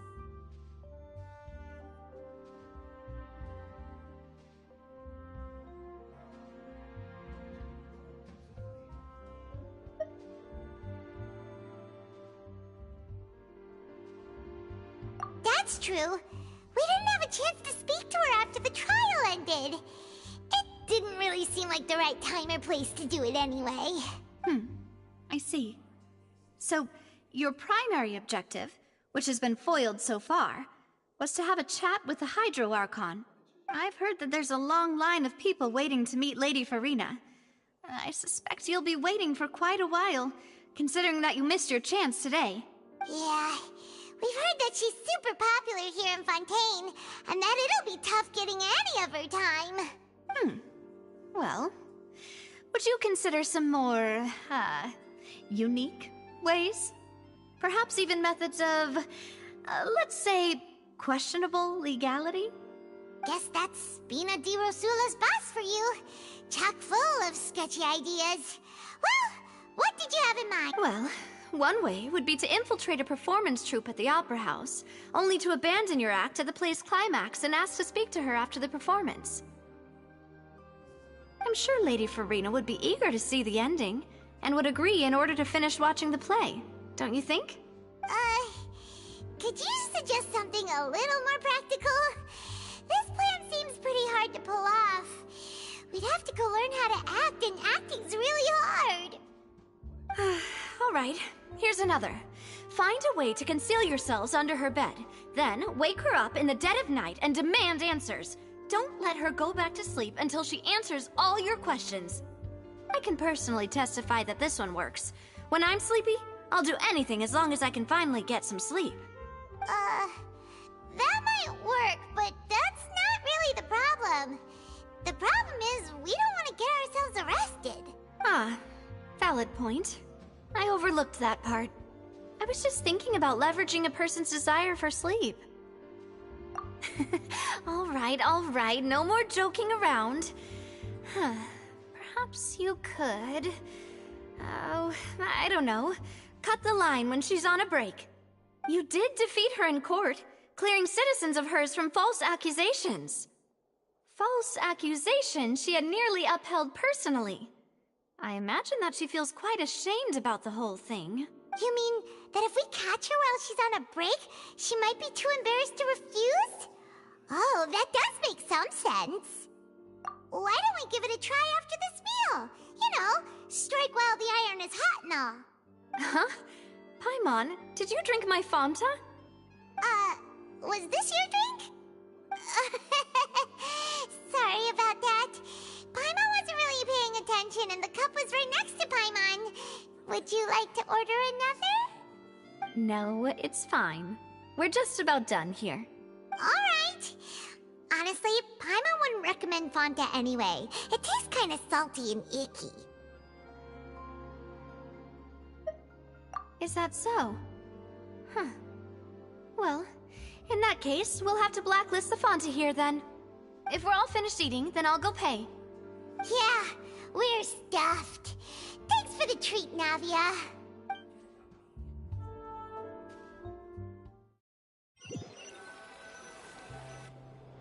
Oh, so full. Paimon can barely float anymore.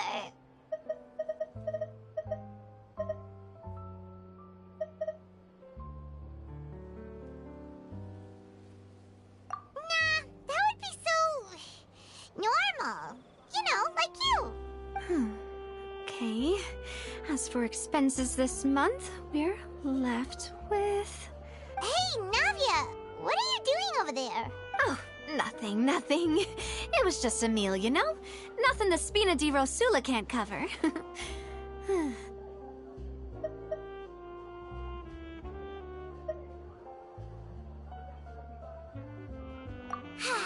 Let's get ready to try to meet the Hydro Archon again. Bye, Navia! So this is goodbye, huh? Well, if you do encounter any other trouble in Fontaine, you're always welcome to contact the Spina di Rosula. I'll give your requests the highest priority. In any case, My mom needs help with PCBRB as soon as I can. Make sure to hit the bell and sub to my YouTube TNX for support. I think depending on this choose, everybody will get different end of game. What if I end up helping for you? I know it.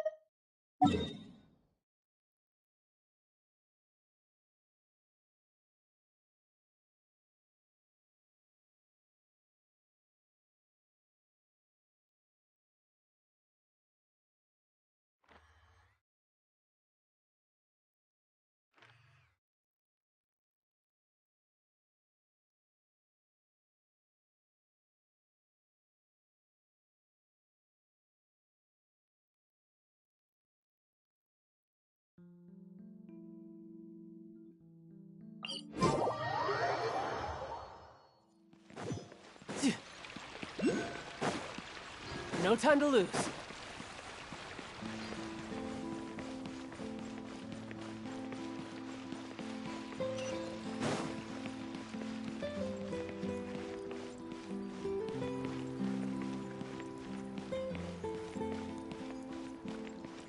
No time to lose.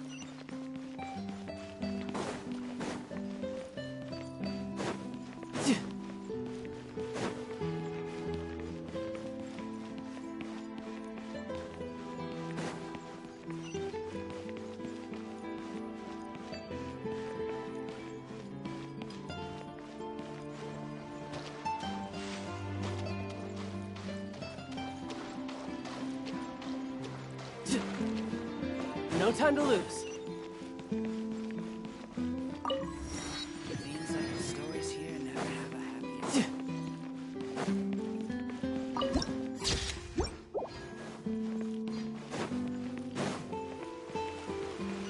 No time to lose. There aren't many people around anymore. Looks like that boat we took to Araneas might have been the last one. Vache. Looks like we're back here again.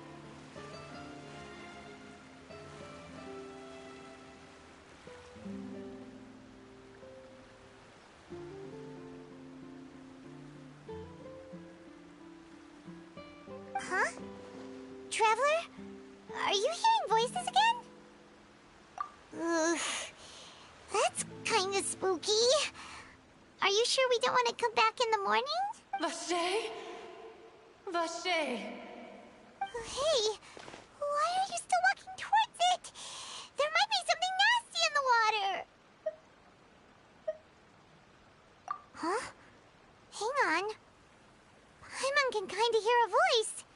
It's calling for Vache, right? Hey, Traveler? Stop walking! Come on, wake up!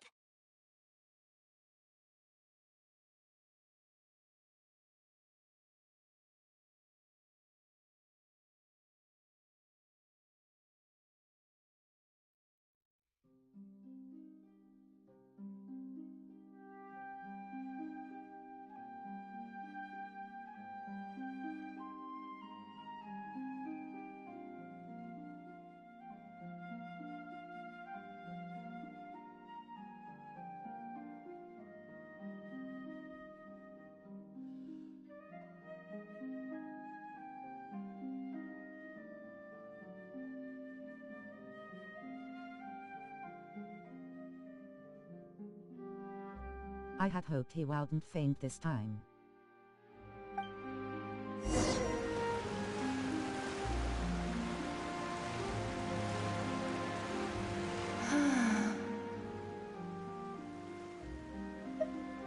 Vache, are you...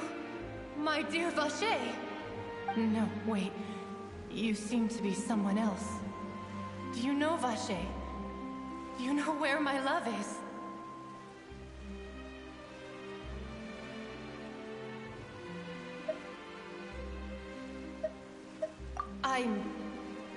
Wait. Who am I? I'm very sorry. I fear I do not know. My memories feel like they have been washed away like a flood. So many fragments dissolved amidst the tide, never to be recovered. How much have I lost?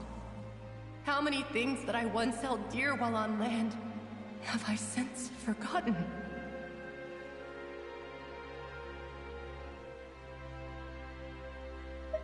Yes, that is what I was once. But now, I am but the consciousness of one who is lost, therefore. I do not know how I came to be like this either. I only vaguely remember being covered in light blue water, and then all grew dim. I also remember going to many places. I loved adventure, loved exploring places of peril. No matter where I went, Vache would go with me. I knew how dearly he loved me, and I also loved him equally as much. But now, We can no longer go back. The pain of such parting. I never knew how heavy it could be. No. Our reunion no longer has any meaning. There is no way for us to create any new memories. The thought of me gives him no succor. So let it lie forgotten beneath the waters. If you meet Vache, tell him not to look for me. Tell him to move on. That is the only thing I still remember.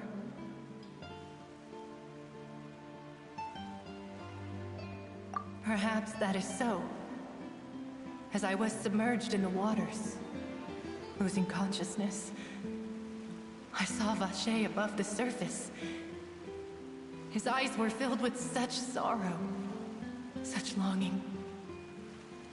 If only I could have comforted him, told him that I did not suffer. Indeed, I had felt a great warmth.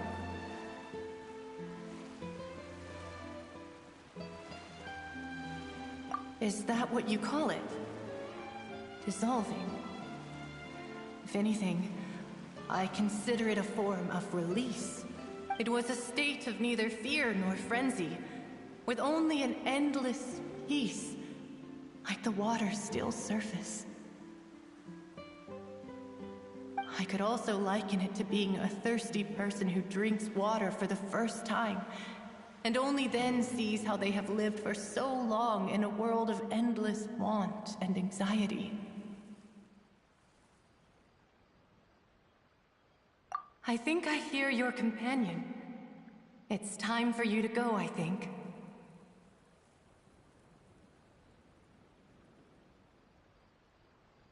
Farewell, then. I am glad that you were able to sense my presence. Remember, if you see Vache, tell him not to seek me out any longer.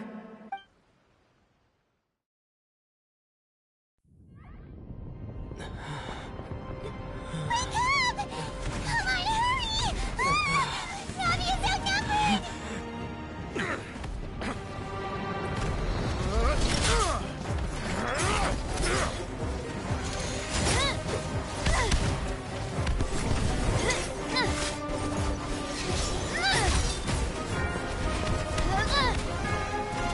Demoiselle, look out!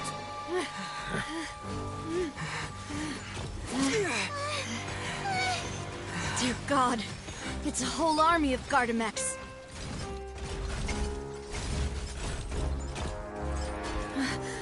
Chlorand?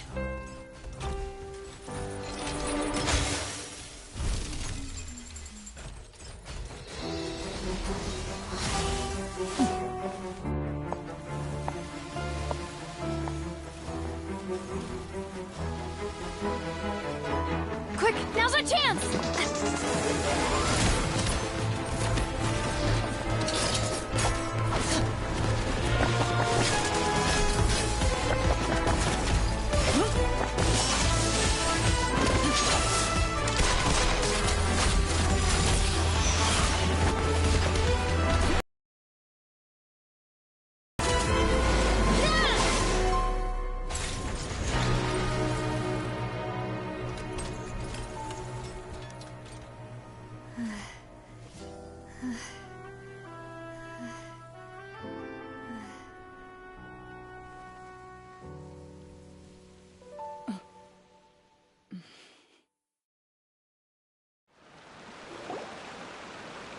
I should thank you for lending us your sword there, Chlorand.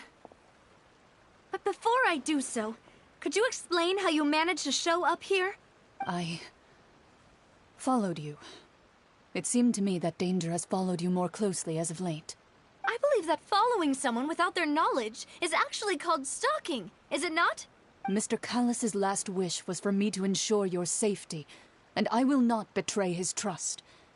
He would do the same, were he alive today. Do not speak of my father! Sorry, Demoiselle. I was not strong enough. Thank you for your aid, Miss Clorand, but do keep an eye out for your manner of speech. I believe we all wish to avoid unnecessary emotional harm. Sorry, I did not consider your feelings. Whatever. What else do you know? How did you come to the conclusion that I'd be in grave danger? I doubt I know much more than you, but I believe that the mastermind behind the serial disappearances is very powerful. Your performance tonight will almost certainly attract their attention. Huh. I'm sure they've known about me. To be honest, I'm shocked it's taken them this long to act against me. And what about these Gardamex? I thought only those associated with the Maison Gardiennage could control them. None of these mecha have serial numbers. I was sure to check a moment ago. They are not the ones used by the authorities to enforce the law. I can only conclude that some powerful or wealthy party must have obtained them via illegal means, deploying them as a private force of sorts. What? Your point being that they're out of Spina di Rosula's league, then? Yes. Be careful, and do not act rashly. I will continue investigating no matter what. We will bring the truth to light. That's my father's true last wish. Regardless, thank you for your help today, Clarande. But if you get any ideas, tell me first. I don't much appreciate being followed. I do not think that they'll strike again anytime soon. So I shall stop following you. Good day, all.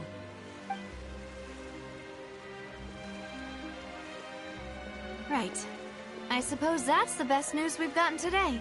Demoiselle, I believe that Miss Clarande was being sincere with you. If we tried, we could attempt to thaw relations a little.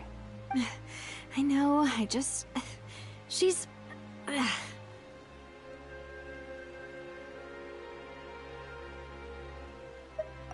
thank goodness! Paimon thought we were done for! Those Gardamex came out of nowhere while you were unconscious, and Nadia and her gang saved us! Oh, and there was that champion duelist named Clarande who came out to save us too! We got lucky there. Paimon probably couldn't have fought them off otherwise.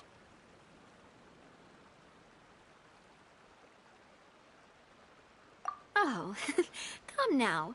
Forget all that polite talk. That wasn't really a farewell meal we had back there. Not for me, anyway. In truth, I hope that every meal we have together shall be a victory feast. As such, we're still partners. There's no need to thank me. It will take 50 years for me to match Demoiselle's magnanimity. If it were me, I would have joined the Spina di Rosula on account of her goodwill long ago. All right, you two. That's enough. Actually, Navia, how did you know that we were in danger? You sure did show up in the nick of time. Well, to be honest, you're the one who tipped us off, Paimon. Huh? Really? Paimon contributed somehow? Cool, Paimon's even more amazing than she thought! Yes, all thanks to you grabbing my drink by mistake. How did that help? After we parted ways, I was on the way back to one of our bases when I suddenly thought of what you said. That the Fanta tasted kinda salty and icky. Fanta only comes in sweet flavors, so how could it have tasted salty? The color of the drink, if I recall, had also been a bit off. So the Fanta had been spiked with water from the primordial sea? Yes. So, if you hadn't drunk that cup for me... Spina di Rosula is preparing the grandest of awards for you as we speak for saving the boss. Huh? Really?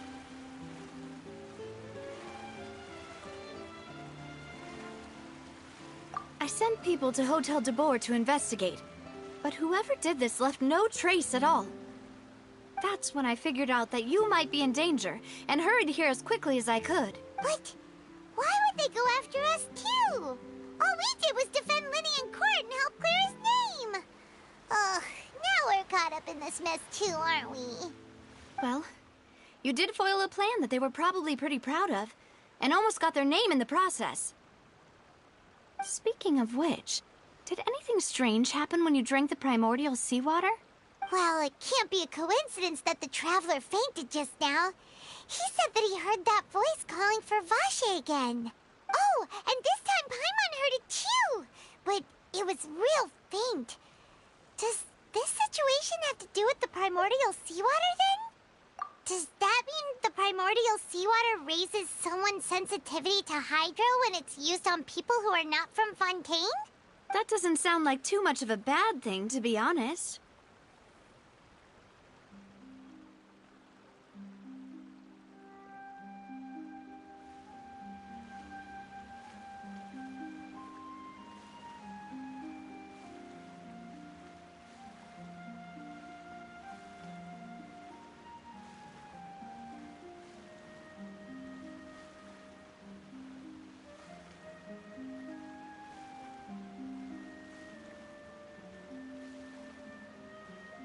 New intel? While you were out cold?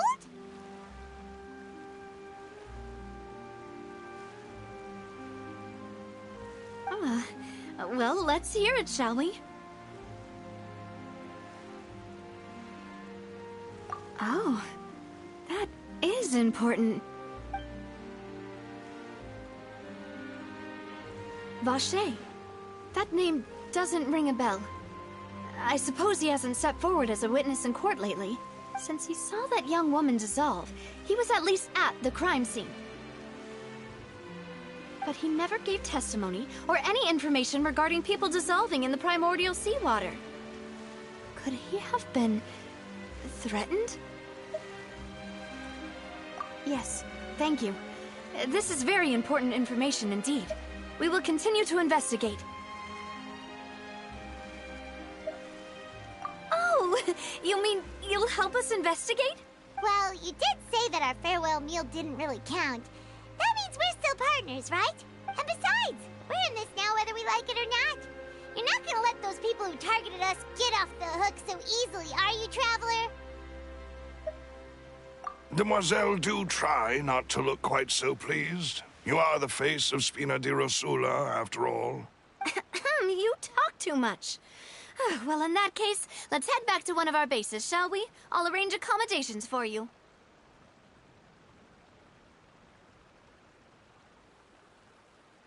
We also have some plans to go over, and hopefully we can deepen our bonds as partners.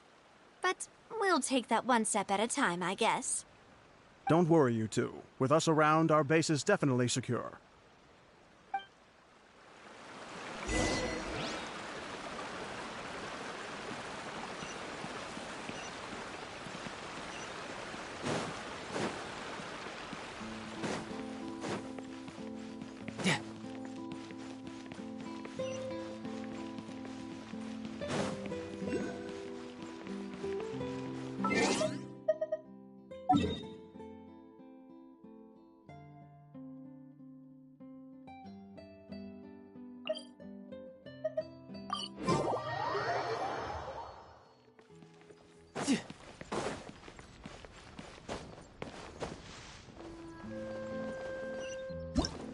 How?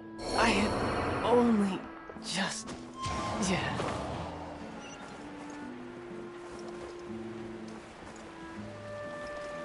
Time to go.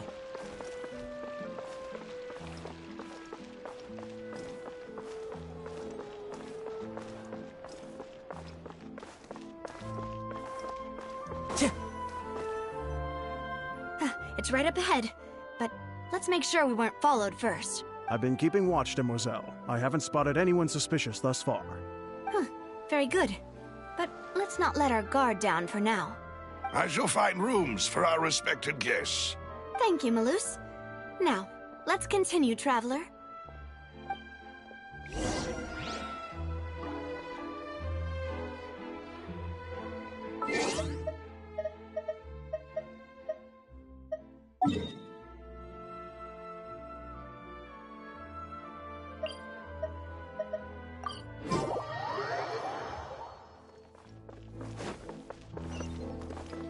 Time to go.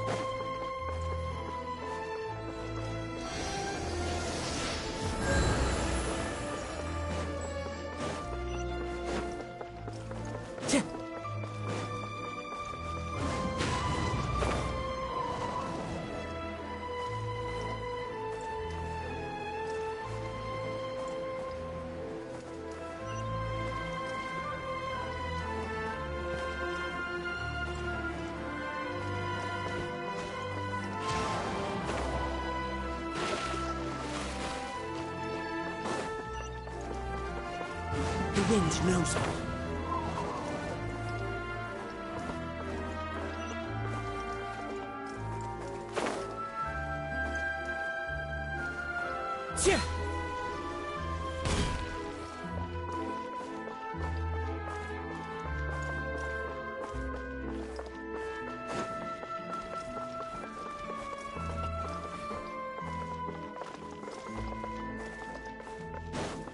Time to go.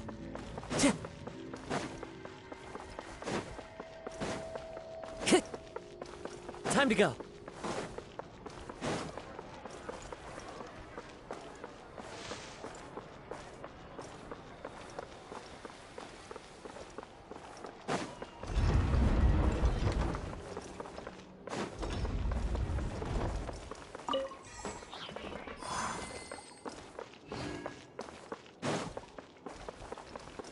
One with nature.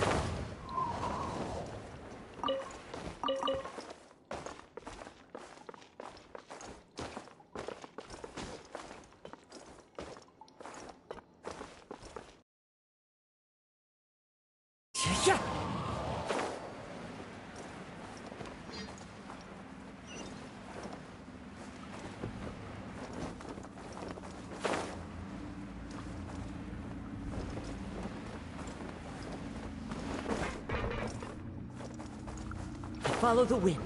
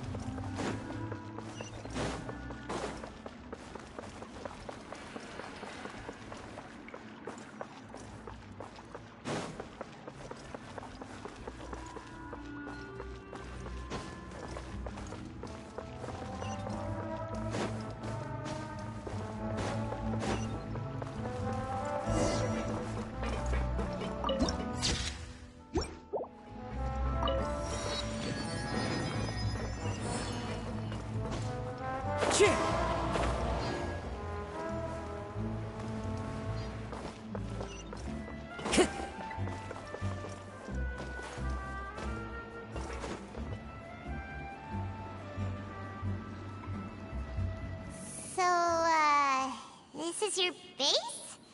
It's not quite what Paimon imagined. Your accommodations have been arranged. Under the present circumstances, I can confidently say it's the best we have. Well, our funds have been a little tight lately. After all, we don't allow illegal or unethical profiteering. In fact, our funds often come from citizenry who support us. Seems like it's tough times for everyone. But if you have the support of the people, that does sound like it's worth it. To be honest, our financial situation was a lot better back when my father was in charge a few years ago. I'm afraid I'm not quite his equal. Your father... he was the previous boss of Spina di Rosula, right? Demoiselle, if you'll allow me to explain. No. I'll explain it myself. I suppose I couldn't run from this topic forever. And as partners, this is something I hope they can understand. My father's name is Callus. Yes, the same one they call Callus the Unfaithful in the streets. 3 years ago, he was accused of murdering his own friend. But he chose a duel to defend his honor, instead of standing trial. He died in the duelist's ring. Oh no. But I do not believe my father was a murderer. I'm sure he was set up. At the time, I believed that if he only stood trial and was duly investigated, something amiss would crop up and prove his innocence.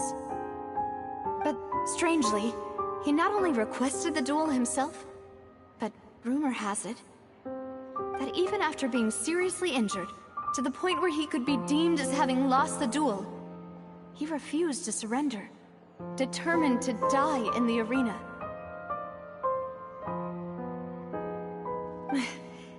3 years later, I still don't understand why he did that. How could he protect his honor if he's dead? If anything, he gave up his chance to defend himself. The closest piece of info I have is that my father had been investigating the serial disappearances case at the time of his death. Ah, so that's why you're so determined to get to the bottom of that case. That's right.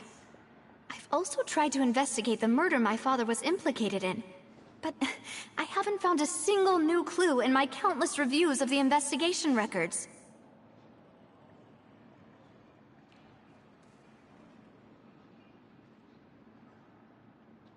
However, I believe that if the murder case is related to those behind the disappearances, they must know something.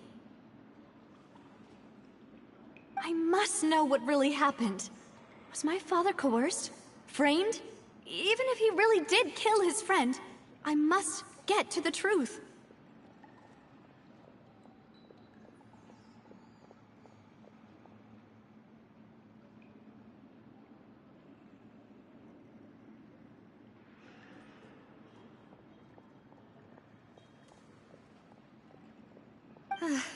If only he'd been more open with me when he was still alive. He even hid the fact that my mother died due to complications when giving birth to me. And now, here I am investigating his death. You really are a handful, aren't you, Papa?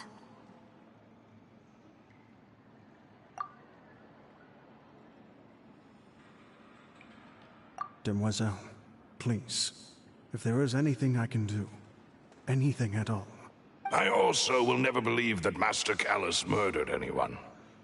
There are none whom I respect more than the two of you, Demoiselle.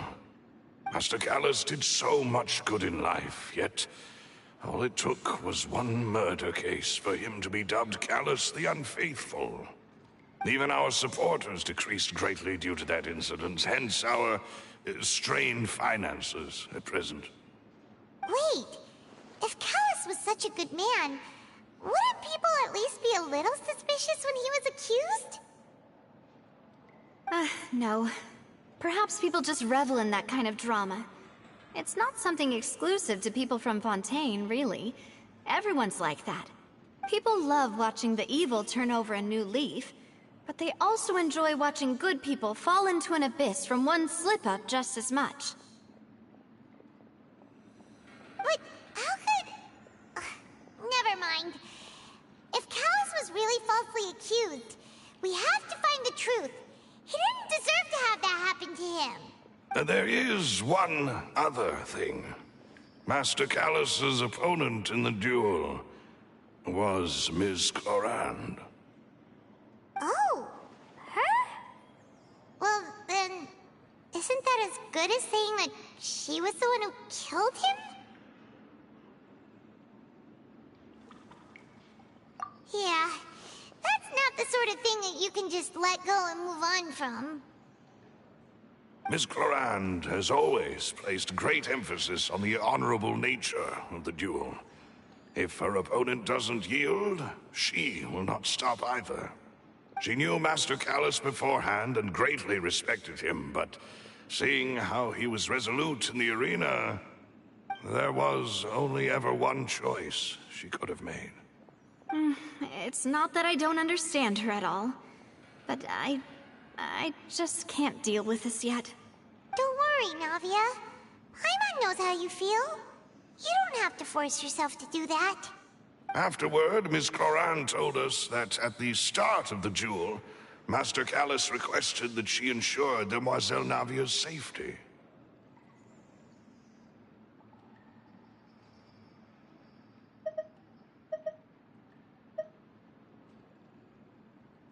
Yes, that is our understanding as well.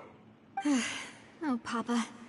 What madness drove you to ask the person who killed you to take care of me?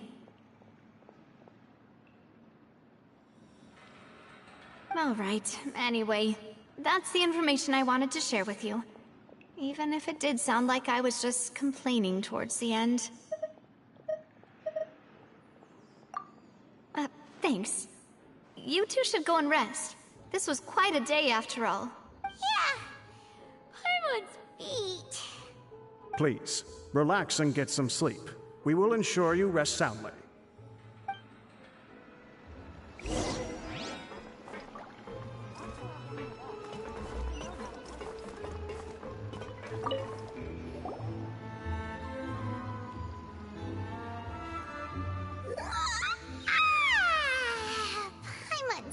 so well. This place feels almost too safe. Huh? Navia? Where did the other two go? I sent them back to Poisson. It's Spina de Rosula's place of origin, and where we have our headquarters. There's not much for them to do here at the moment. Paimon gets the feeling that you're just trying to get them off your back. But never mind that. When did you get back? Were you waiting here the whole time? No, I just returned after going out for a while. I did some investigating yesterday regarding the name Vache. Wait, so you didn't sleep at all? How could I after having such critical new evidence appear? Guess Paimon wasn't speaking for everyone just now, huh? Unfortunately, this name seems to have been wiped from existence. It doesn't seem to have a match anywhere. I suspect that those behind this have already taken steps to hinder an investigation from this angle. But that does prove that this Vache person is a key witness in the incident. Does that mean we're too late, though? No. There is one ray of hope. One place in Fontaine that they would find almost impossible to threaten, no matter how much they wanted to. And that is the archives kept by Chief Justice Neuvillette. A place where detailed files on all the cases in recent years are kept. If the Oceanid you met is one of the young women who went missing recently, we should be able to find some related information there. So Neuvillette maintains an archive of case files? Whew. Guess that's the hard-working Chief Justice for you. In that case, let's go talk to him, shall we? Aren't you coming along, Navia? Did you get tired? No, it's nothing. Let's go see the Honorable Chief Justice.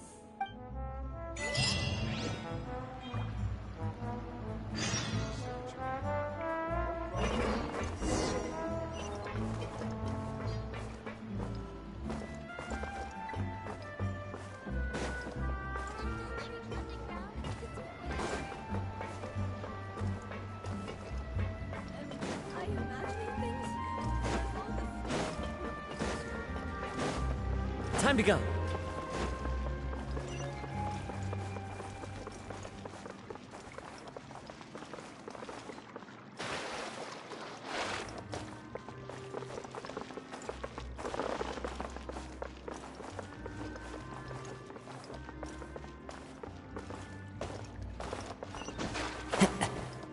The wind knows me.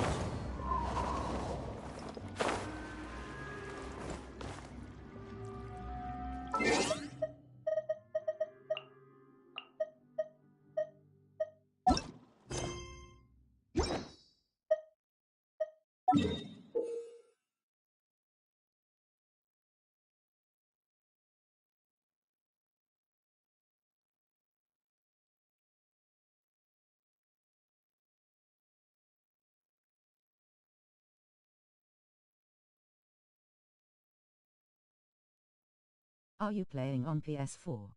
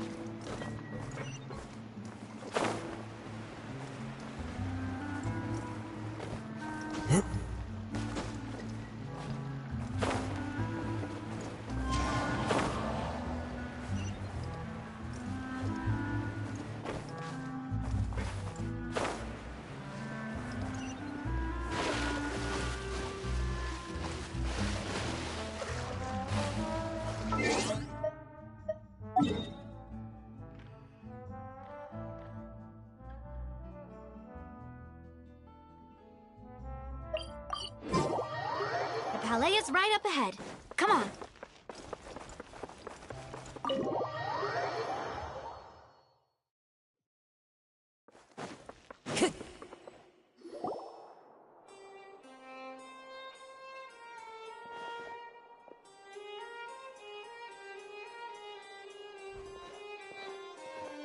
Halt! Please state your business here. The Chief Justice is presently occupied with official matters. Huh. This place does look pretty heavily guarded. Guess that proves that Nervalet's files are really secure. Hey, don't you recognize us? Huh? Who are you? Just to be clear, I don't care who you are or who you might be related to. Our rules make no exceptions. See? They've got great discipline, too. Yep. Paimon can tell. If you're here just to crack jokes, I can point you towards the exit. Unlike some, we're busy, so please leave if you don't have a reason to be here. No. What I meant to say is, shouldn't you remember us from a few days ago? We were at the trial of the great magician Linny. Oh, yes, I remember. I read about it in the Steambird. You must be Linny's attorneys.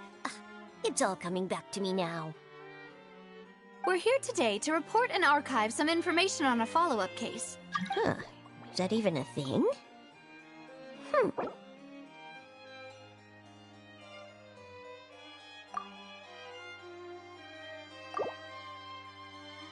Of course. Don't worry. We're here on official business. You can trust us. All right then, I'll let you through. The Chief Justice is just inside. Thanks so much.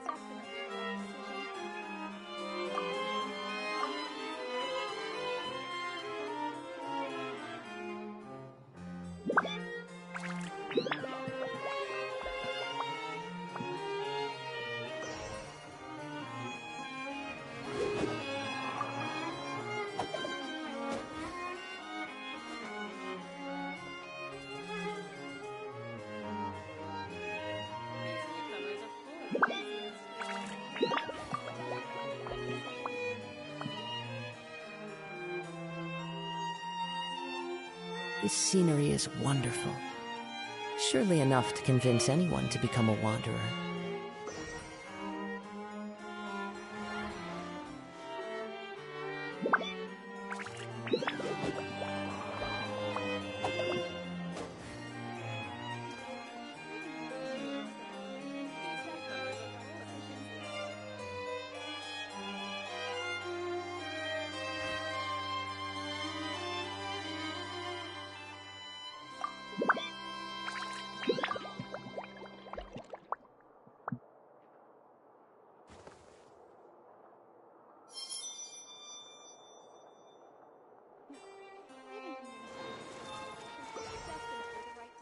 These newcomers are full of enthusiasm.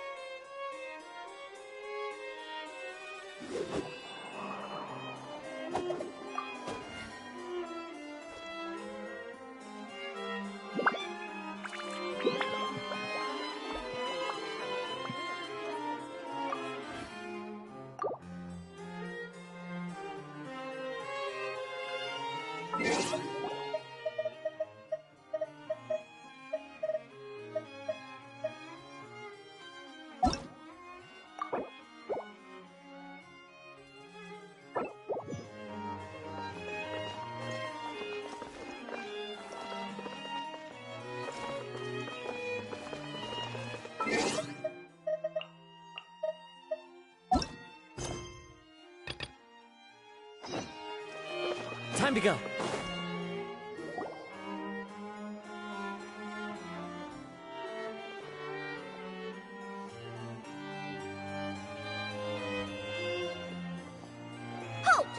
Please state your business here. The Chief Justice is presently occupied with official matters. Huh. This place does look pretty heavily guarded. Guess that proves that Nervalet's files are really secure. Hey, don't you recognize us? Huh? Who are you? Just to be clear, I don't care who you are or who you might be related to. Our rules make no exceptions. See? They've got great discipline, too. Yep. Paimon can tell. If you're here just to crack jokes, I can point you towards the exit. Unlike some, we're busy, so please leave if you don't have a reason to be here. No. What I meant to say is, shouldn't you remember us from a few days ago? We were at the trial of the great magician Linny. Oh, yes, I remember. I read about it in the Steambird. You must be Linny's attorneys. It's all coming back to me now. We're here today to report and archive some information on a follow-up case. Huh. Is that even a thing? Of course. Don't worry. We're here on official business. You can trust us. All right then, I'll let you through. The Chief Justice is just inside. Thanks so much.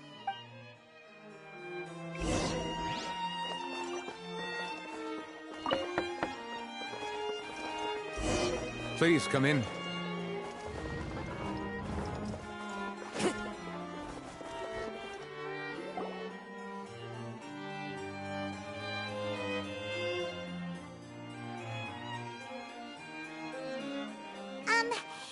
to barge in, Monsieur Nervalet.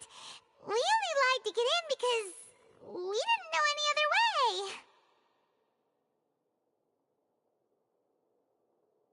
It's all right. Please let me know how I may be of assistance to you. So you're not mad at us? We're looking for a man called Vacher. He may have been an eyewitness in the serial disappearances case. If we can find him, we may be able to unearth some key information on the case.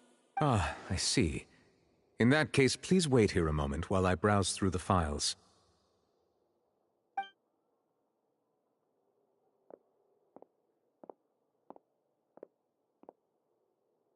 Who knew that Nervalet would be so easy to talk to?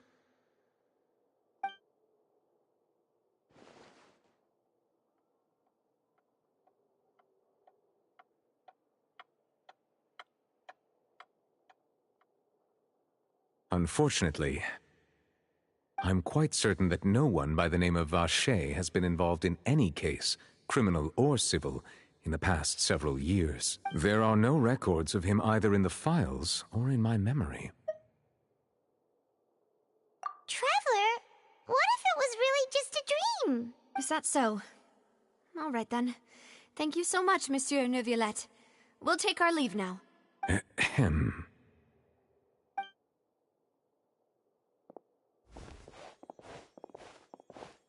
Miss Navia, I can understand how you feel. Your father, Callus, was a truly exceptional man. We deeply regret his passing. And what are you trying to say, Monsieur Neuvillette? Are you trying to console me? Extend your sympathy? Or just express some tendril of regret?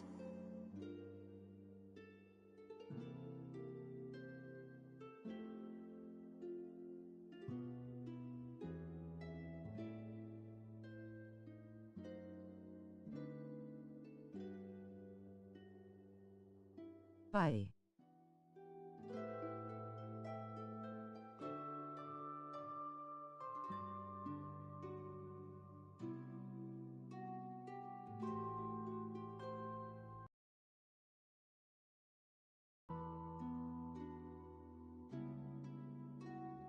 Shorty NX for stopping by.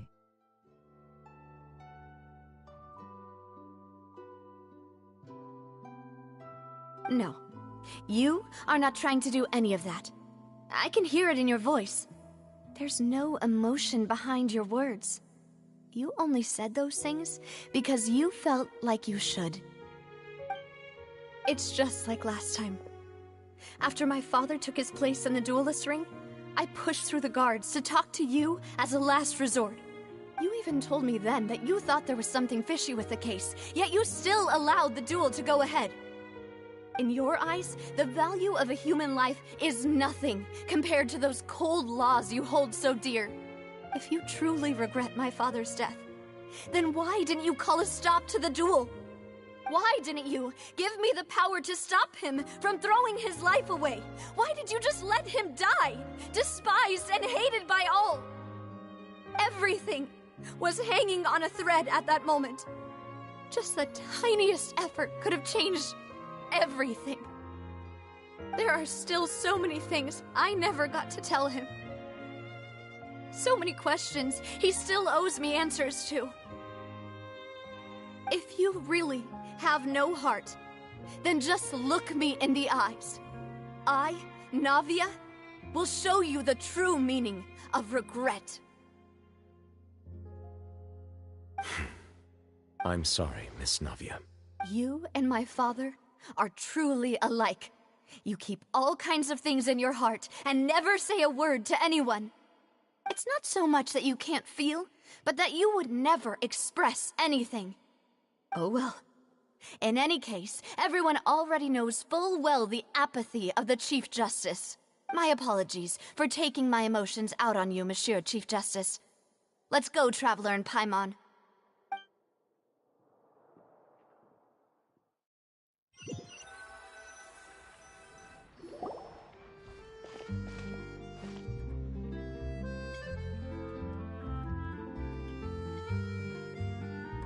Navia, are you okay? I'm fine. Rain.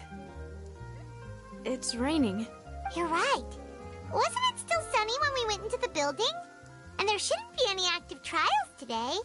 How strange. Now that I think of it, on the day my father was convicted of murder, it was also raining. What is it? Did you think of something?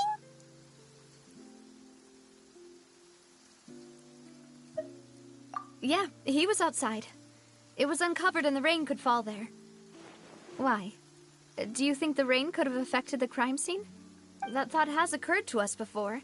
We've even expanded the search area to try to account for that, but didn't find anything. Make sure to hit the bell and sub to my YouTube TNX for support. Oh? Wait. You don't mean...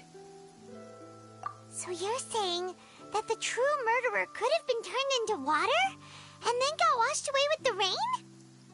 Yeah, and if that's what had happened, then no one would have believed your dad, even if he explained what he saw to the authorities. I really think I found a true genius for a partner.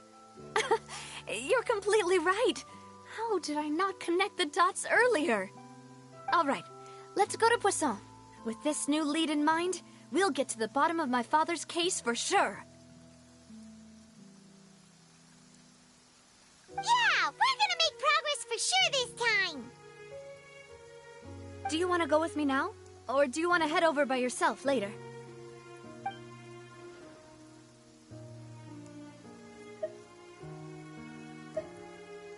Great. Let's go then.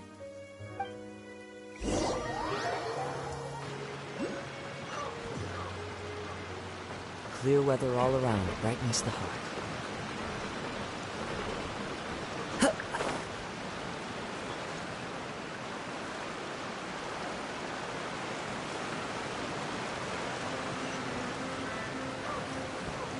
Follow the wind.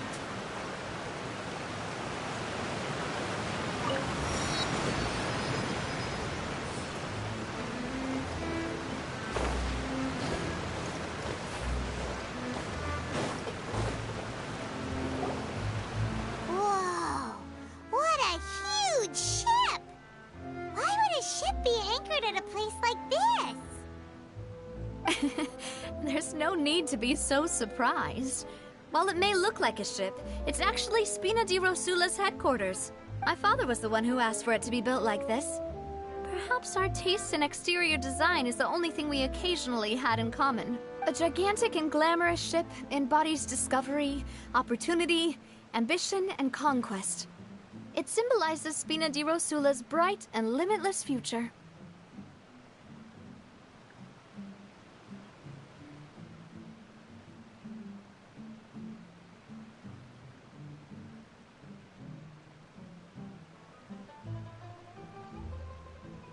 And Paimon thought you were bluffing when you said Spina di Rosula had a glorious past.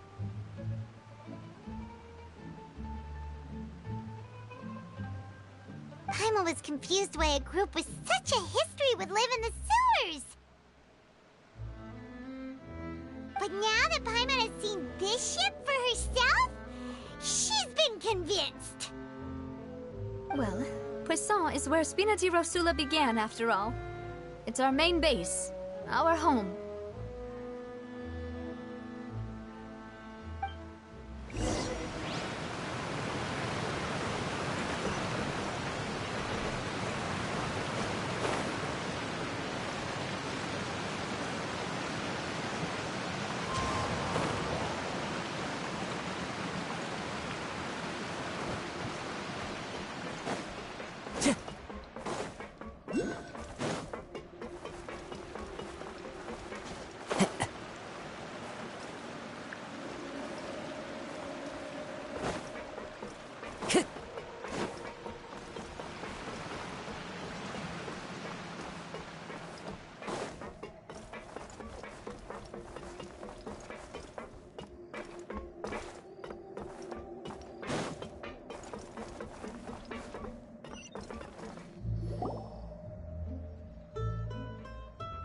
Melus, we're back!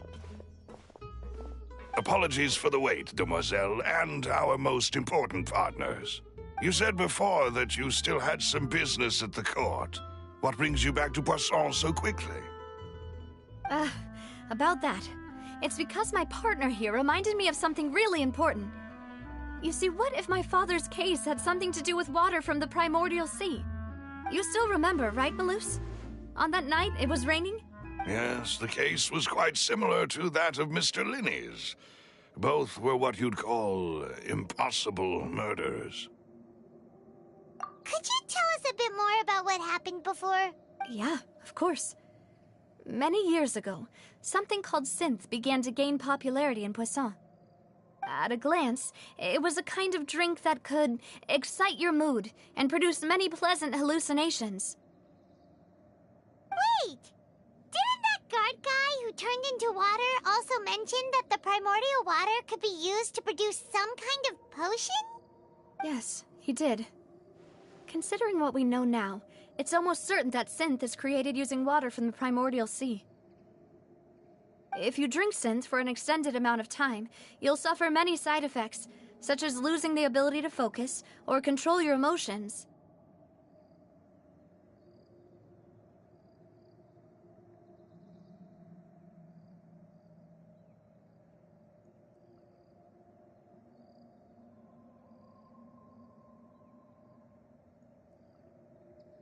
And if you were to stop drinking it completely, you'll experience flashes of paranoia and anxiety while lacking energy to do anything. It's an extremely dangerous substance. As he oversaw Poisson, my father was compelled to put a stop to synth abuse and called for a complete ban of it. Boss's uncompromising attitude incurred the synth vendor's wrath, but no matter how much they threatened or bribed him, he refused to yield. Not only that, Boss became determined to find the mastermind behind the synth operation and put an end to the problem once and for all. Yes, but the enemy was very cunning. So he could never get anything out of the dealers, all of whom only sold the stuff and weren't privy to the rest of the operation. Recognizing that, my father decided to contact the dealers in secret and cultivate personal relationships with them.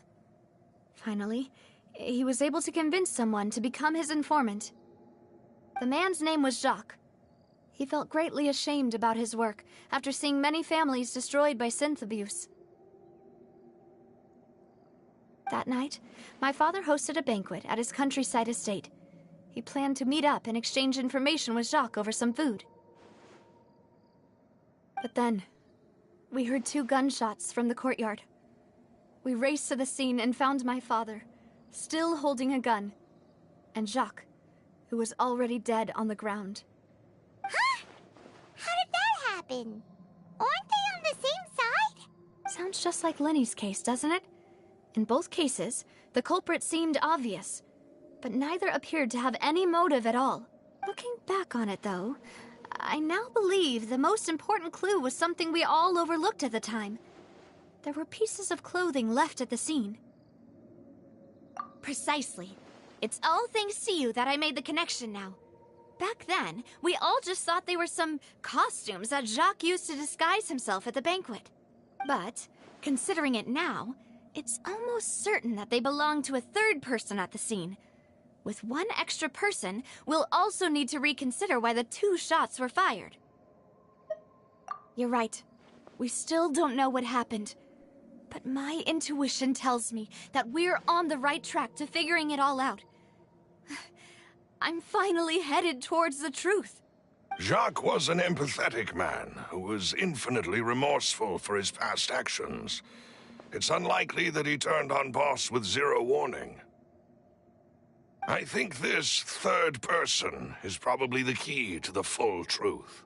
On that note, however, even though this will not please you, demoiselle, as your and your father's butler, I must still offer a word of warning. Our opponent is insidious and cruel. They are extremely difficult to deal with, and Boss has already lost his life trying to bring them to justice. Even though Spina de Rosula has lost most of its former glory, Poisson has welcomed a new time of peace, and we have been allowed to live out our lives. There is no need to follow your father's path. It would be both wise and in line with Boss's wishes to step back and give up on the case. If that's indeed what he wished for, then he should have told me that himself. Was I not the closest person to him? And yet, I was the one most kept in the dark. What was the point of him dying without sharing any of the secrets he knew? Did he manage to protect anything in the end? Synth is still here. Callus the Unfaithful is still his epithet. And Spina di Rosula is barely getting by. Nothing has changed. Did he think I'd just accept his meaningless death and live out my life just as meaninglessly? I've never accepted that. Ever. Not since that day, and certainly not now. I want to find out the real answer for everyone's sake. For the missing girls, for the victims, and for myself. Navia. This is indeed the best moment to act. Your partner appears to be quite reliable, and more importantly, demoiselle, I think you're also ready to take this on. So you do know something else, Malus? Yes, I do. In fact, even before that banquet, Boss already knew of the connection between Synth and the serial disappearances case. But what drove all the tensions to the boiling point was the revelation that you, demoiselle, had been selected as the next target to disappear. What? Boss also didn't tell you that he had been diagnosed with a rare illness. The doctors told him that he had no more than 5 years left to live, and the serial disappearances case caused him great anxiety. 5 years was nowhere near enough time to resolve this long-standing conflict, but once he passed away, all the danger would pass on to you. Knowing all of this, he decided to use one final intimidation tactic before his death. Hands on some key incriminating evidence for the other side, and even told some members of Spina di Rosula about the details. But as long as you remained safe, he would not share the evidence with the public.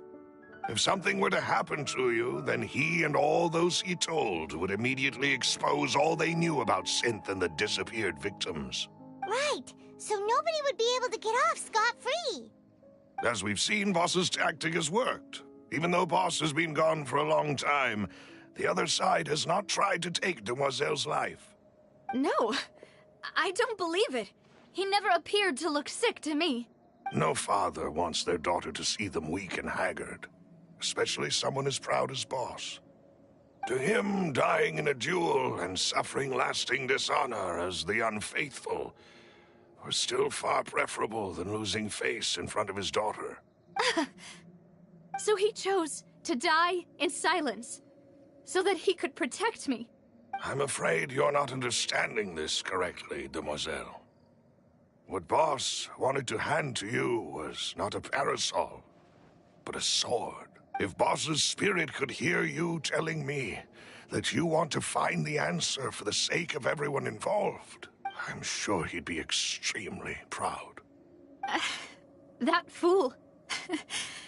Couldn't he have just given it to me straight? No. He might have set up everything precisely because he never thought I'd be able to understand him. Is that the amount of confidence he had in me? And what if I was never able to make it to where I am now? Yeah. I suppose that's true.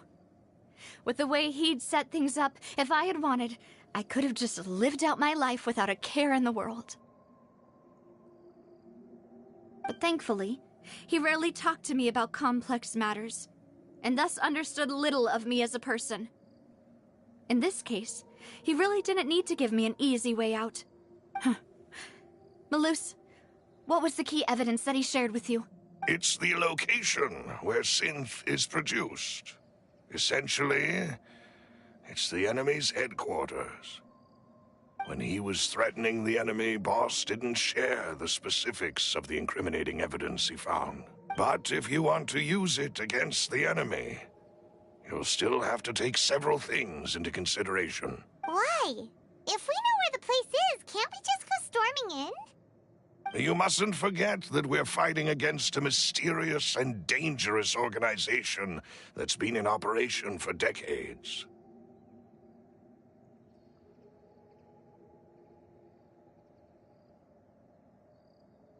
There's no telling what might be lying in wait at their headquarters. We also have no idea what kind of evidence we may be able to find inside, nor what people we may be able to capture. But a single visit to their headquarters would be tantamount to a formal declaration of war. The worst case would be that we leave empty-handed, but also open ourselves up to full retaliation. Then, in that case, why not work with the Fontaine authorities? Well, you saw one of them dissolve during Mr. Linney's case. We have no idea just how thoroughly they may have been infiltrated. Huh. That's true. Seems my father really had no choice. But things are different now. It should be a lot easier to prove the other side's guilt, now that we've connected Synth with the disappearances case. You sound like you've put a lot of thought into this, Malus. I am the butler, after all. I live but to serve the boss and Demoiselle's will. I've always been willing to take on any kind of risk for your sake. But considering my relative lack of ability, I've spent my time keeping secrets, performing basic investigations, and waiting for the right time to come. Thank you for all of that, Malus. Have you discovered anything new in the past few years? Let me think. One conclusion I came to was that the enemy must be quite familiar with Spina di Rosula, or at least have an informant planted here. When I announced orders to the organization's members on Demoiselle's behalf, I used to deliberately keep a few people in the dark and observe the reactions of the synth vendors. If the vendors didn't change their plans, then the individuals informed of our orders must be innocent. If the vendors packed up and fled, however, then someone must have given them the news. After several rounds of testing and investigative tracing, I've narrowed the suspect list down to 3 people. The first is Florent, Spina di Rosula's senior advisor.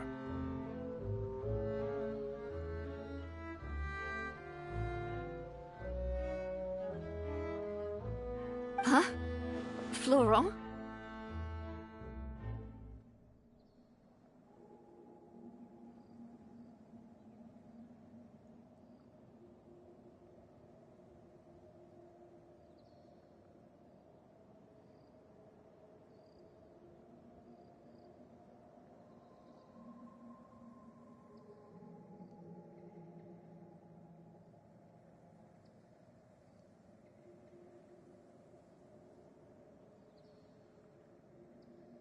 Surprising, isn't it?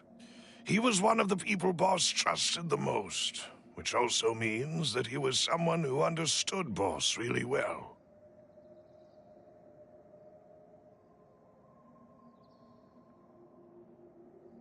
Thanks to his position within Boss's innermost circle, he always knew our upcoming plans and could thus avoid capture this whole time.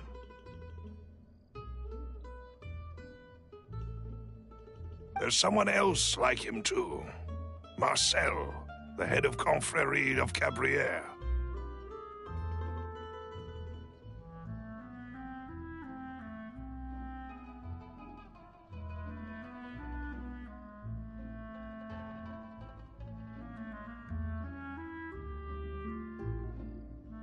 Uncle Marcel.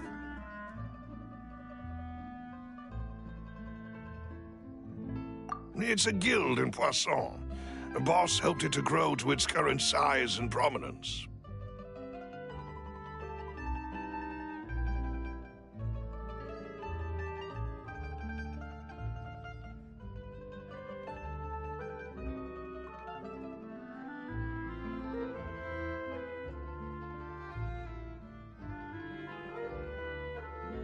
In the beginning, they were only reselling some daily goods, but now they're one of the richest guilds around, with a lot of business connections in the city.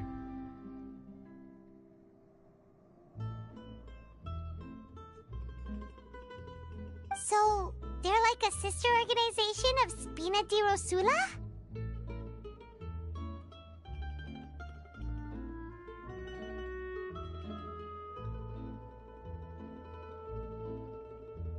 Yes, you can say that.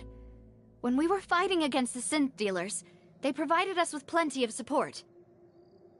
It's a bit difficult to imagine someone using their own money to hunt down themselves.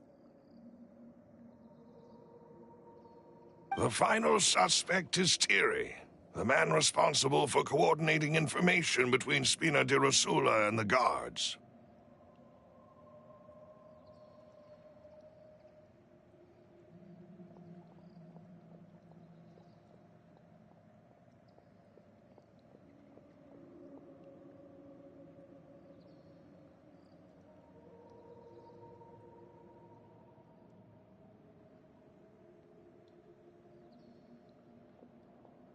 Although the guards mostly leave us to our own devices, there are still many activities we have to report to the local authorities.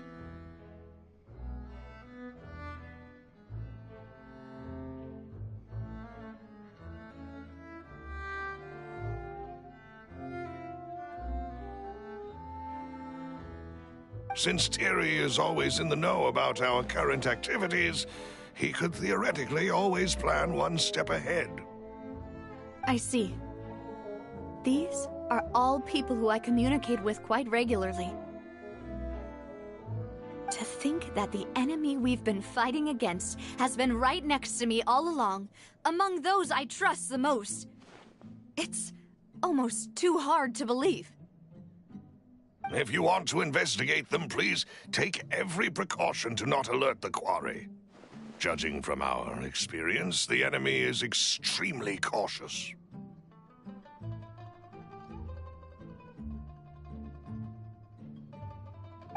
Of course. And thank you, Malus. You've provided us with a lot of great information.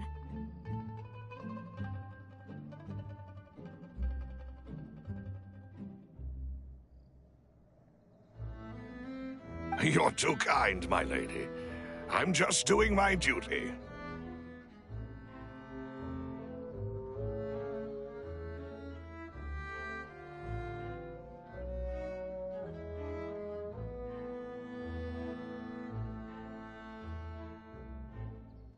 And before I forget, proving Boss's innocence would also mean clearing him of blame in Jacques' death.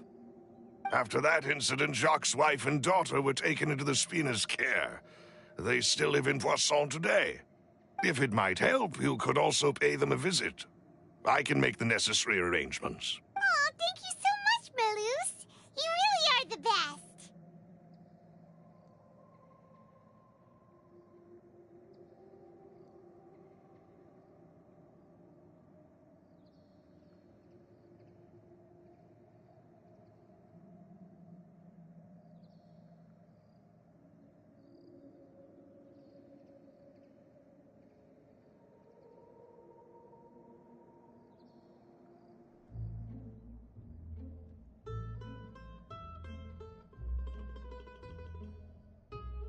A new case awaits, my dear partner. I hope we can work together to uncover the truth and end this case once and for all.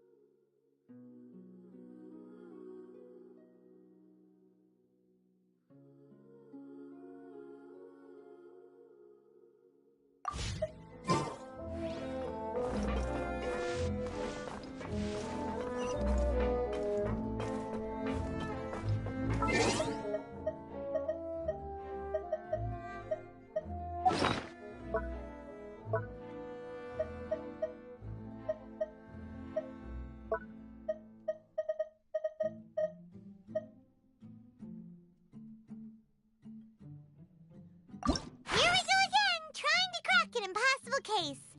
All proof and no motive.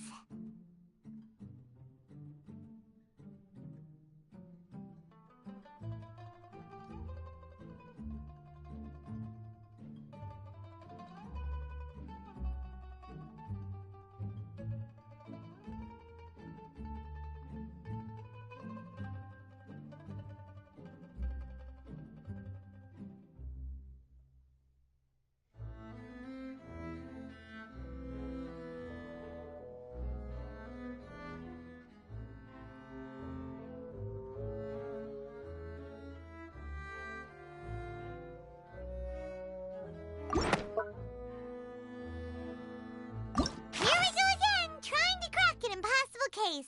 All proof and no motive.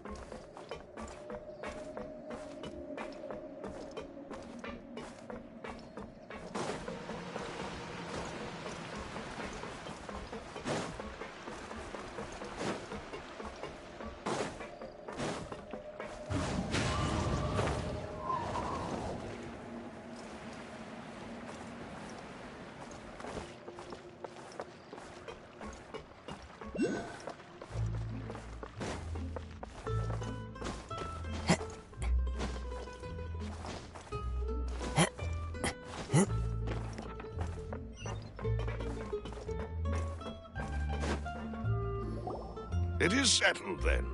Please excuse me, and enjoy your conversation at your leisure. Thank you for arranging everything for us, Malus. Excuse me, miss. Do you need anything from us? Oh. Hey, Navia's all quiet. This isn't like her at all.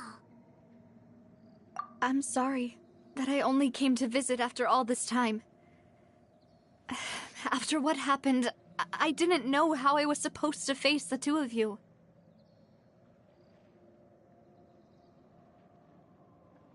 Ah, if it's about that, there's no need to apologize. After my husband died, Spina di Rosula sent us a lot of mura and support. I understood your guilt and apology to be genuine.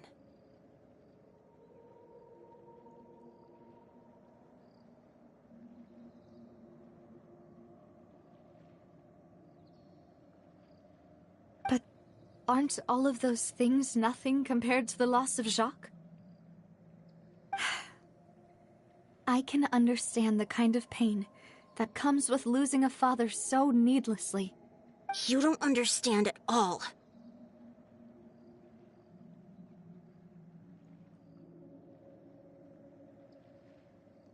I didn't know how to face you, because I didn't know what I could possibly bring as a consolation gift. I know only the full truth could bring closure to you. And to all of us. Mm-hmm. I'm sorry. I appreciate the sentiment, but you don't have to carry all that guilt. On the matter regarding my husband, my daughter...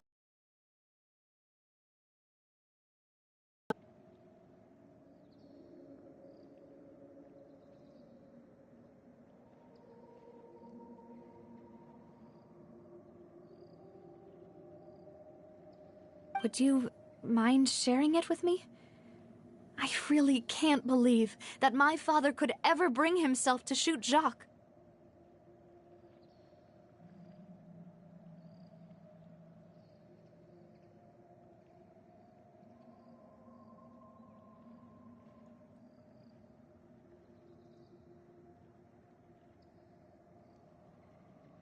I always knew that my husband's money was earned through others' suffering. He told me countless times that if he could turn back the clock, he would never go into the synth business again. He had many regrets, and felt that he took the idea of providing for his family too literally. For the longest time, he thought Mora was everything.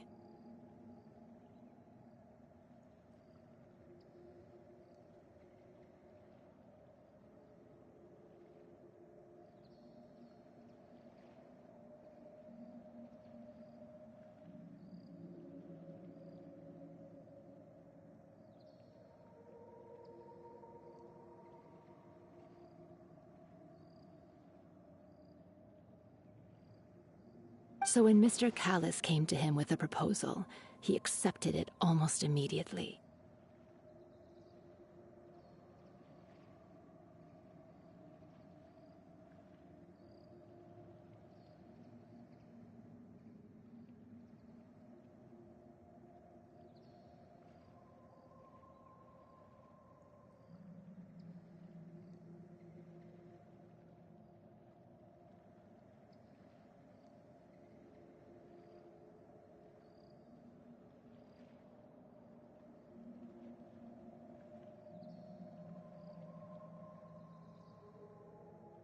He tried to be as careful as he could, but even so, he was still found out by the higher-ups. They found out about his betrayal? Papa didn't say that exactly, but Papa did tell me that I should never be ungrateful. Before he left that day, he told me that he had no choice. It was only later that I realized it was his final farewell to the two of us.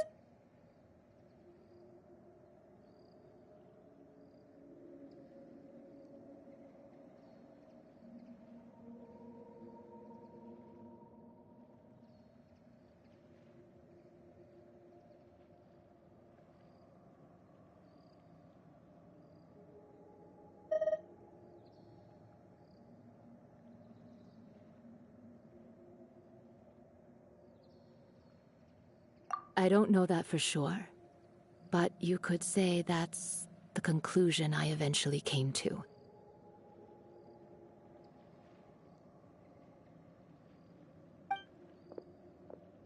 Which is why I'm the one who should feel guilty. Callus had always taken great care of us, both when he was still alive and after he passed away. Even if he fired the shot that killed my husband, it was likely in self-defense. It is impossible for me to hate him for what he had done. But Mama, why is Papa still the bad guy if he did the right thing? Papa always wanted to be a good man, so why did he have to do a bad thing in the end? Well, things aren't always as they seem. You still feel like your Papa was a good man, right? Yeah. Papa was a really good man. The best in the whole world. Then you should hold on to that. If a good man had to do a bad thing, then he must have had his reasons, regardless of whether he left you a parasol or a sword. He must have done so to give you a better life. Oh. Thank you for everything you've told me. I will definitely find the truth. The current state of things is not something I'm willing to just sit back and accept. Thank you. I'm very grateful to hear this from you. Even though your personality is quite different from your father's, your determination when you speak is really similar. You really think so? That's the first time anyone said that to me.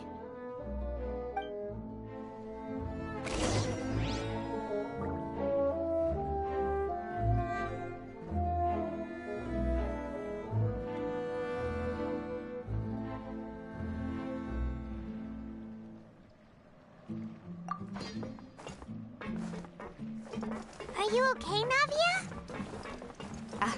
I'm fine. Don't worry. Let's investigate the 3 suspects next. Florence should be nearby, and we should be able to find Thierry and Uncle Marcel in the city. I'll get myself together on the way, so please don't worry.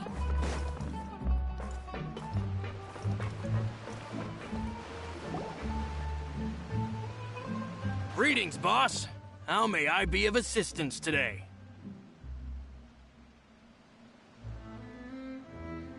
I'm sure you've heard about what happened at the Opera House. Someone got turned into water right in front of us. Yeah, I've heard. With something that dramatic, I'm sure journalists will milk it for all it's worth. And it'll be all the talk for the next several weeks. It also reminded me, on the day that the incident happened with my father, it was raining outside, and we found some clothes left at the scene.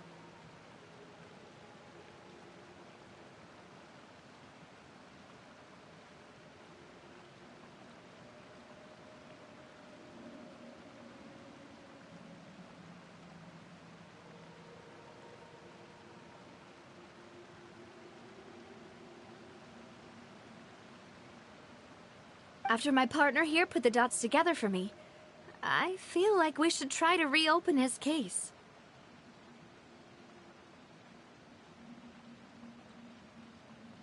Can you do me a favor and try to recall what happened that night?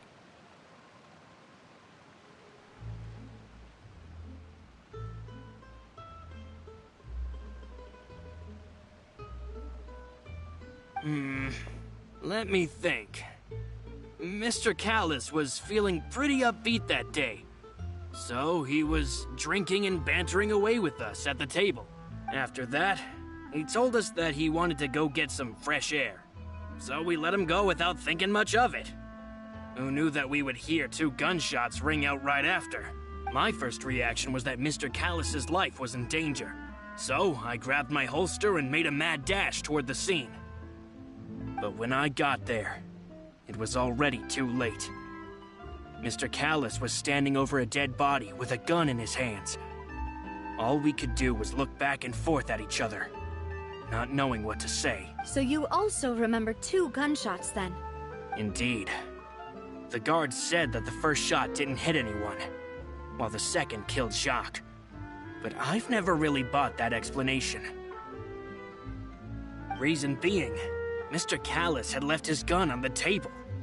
I even made sure to confirm that before running to the scene. But according to the guards, that doesn't mean he couldn't have had other guns on his person. About the clothes left at the scene that you mentioned, do you think there was a third person there who was turned into water?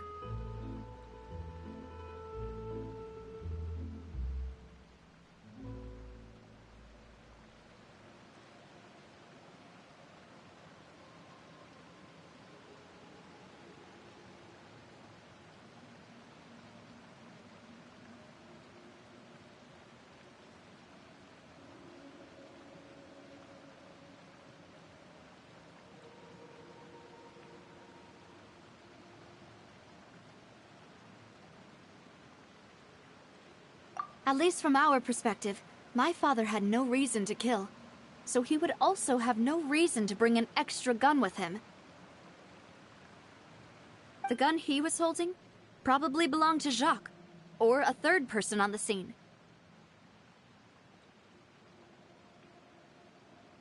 Yeah, that makes a lot of sense. So you're saying Mr. Callus ended up with the gun because he seized it from one of the other guys? But hold on. If that's what had happened, then why didn't he share the truth with any of us?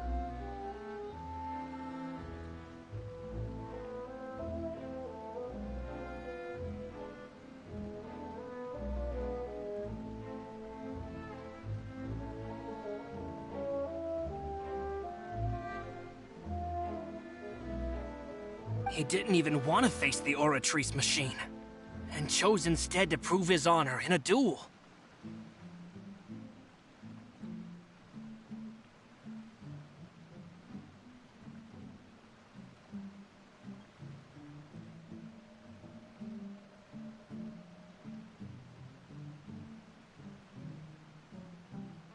Did he lose all faith in the courts after seeing someone dissolve right in front of his eyes? About that, Malus told me a thing or two. So, I think I can understand why he committed to the duel.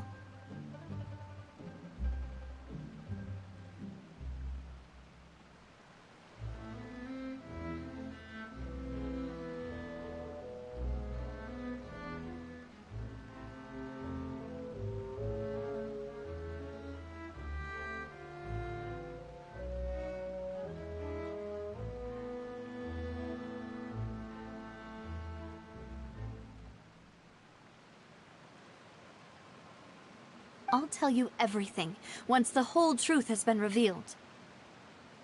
I understand. Then, I'll leave Mr. Callus's honor in your hands, boss. And if I may just say one more thing. The whole Callus the Unfaithful epithet has been a thorn in my side since the day it was invented. Many people have laughed at me for still calling him Mr. Callus, even after so many years have passed. But it was Mr. Callus's trust that allowed me to rise through the ranks of Spina di Rosula and live the life I lead today, no matter what others might say. He'll always be the man I respect the most, and he'll always be my boss. Don't worry.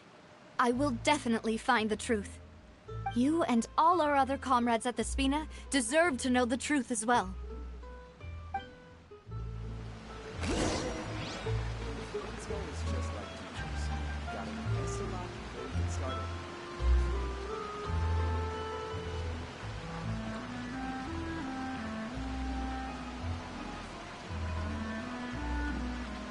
There are leaves around, and I know just the tune to accompany them, if you wish to hear it.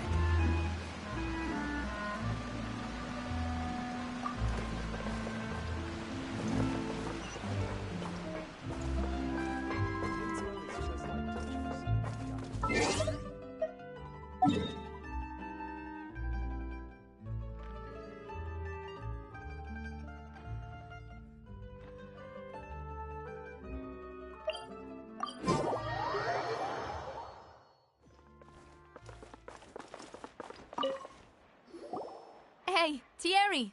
It's me!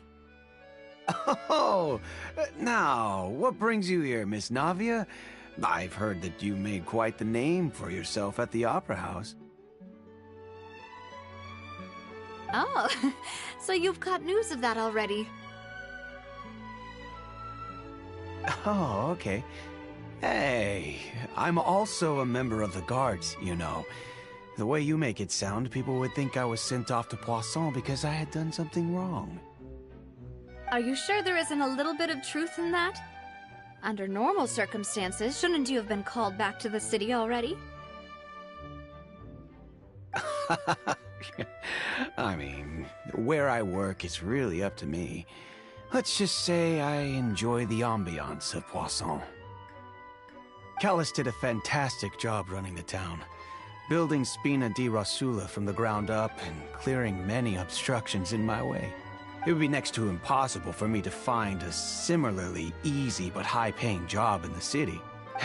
Anyway, enough chit-chat. Are these two friends of yours? You, here for some formal business? Yes. These two are my partners. What happened at the Opera House made us realize that Linny's case and my father's may be related. We're trying to reinvestigate the details of my father's old case. Ah, I get it. You think there might be more to the case now that we know people can be dissolved into water, right? I was also flabbergasted when I first heard of it. If you want to go through the original files from your father's case, I can help you look for them. That'd be much appreciated. Thank you. Actually, I have another question. Do you have the authority to dispatch Gardamex? Of course. Without them, I couldn't possibly handle Poisson on my own. Why do you ask? We definitely can't use them to forcefully get more evidence for your father's case. Well, you see, just recently, we were attacked by a horde of unnumbered Gardamex in the city. So, if you hypothetically wanted to do something against me, all you would need to do is get rid of the mecha serial numbers and send them after me. Then you think too highly of my abilities. Dispatching mecha is very different from controlling them. If I had to make an analogy, when you order a dish, the chef will make it for you. You can ask the chef to cook, but not to massage your shoulders or carry your baggage.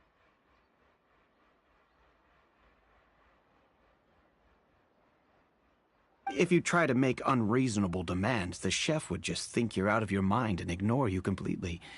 The same goes for me and my Gardamex.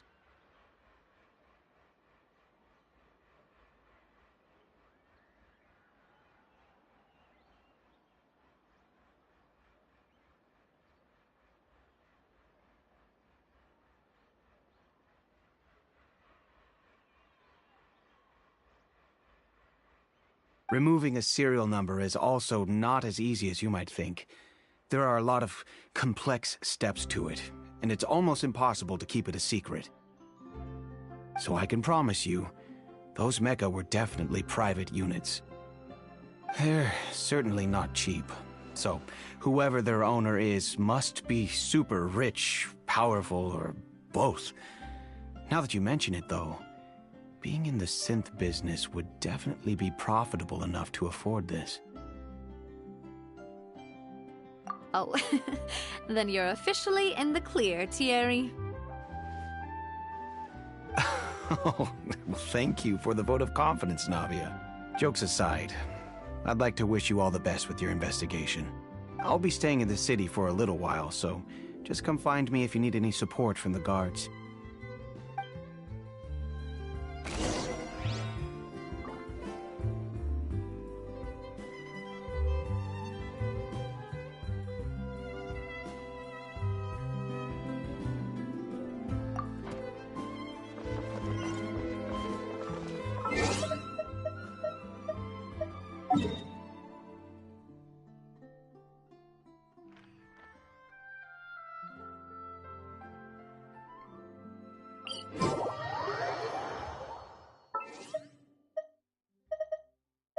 Into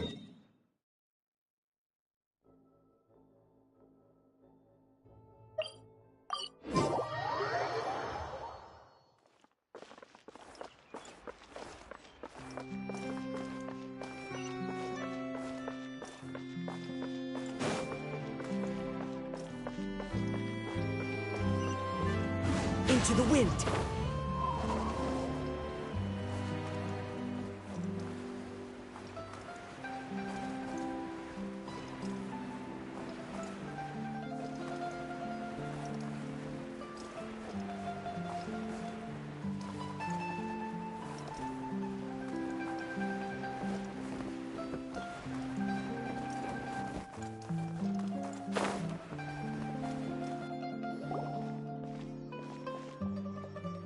Hello. How may I help you? I'm here to see Marcel. Could you please let him know? You can just say Navia's looking for him. Sure. I will let him know right away.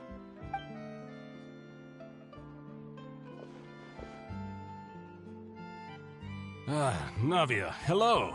Sorry to keep you waiting.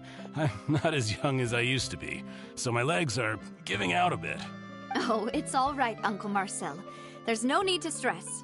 I just wanted to talk to you briefly about what happened in the Opera House. I'm sure you saw everything too, right? Yes, I've never seen anything so strange. Oh, you were at the Opera House too? That's right. I went there with Navia to see the magic show. Who knew it would turn into a whole murder mystery? I also witnessed your marvelous sleuthing work. Quite impressive. To beat the Hydro Archon at her own game on her own turf, I can already imagine everyone in Fontaine discussing your exploits over a few glasses of wine. Oh, Paimon doesn't want to become the talk of drunkards. Apologies. It's just how Fontaine is as a nation. Everyone loves drama and theatrics. Uncle Marcel, you've also noticed that other thing, right?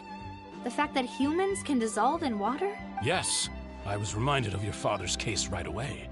Is that what you're investigating now? Exactly. I still don't have much solid proof, but I can sense that the other side has already begun to act.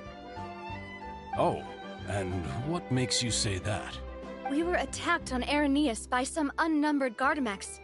And there was also an attempt to get me to drink water from the primordial sea. If not for the vigilance of my partner, I probably wouldn't even be here talking to you right now. Oh, you're giving us too much credit. Wasn't it you who protected us? Alas, it seems things are heating up again. The peace that Callus sought so dearly will soon become a thing of the past. But rest assured, Navia, Poisson will always remain a safe haven for you. If you're scared, you can always return there.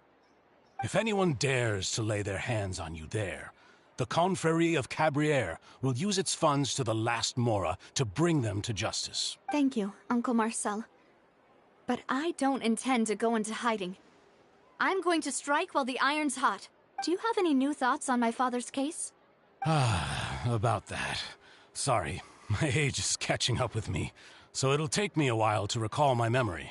The Confrérie was responsible for that banquet, so I was out and about the whole time making sure things were running smoothly. I didn't even have the time to drink with the guests. Then I heard the sound of a gunshot, and the rest was history. Oh, it's okay. No need to push yourself. We'll ask around some more, see if there are any valuable clues elsewhere. Sounds good. Just let me know if you ever need Mora. All my wealth comes from Callus's patronage and support.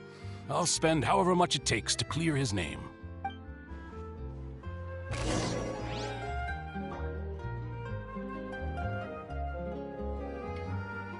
This could work. I'll just treat them as new samples.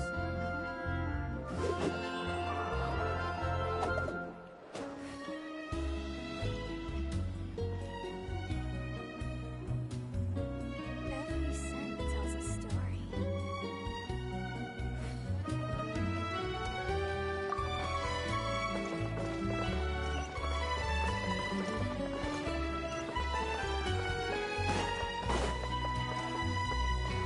Time to go. The wind knows me.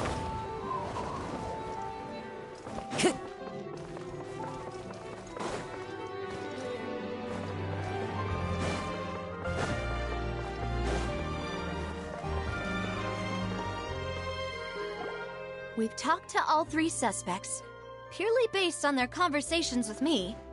None of them sounded particularly suspicious.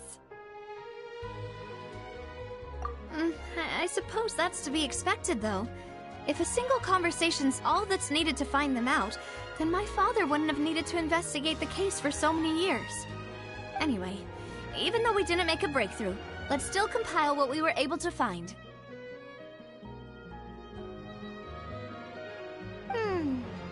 But... you're right! Flora mentioned that Callus probably only ended up with the gun because of circumstance. That makes sense. According to Jacques' family members, he already told them that he had been discovered, and that he had no choice before he left home that day. If I had to guess, he probably received an order from the synth boss to kill my father. Had he refused, he and his family's lives would have been forfeit. So, Jacques fired the first shot? Oh? And why is that?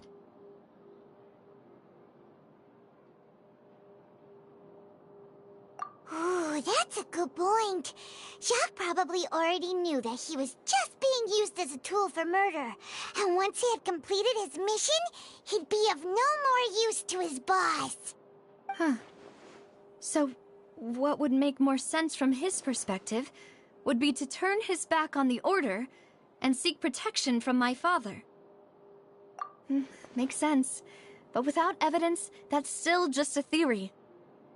Besides Jacques, the attack from the Gardamex has been bothering me quite a bit as well. It's obvious that our enemy has become more antsy after the secret of the primordial seawater was revealed. Do you think he knew, even then, that we'd follow this lead to the end? Given everything that's happened since, it's quite possible.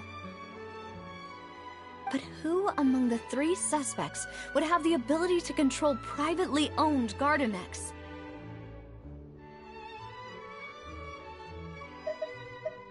Thierry, you say? Huh. It is possible that he's figured out a way to convert the Gardamex for personal use. But I didn't feel like he was lying when he was talking to us about the mecha. I also don't think he'd be able to keep that kind of tampering under wraps. Yeah. Had he actually tampered with the mecha, we'd be able to prove it with a simple check of the guard's inventory. If the mecha were taken from the guards, it should be pretty easy to find out when and how that happened.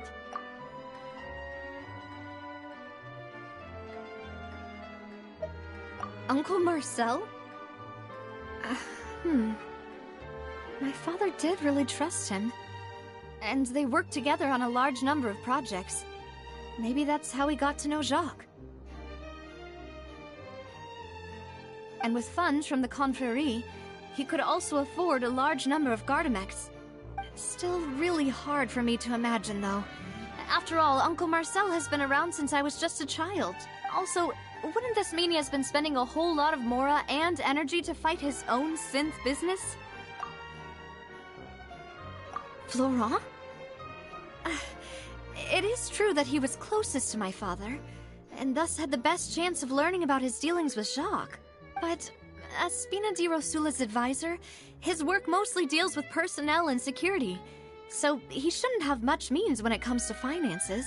So you're saying he's too broke to afford a mecha army? Exactly. He can't. And even if he could, I don't think he would be able to dispatch a whole group so quickly. Who could it be?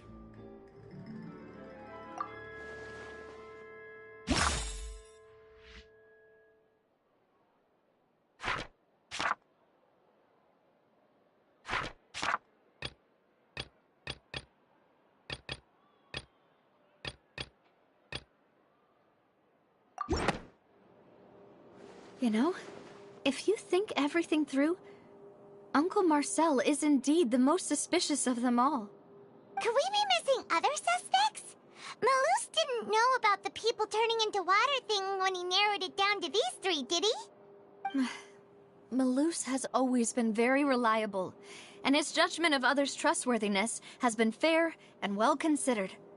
When he laid out his case for the three, the rationale he gave me made a lot of sense as well.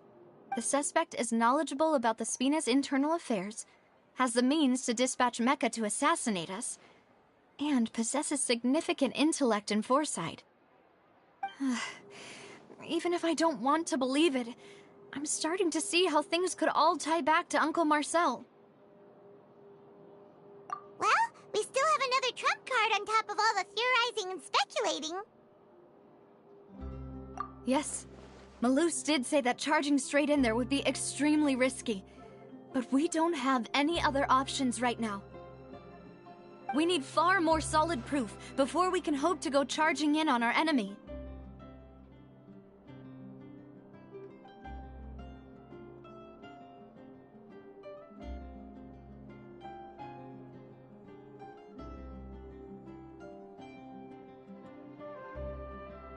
Navia, here you are. Oh, I've been looking for you.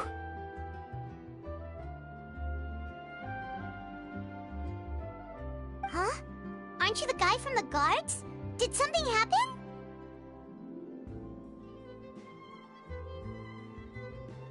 Yeah. News came from Irenaeus just after you left. We've got another trial on our hands. Wasn't that place built specifically for holding trials? What's so newsworthy about this one? I know. But they said the person they're putting on trial is a Fatui harbinger called Tartaglia.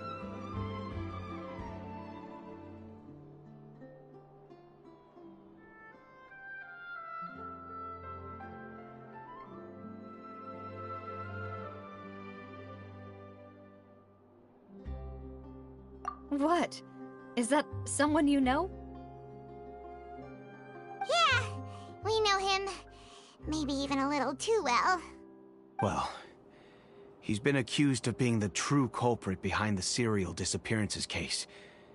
It's absurd, don't you think?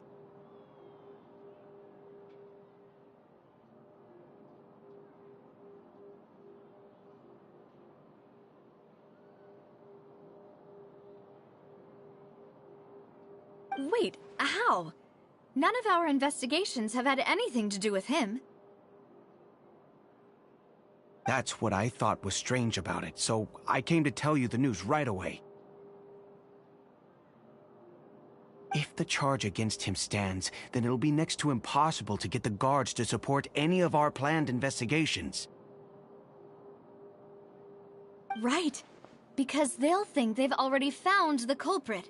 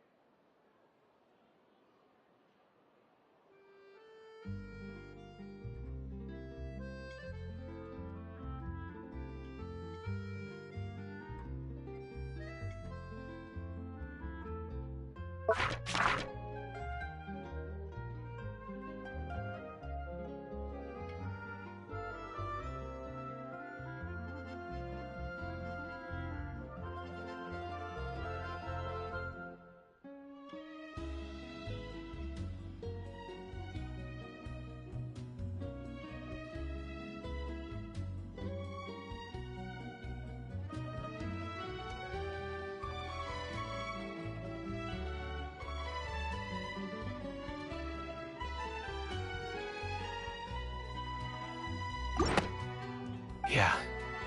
And it'll be a lot harder then to clear Mr. Callus's name.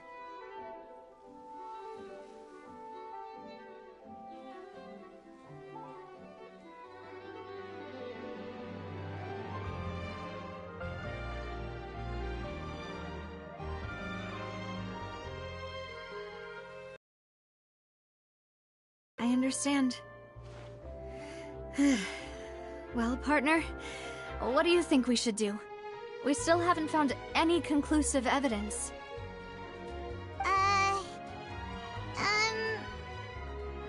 Huh?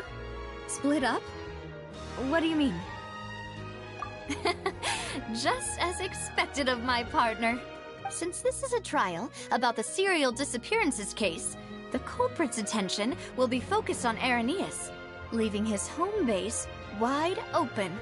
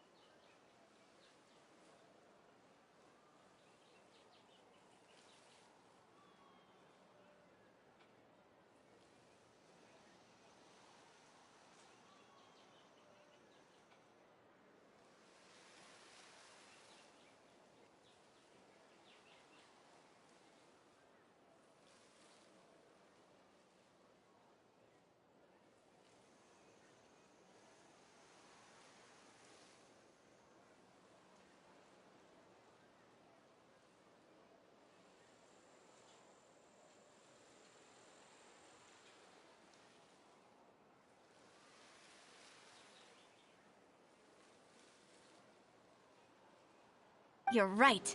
This is our best opportunity. All right then, let's do this.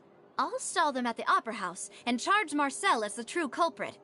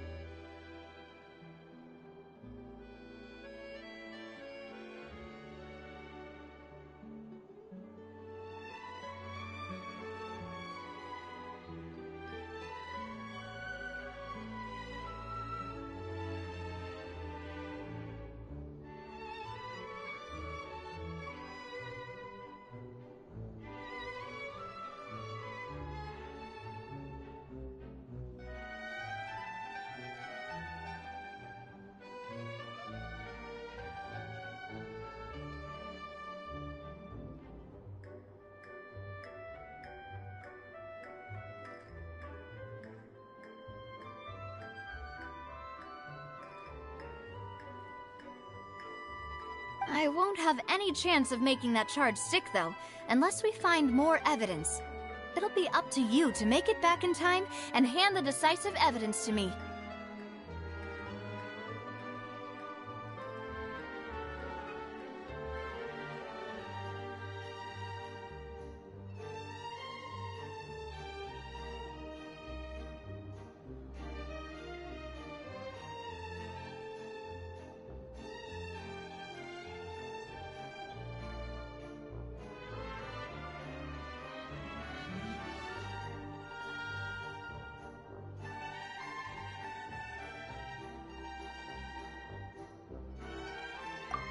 You, just like you helped us in Lenny's trial. Demoiselle, please allow us to accompany you. I'm ready. Ah, Malou, Silver. When did you two get here? We heard that you'll be leaving Poisson and figured that you might require our assistance. It's our hope that your confidence will be bolstered with the two of us by your side. Thank you so much. Then, let's make haste for Irenaeus. Paimon, Traveler, I'll see you at the Opera House. See you then!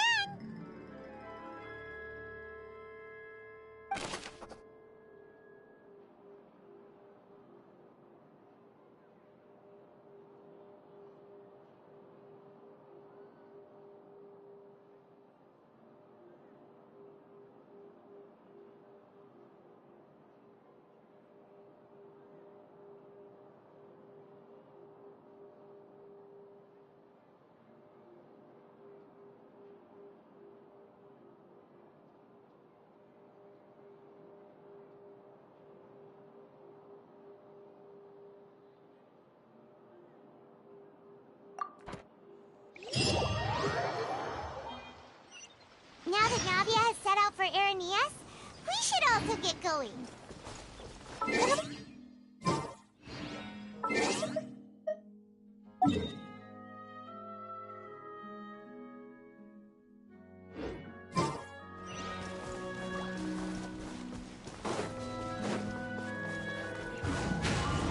Follow the wind. Huh. According to Malusa's info, the synth production base is underwater. Let's go and try to find the entrance.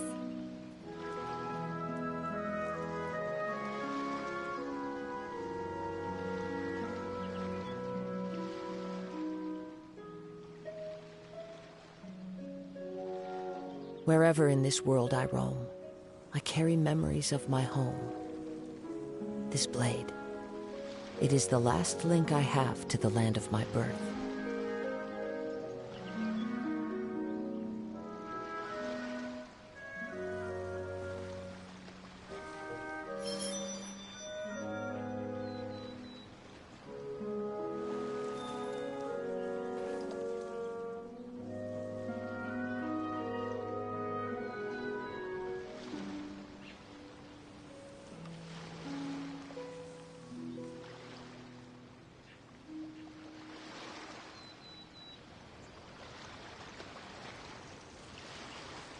This scenery is wonderful. Surely enough to convince anyone to become a wanderer.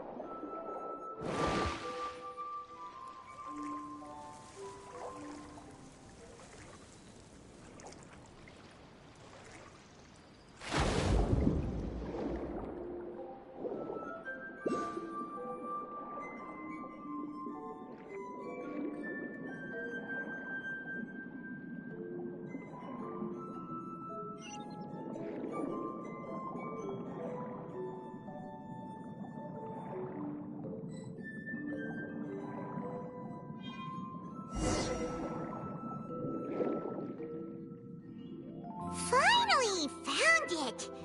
Huh. So this is the entrance that leads to the synth production base. It sure doesn't seem out of the ordinary at all.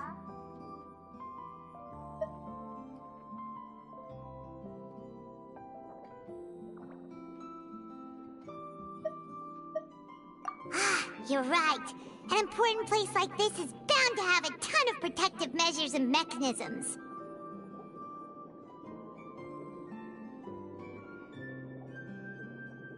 Navia's probably arguing up a storm right now to stall for us.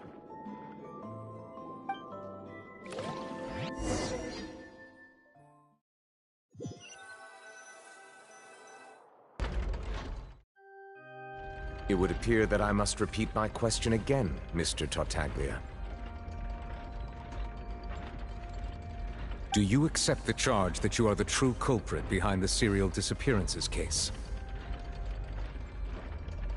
To be perfectly honest, I don't understand your country's complicated court system, or the reason why I'm being charged with something I've never even heard of.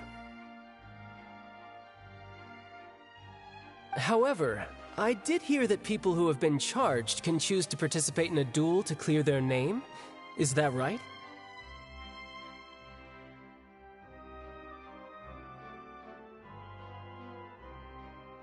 In which case, as long as I accept the charge, I can have an all-out fight with that champion duelist Clorend, right?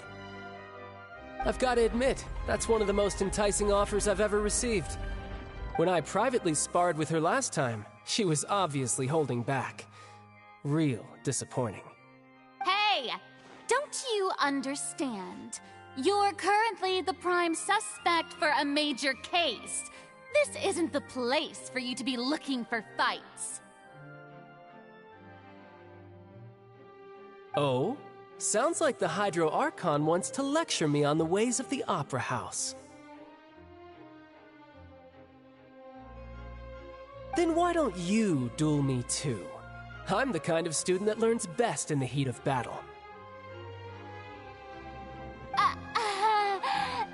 No. That's not what I meant. Alas, it would appear that communication with the defendant is going poorly, and we have made very little progress. In that case, let me explain everything from the very beginning again. The goal of this trial is to determine the culprit behind the serial disappearances case. That case had nothing to do with him! You've got the wrong man! Huh? What's going on? Why is she interjecting again? I told you it couldn't be one of the Fatui Harbingers. Miss Navia, this is the second time you've interrupted the court proceedings. I only tolerated your behavior last time because you were able to provide the court with a key eyewitness. But that was an exception rather than standard court protocol. I can very well charge you with contempt of court for your interjections. Oh, please. Did you ever think I had any respect for this place's pointless theatrics? We can put that discussion aside for now. I'm not here to argue with you. I'm here to charge the true culprit behind the serial disappearances case. And if my charges prove true, then Tartaglia here will be proven innocent by default, correct? Oh, a young lady has charged in and offered to clear my name. How fascinating. Well, I'd gotten half bored to death by all these rules and procedures anyway, so I'll take you up on that offer. So, Your Honor, is there nothing else for me to do now? You may take a seat for now in the audience, but that doesn't mean the suspicions against you have been lifted. Now then, Miss Navia, who is the person you would like to charge instead? That person is...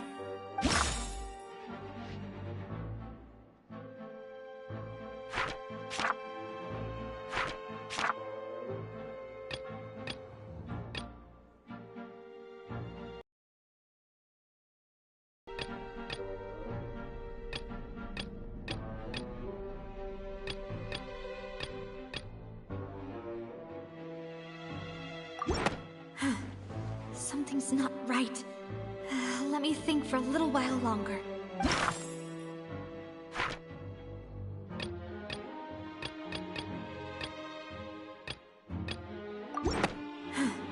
Something's not...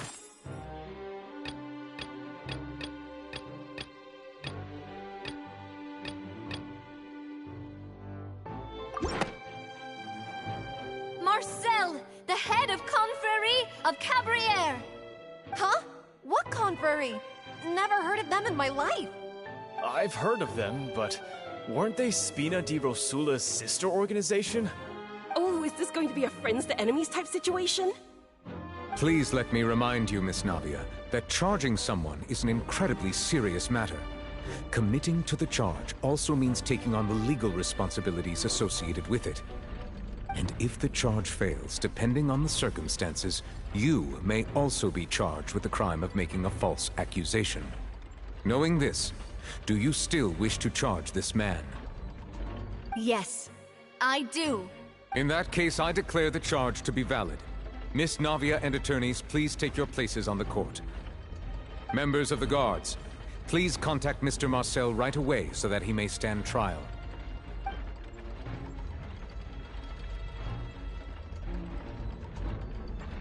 Mr. Marcel, you will not require an attorney. Is that correct? Apologies, sir.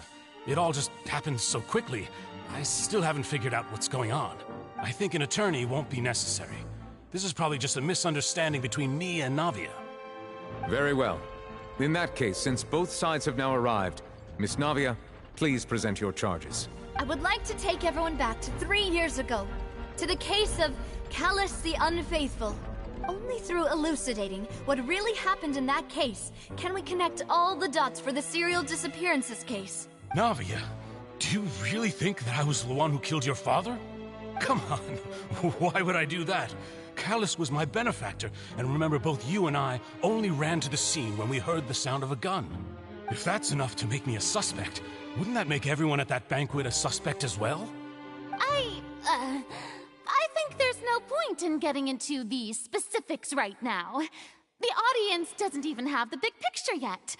Even I'm struggling to remember some details of that case.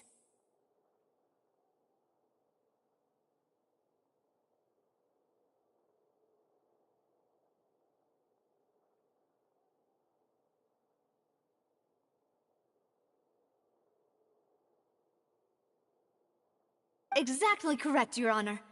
I must refresh everyone's memory about that case before I can explain my charge and reasoning. I see. In which case, I will recount the findings about that case as originally recorded by Maison Gardiennage.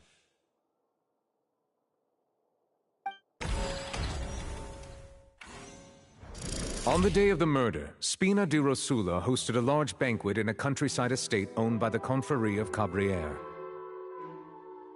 During the banquet, all attending guests heard 2 gunshots from the courtyard. When the guests arrived at the scene, they found the primary suspect, Callus, holding a gun, while his acquaintance, Jacques, lay dead from a gunshot wound. The guards' investigation did not recover any other firearms from the scene. As a result, they concluded that the suspect's first shot must have missed, while the second must have taken Jacques' life. The suspect did not dispute this conclusion, and also declined to defend himself in court. Instead, he chose to prove his innocence through a duel. Callus was defeated by champion duelist Clarand in the ensuing duel, and soon succumbed to the injuries. These are the known facts about the case. The one with the motive to kill was Jacques, not my father. And even so, Jacques still had no reason to pull the trigger. In truth, the third person shot Jacques first, and was shot in turn by my father when my father seized the gun from him. After that, the true culprit turned the third person into water, erasing all traces of him from the scene. Thank you for the summary, Your Honor. Of course, the guard's conclusion appeared quite sensible to us at the time. However, we should revisit the case now that we've gained new information about the abilities of water from the primordial sea.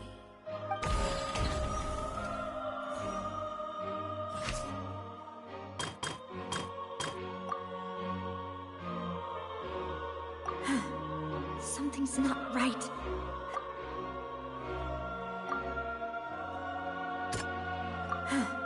Something's not right.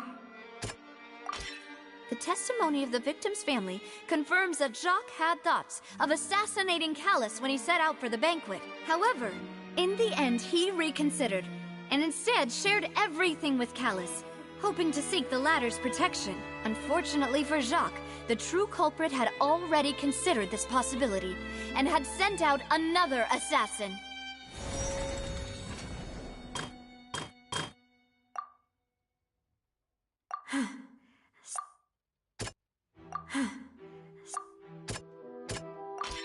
This assassin first shot Jacques, then turned to shoot Callus, only for Callus to wrestle the gun from him and kill him instead.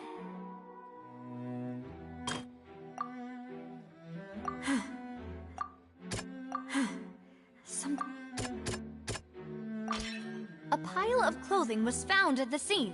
The guards once believed they were used by Jacques as a costume to disguise himself. But now, it is clear that the clothes were proof that there was a third person at the scene, and that they were turned into water after committing the murder. Since it was raining that day, the culprit was confident that they could use the rain to wash away all traces of their dissolved accomplice.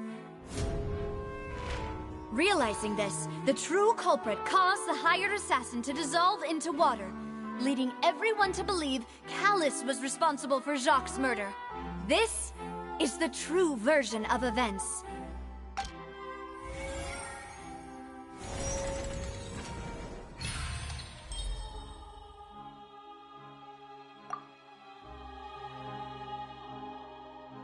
So that's what happened.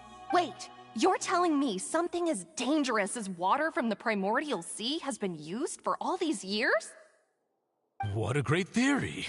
It also explains Callus's and Jacques' respective motives. I guess they didn't shoot each other after all. Mr. Marcel, you are the one being charged with the crime. You should provide a rebuttal if you wish to prove your innocence. Ah, but I think I agree with everything Navia just said. In fact, there was nothing in her speech that directly implicated me. Then, may I ask some questions? In my opinion, we primarily need to determine two things. One, do you have the evidence to back up your claims? I'm afraid not. At least not at this very moment. Boo! If you don't have any evidence, you should just go home! I may not have the evidence with me, but I know where I could go to collect it. If we look up the deserted clothes against a record of people who went missing around the same time, we should be able to find a match. Considering the serial disappearances case, the guards probably kept careful records of all missing persons from around that time, regardless of age or gender. That makes sense to me. Monsieur Neuvillette, I would consider this to be a reasonable investigative direction. Why do I feel like Farina's acting a little differently today? Maybe she's scared of embarrassing herself again? Alternatively, she's become more diligent after charging an innocent citizen in the last trial. My second question has to do with the ensuing duel. If the truth is indeed as you described, then why didn't Mr. Callus explain himself in court? If he had testified that a person had been dissolved, he could have at least mounted a defense. I've thought about this too, and the answer is actually pretty simple. He felt there were things that were more important to him. The dissolving power of water from the primordial sea is an important secret for the true culprit of the serial disappearances case. My father could have exposed it for all to see, but he chose to take it to the grave. At that time, Spina di Rosula was in dire straits, and his reputation had already been shattered. He had no guarantee that going forward with the truth would allow the culprit to be brought to justice. What was certain, however, was that it would paint a gigantic target on my back. Boss once told me that Demoiselle had already been selected as the next target of the serial disappearances case. What? If the secret had gotten out, the culprit would have fought an all-out war with Espina right there and then. I wouldn't have been the only one in danger. All of us would have stood to lose our lives. Of course, the guards might eventually figure out the truth of the matter and determine that we were in the right. But what good would that do? How can a hollow verdict protect anyone? Had this opera house ever given my father any kind of confidence in its brand of justice, Spina di Rosula would have had no reason to exist. But by staying silent, we retain the ability to deter our opponents and continue the stalemate. I was able to become Spina di Rosula's president, which made me harder to target, as well as giving me more time to grow and learn. And once I have figured out the truth and stepped up to the challenge, I will do what this opera house cannot, and restore my father's truth and honor back to him. So, you mean to say, your father intended to die in the duelist's ring? That's right. Do you have any proof? Of course. All you need is to ask his opponent, Clorand. I don't need your apology, your guilt, or your support from the shadows. You don't have to do anything for my sake. But since he entrusted his will to you, Clorand, you should tell us the truth about his sacrifice. So, during the duel, did you believe that Callus was intending to die? Yes, I did. As a champion duelist, I fought many battles and taken a countless number of dishonored lives. In my line of work, I've seen all kinds of people give their all for the faintest hope to continue living. Some were determined, others passionate, and some even manic and twisted.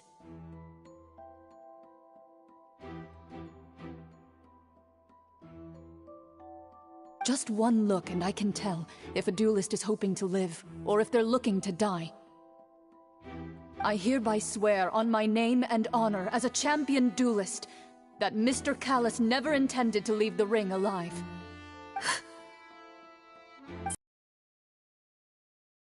I have no more questions. It appears there really are good grounds to reopen this case. I concur.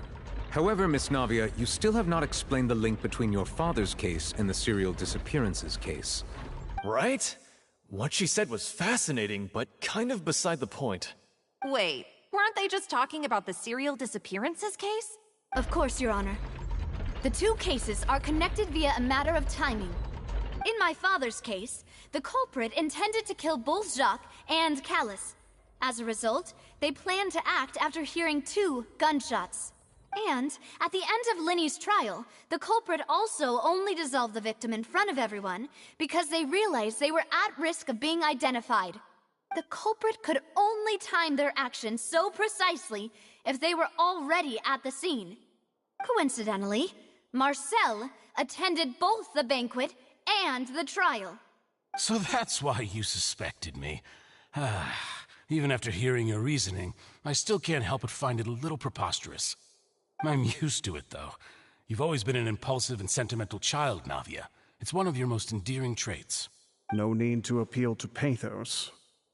I won't try to refute your points one by one, but even if everything you just said was true, can you prove that I was the only person present at both events?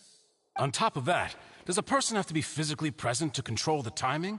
Can't someone remotely monitor the place? Know what she can say to that. I know that even with that, you might still think you can reduce the list of suspects with some further investigations, until I'm the only one left on the list. Alas, who won't feel at least a little hurt by an accusation of murder from a girl you see as your own daughter? But if I were to dismiss this completely, you'd also think I'm not being considerate of your feelings. Ah well, let Uncle Marcel teach you another lesson. Do you know what the biggest flaw in your reasoning is? I suppose you're gonna tell me anyways. It's timing again. I'm a businessman by trade. From that standpoint, there's no reason for me to kidnap young women. It's a high-risk action with nothing to gain. In addition, I left my home in Snezhnaya when I was young to come to Poisson and work in some trade.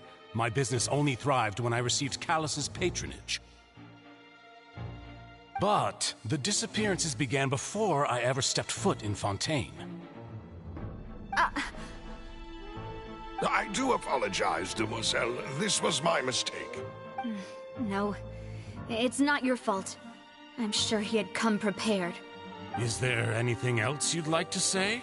Would you like to check the date of my first business license against the first known case of the serial disappearances?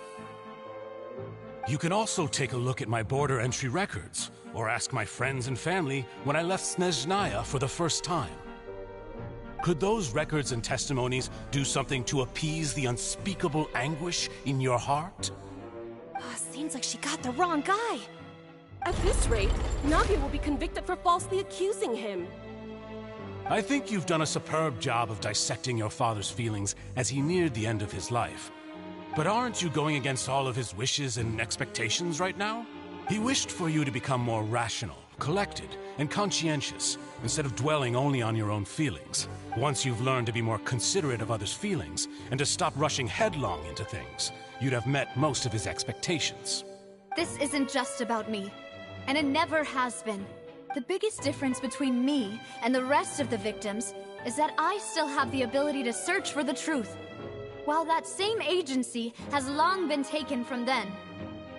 The people whose families were destroyed by synth abuse, the people who lost their loved ones to the serial disappearances, and the people who suffered tragic ends due to their sense of justice. Many people's images are flashing before my eyes. I'm sure some are coming to those of you in the audience as well.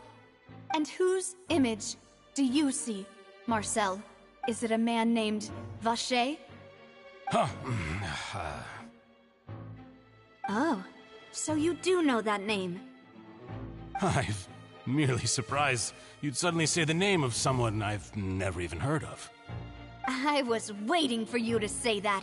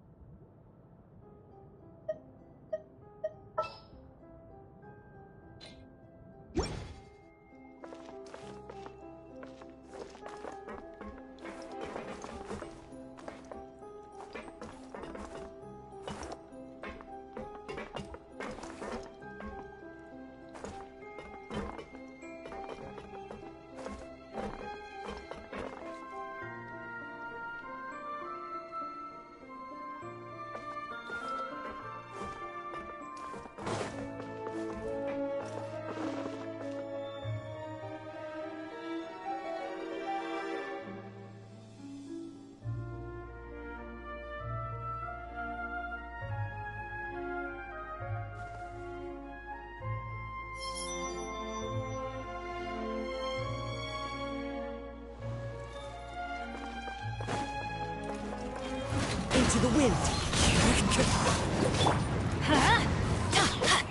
I'm going in! Eat this! Boba, get them! Yeah, tidal wave. Za! Da! Za! Ja!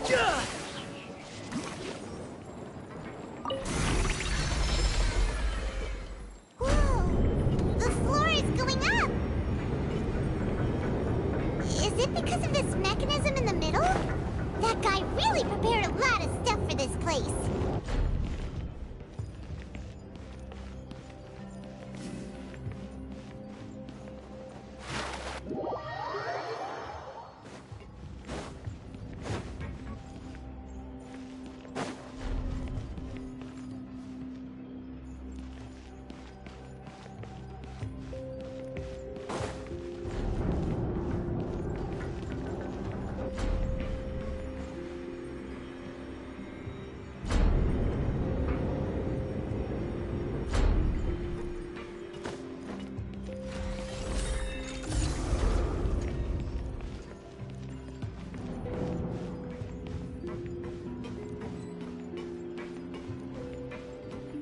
Paimon thinks we need to go up, but Paimon doesn't see a way. Let's take a look around. Maybe we'll find a hidden mechanism that'll show us the way up.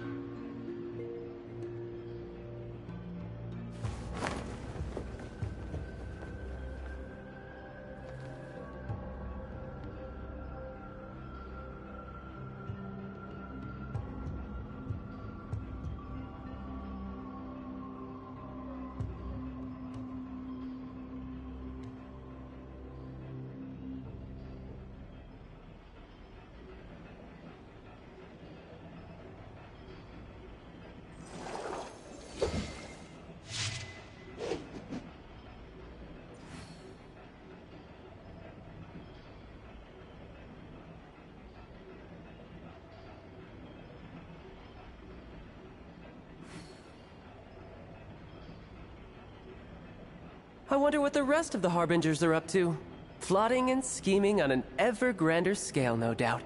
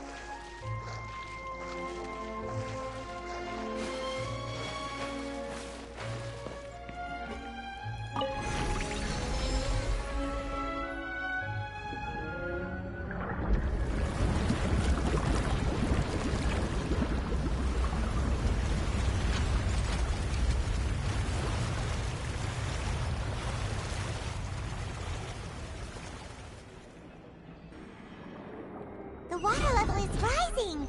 Now we can swim to the top. But this is still a ways away from where we need to go.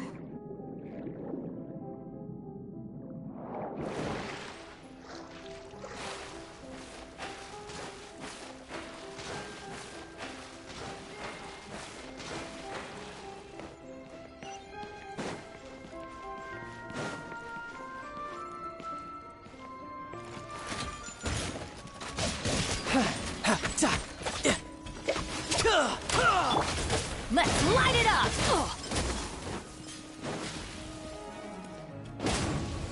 Adventure!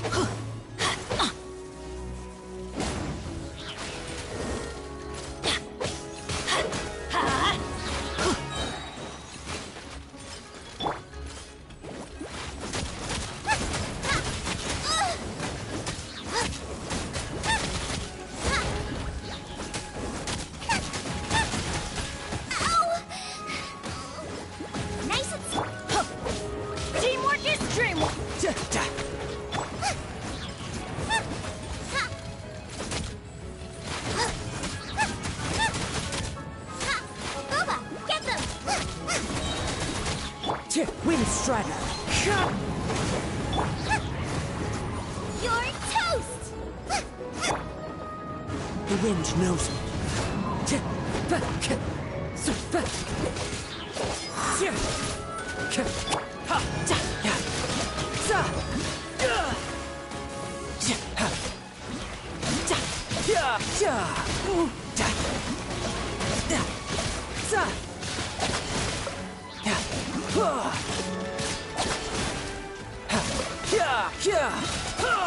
Shouldn't let your guard down.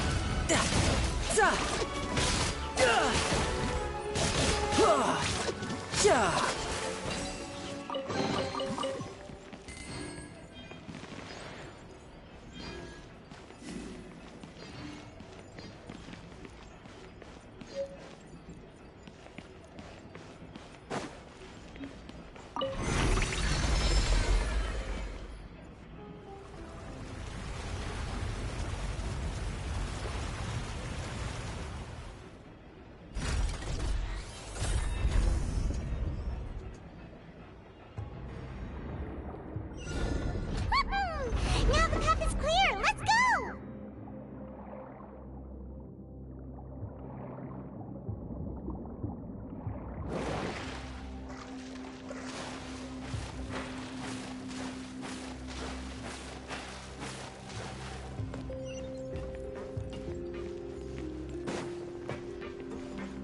Yep.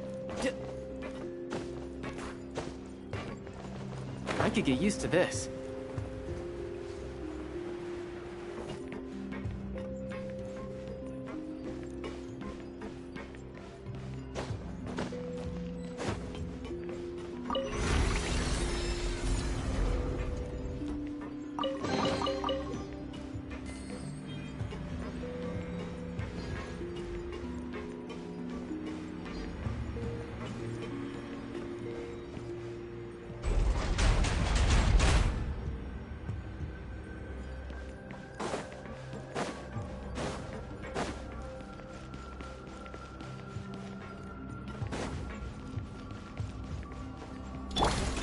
Everybody stand back!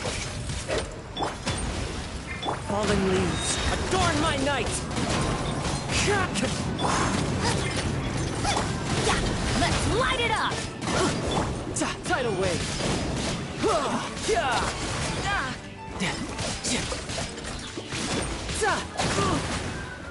No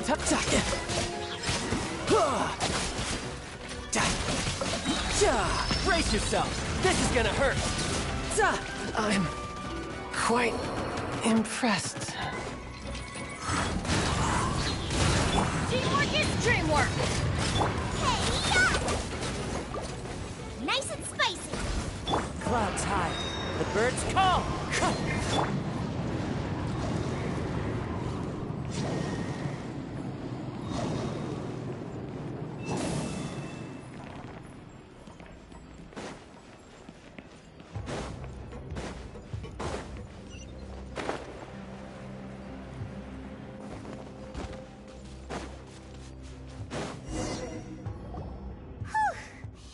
After all that, we finally made it to the innermost sanctum. Though, as expected, the mastermind isn't here.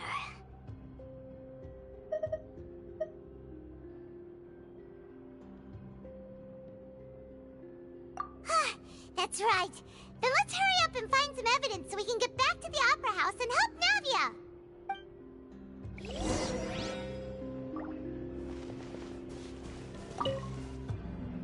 What's all this? Aw, it's a bunch of really cute things! Pink accessories, a hair tie, a necklace, even a makeup box!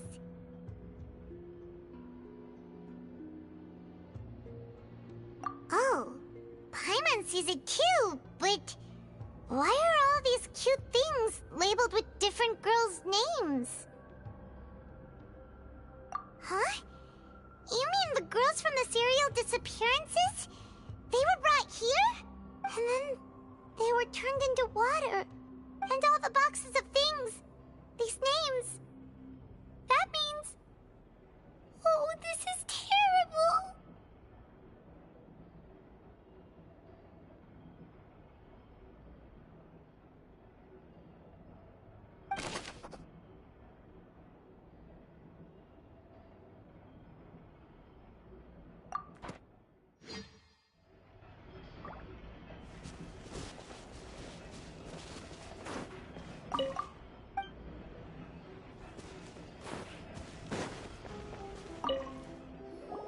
What's this over here? Looks like some kind of place for research. Experiment number 16 aims to verify Jacob Ingold's research conclusions on the primordial sea and use his theory as a foundation to achieve a breakthrough. The experiment was a failure. No individual managed to resurface from the water from the primordial sea. Female specimens 22, 23, and 24 were dissolved!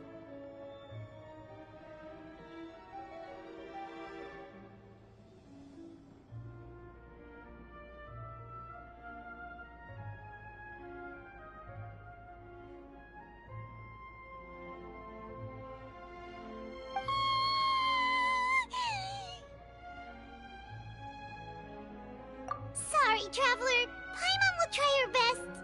It's just that Paimon's never read something so scary before. How can someone write something that terrible in such a matter-of-fact tone? You read the rest. Paimon's too scared to keep going.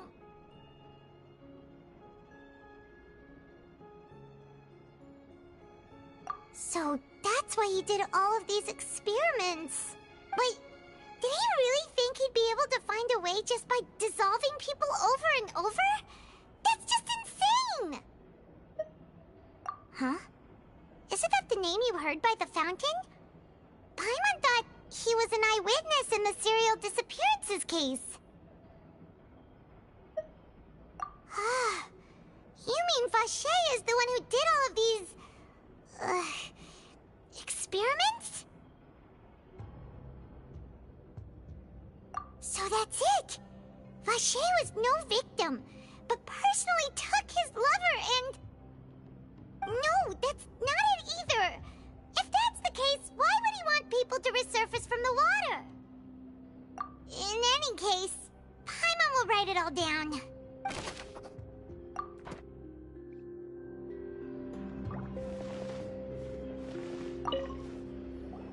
Whoa! There's so much synth here! And so many bottles of ingredients that probably just contain the waters of the primordial sea. Mixing in progress, ready to drink, stock sample? Huh. They've also got all the synth pretty clearly labeled. Whoa, there's even fruit-flavored synth?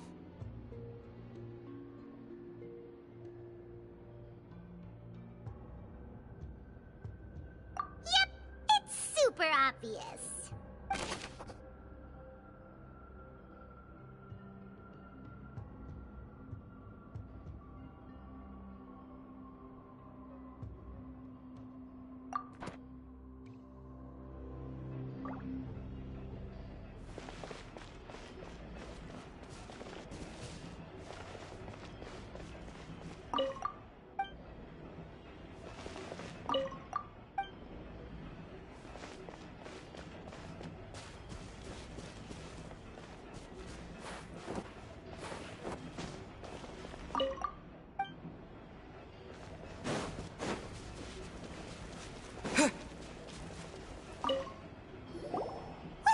what's written here. Nothing escapes Detective Paimon's eyes. Callus. Navia's father. Oh, this seems to be an investigation report on him.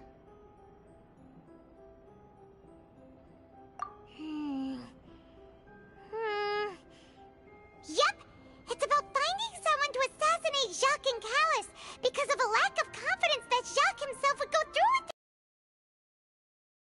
Of the third person, right?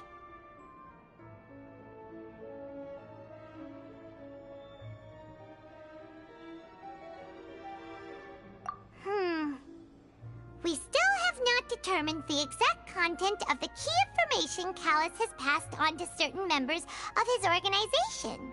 The old dog's a real menace to deal with. Even if he abides by the promise he's made to us, he will still have the upper hand.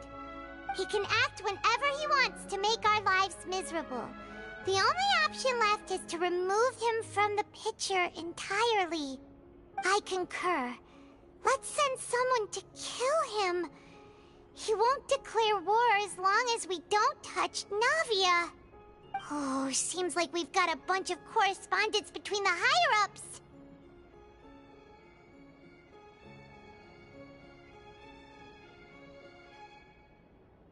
They're all just so evil.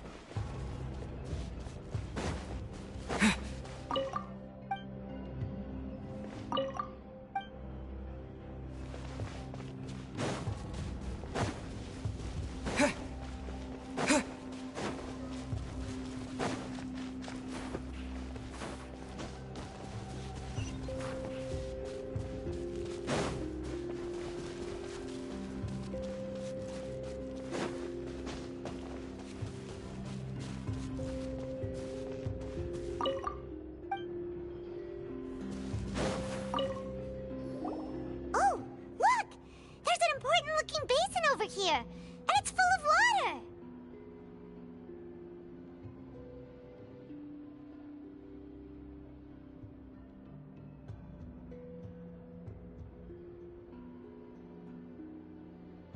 That means this is where they make all the synth, and that special water is the main ingredient.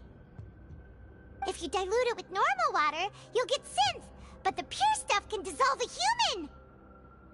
Paimon will take notes on this incriminating evidence.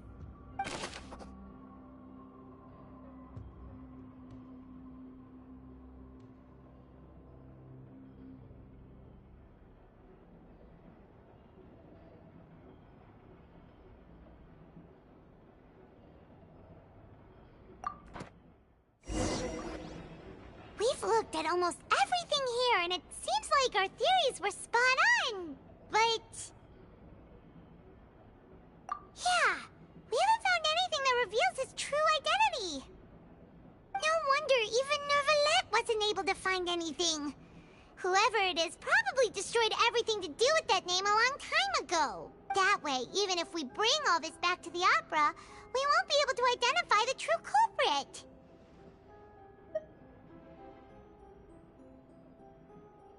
Sure thing. Paimon won't admit defeat to this guy either.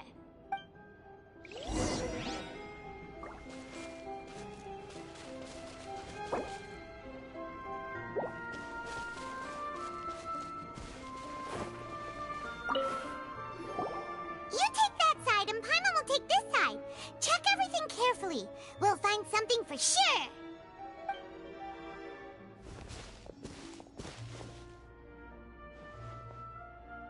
Ugh. Nothing at all. And Paimon can't even find snacks either.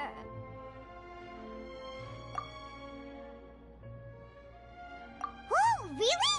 Let Paimon see. Vinier. Isn't that Vache's lover's name? Then you found her diary.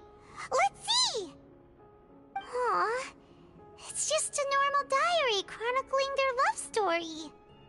She was so sweet, too. Oh, Paimon feels even worse for her now.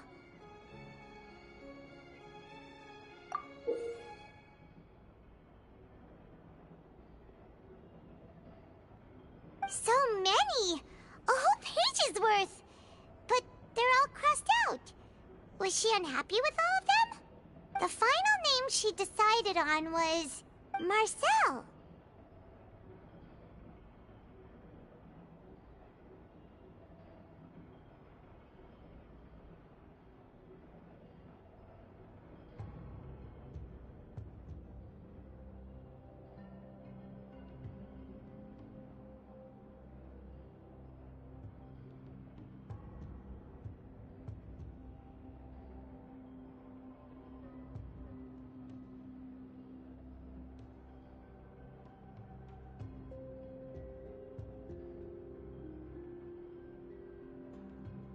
Hello.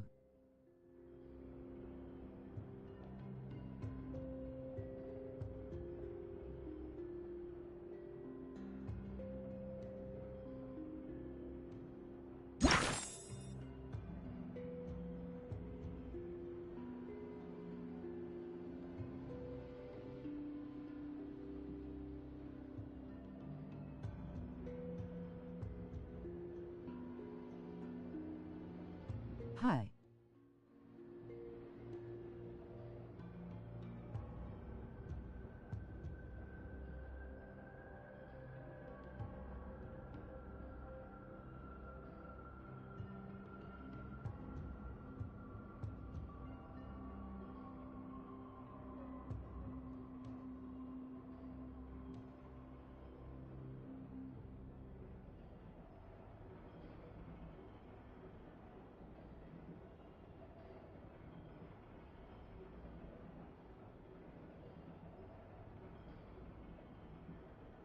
Have you played New Quest?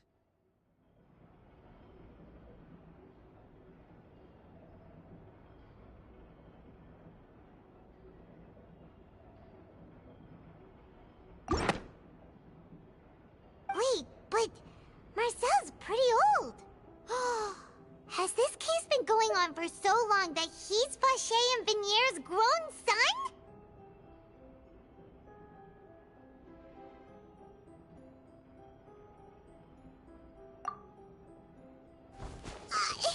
Hey!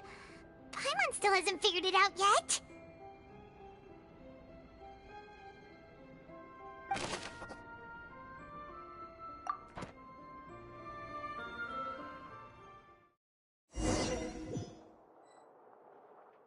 And whose image do you see, Marcel?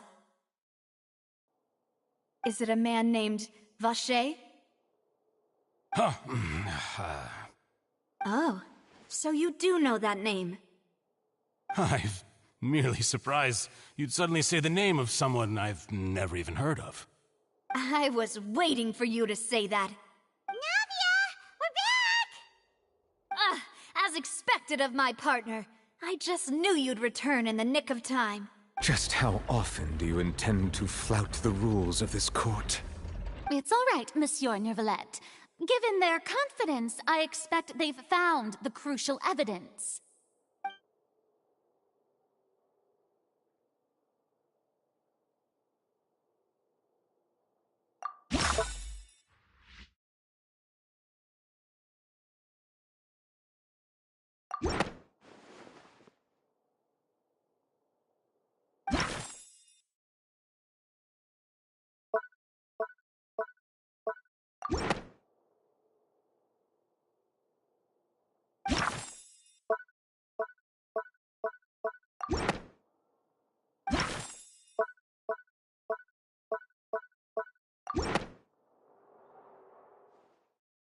But the truth of it, Marcel, is that you've always been Vacher.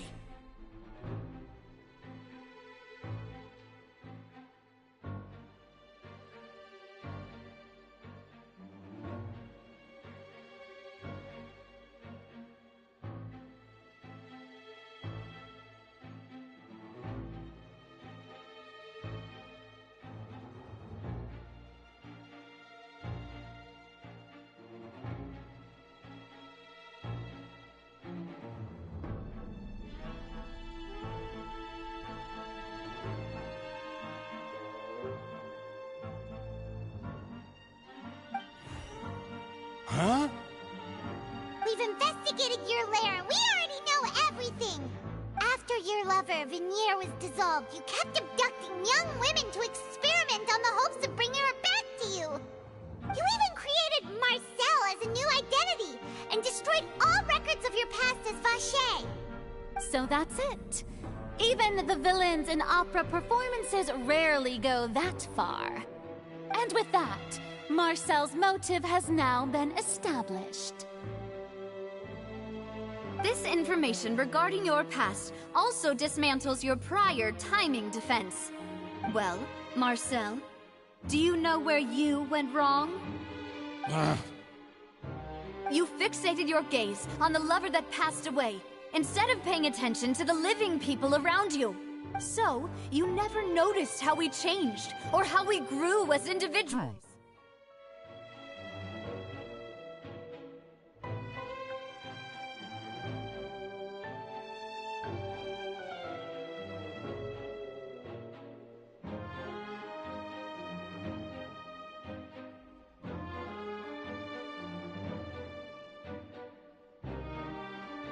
Hi.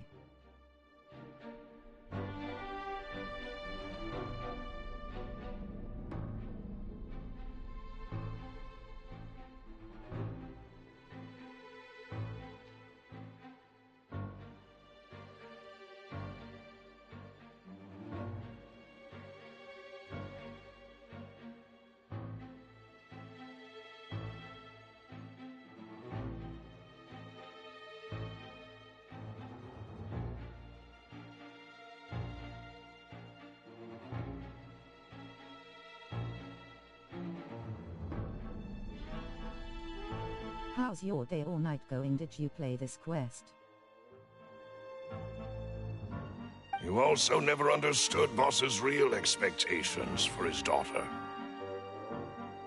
Or our determination to see things through. Your determination. I haven't played Genshin in long time.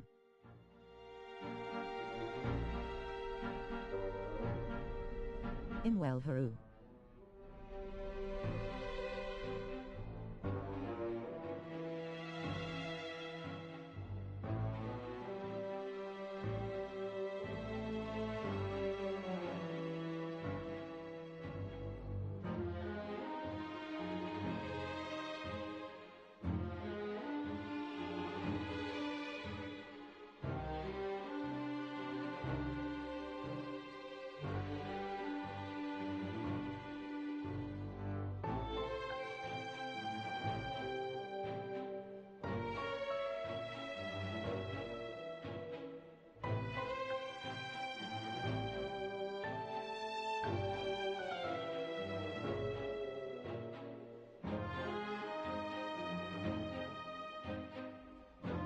Good. Well, you have lot to catching up to do. Mr. Marcel, please speak up now if you would like to defend yourself. Otherwise, the trial will move on to the next stage. Do you really think I wanted to do any of this?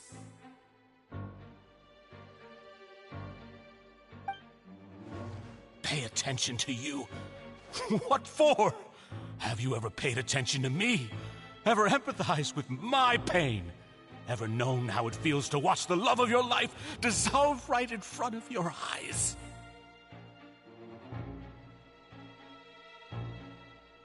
No one helped me. No one even believed me. All those decades ago, even the officers from the Maison Gardiennage were laughing at me. They said there's no way a human being can turn into water. So I must have gone mad from grief. Vinier's death was brushed away by all of you as if it didn't matter at all. Well, now you know, don't you? Ha! Well, it's too late now. All those who were dissolved are gone forever.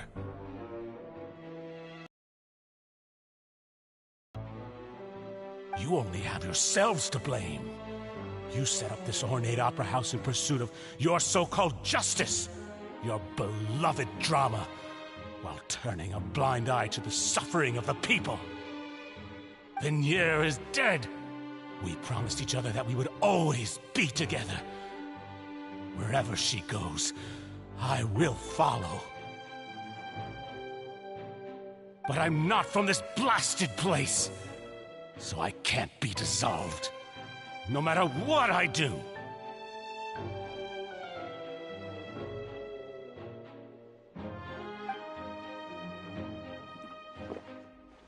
Hey, is that water from the primordial sea that he's drinking? I can't. Make sure to hit the bell and sub to my YouTube TMX for support.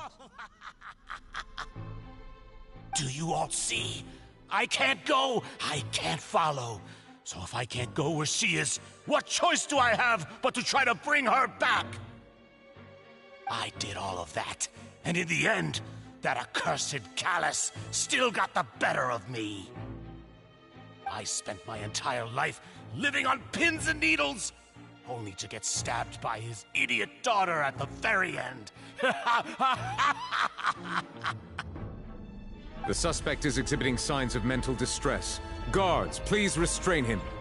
Don't touch me! Don't anybody come near me! I still need to save Vignier.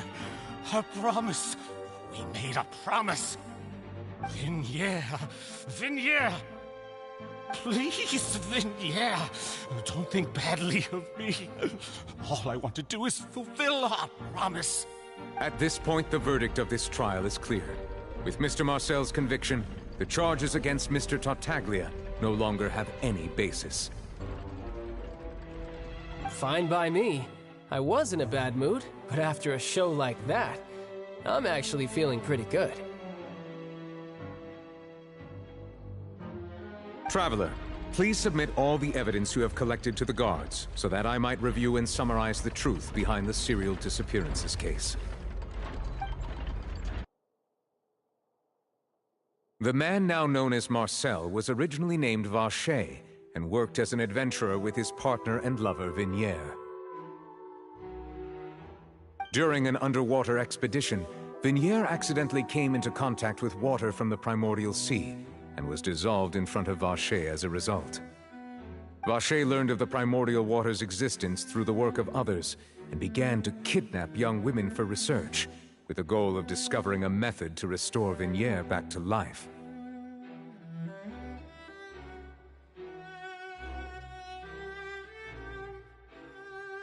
To cover his tracks, he invented the new alias of Marcel and began to operate a business in Poisson.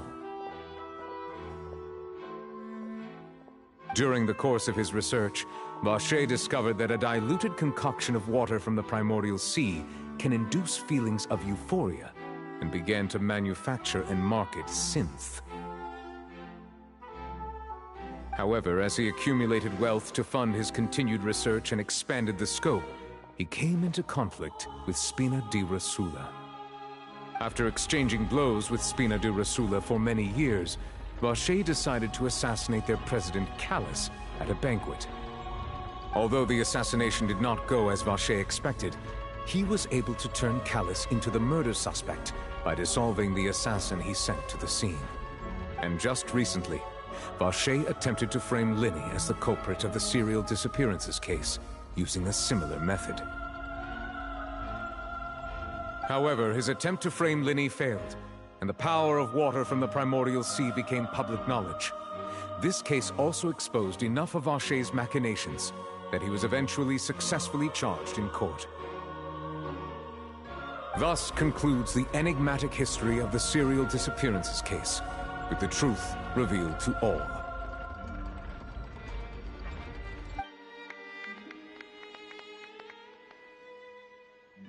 The Oratrice will now deliver the final verdict regarding the charges against Mr. Vacher.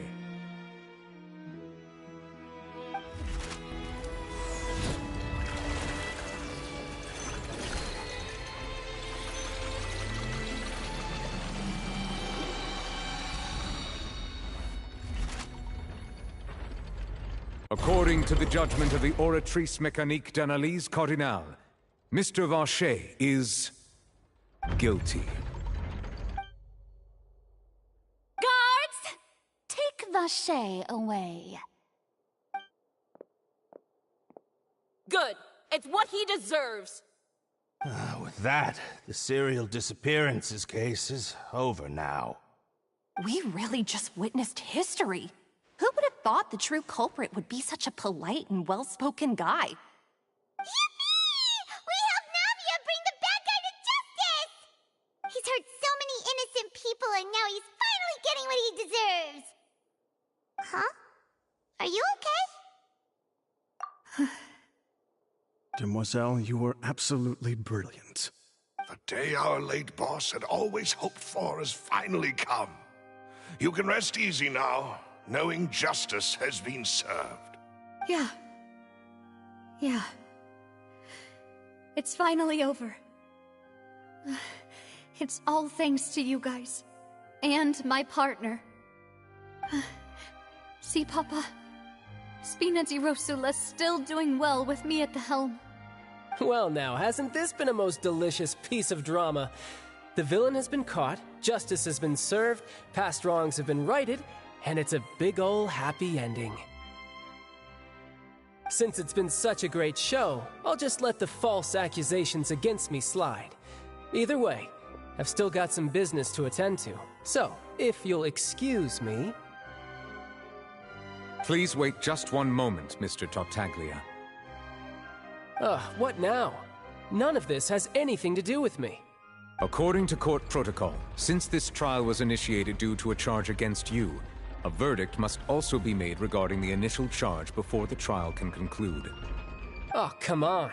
Is this really necessary? Haven't you already caught the real criminal? Isn't it time for side characters like me to exit stage left?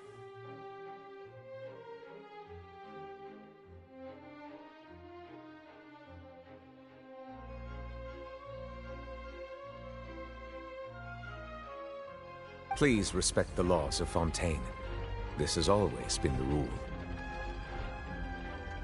All right, but this sure is a lot of hassle.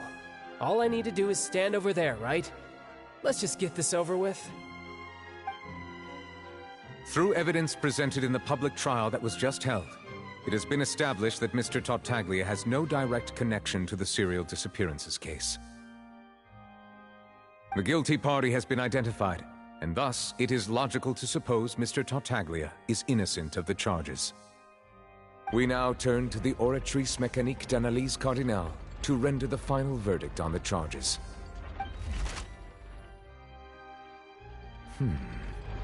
According to the judgment of the Oratrice Mécanique d'Analyse Cardinale, Mr. Tartaglia is guilty.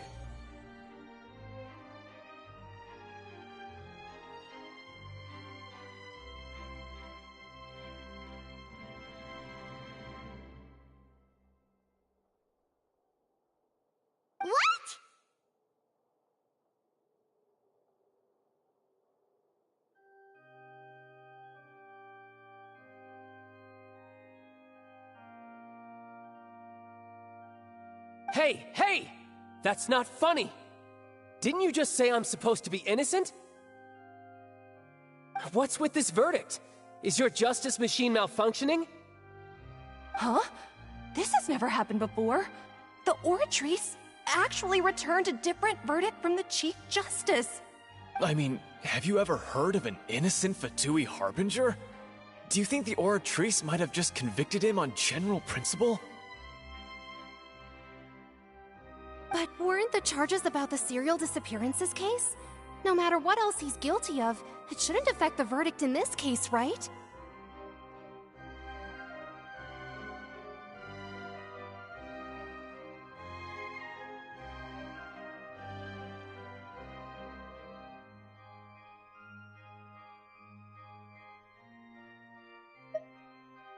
The judgment of the Oratrice Mécanique d'Analyse Cardinale is, by law, the final verdict of the court.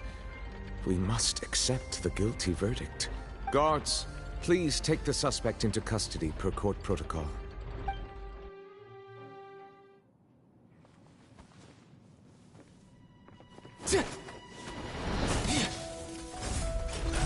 So this is how justice is done in Fontaine. What a joke. You've got your rules. Well, I've got mine too!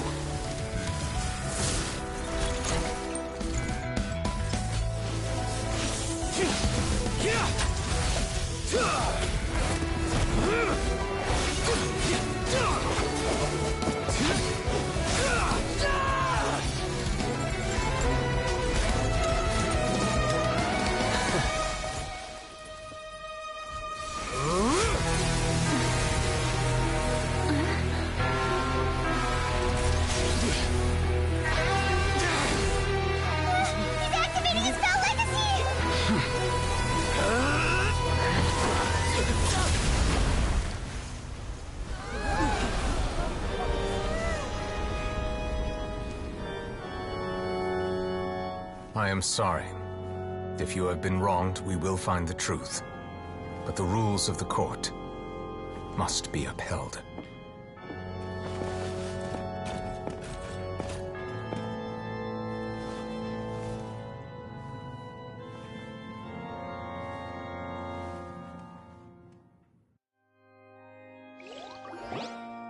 Hey, Monsieur Nouvelette, what's going on? Shouldn't they have been cleared already? Apologies. This is also the first time I've encountered such a situation. However, according to the rules established at the conception of Fontaine's court system, the Oratrice's judgment is the final verdict of the court. All I do is follow court procedure. As for why the Oratrice arrived at the conclusion it did, you should probably ask someone more knowledgeable than me.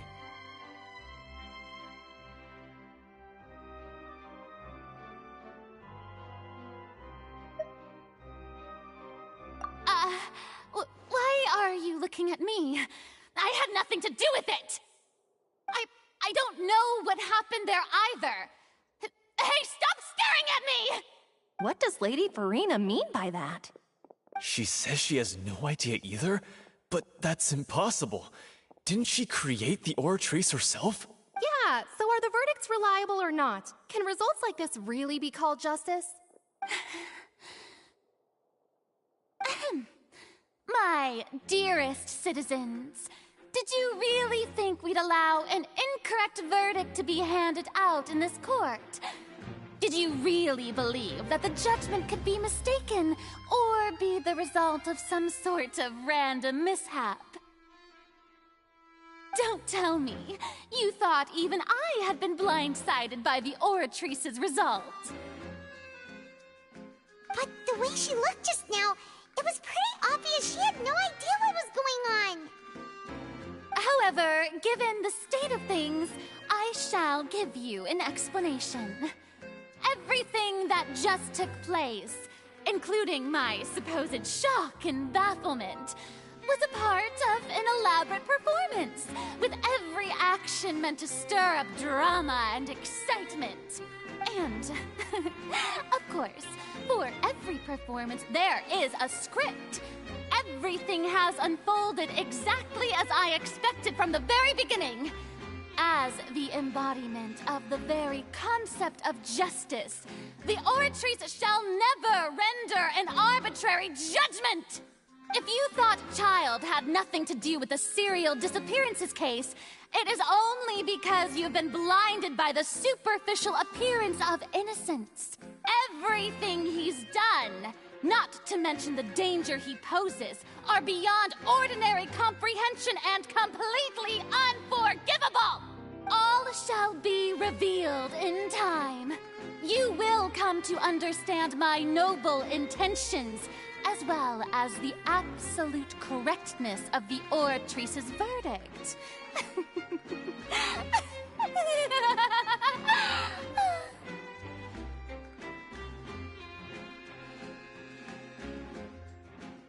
Now, having said that, although I hate to leave things hanging in suspense, it is now time for this performance to end. As the lead actress, I shall be the first to take my leave. Toodaloo!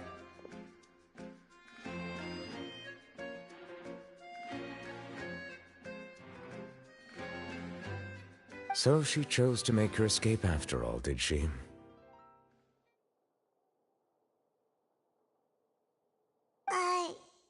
So you're saying we shouldn't put much stock into what she just said? She probably just put on that performance to save face. As for the truth, it's unlikely that she actually has any idea.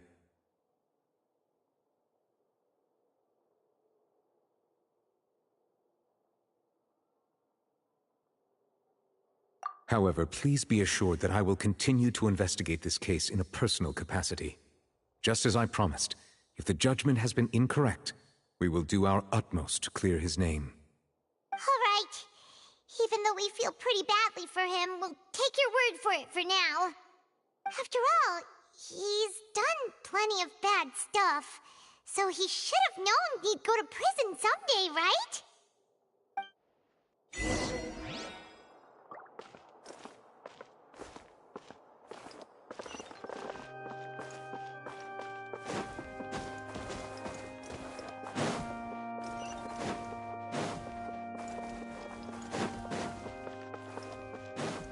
Time to go.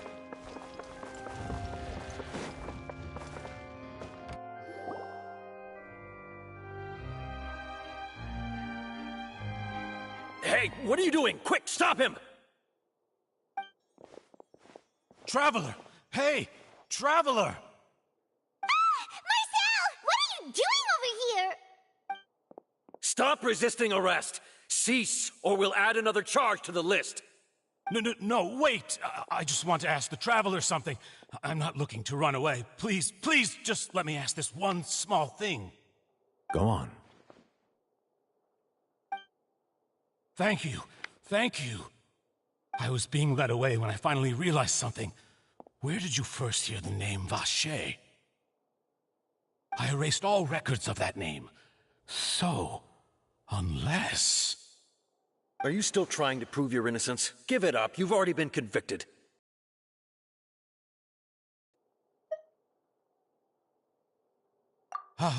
Really? You did? You're sure? You met her? But how could that be? How did you manage to do it?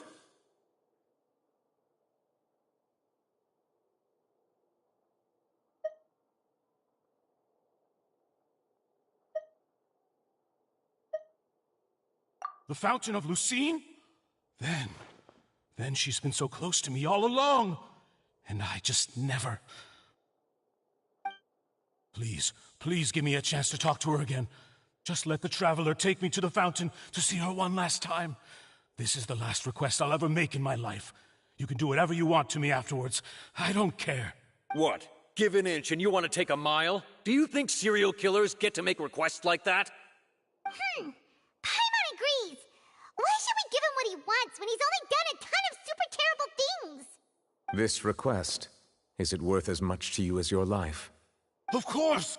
Wait, no. It's worth even more than my life. Humans. Will they betray the instinct to live just to satisfy spiritual needs? Very well. I will grant your request. Your Honor, I fear that... I will go with him. You do not need to worry about any escape. In that case, I shall leave him in your most capable hands, Chief Justice. Thank you, Your Honor.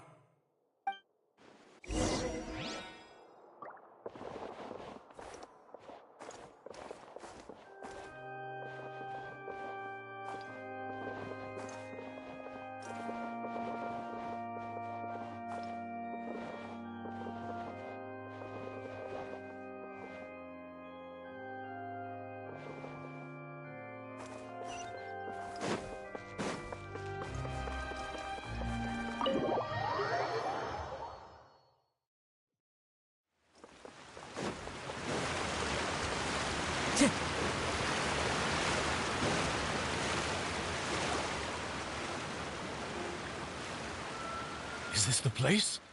You said she's here, but what do I need to do to see her?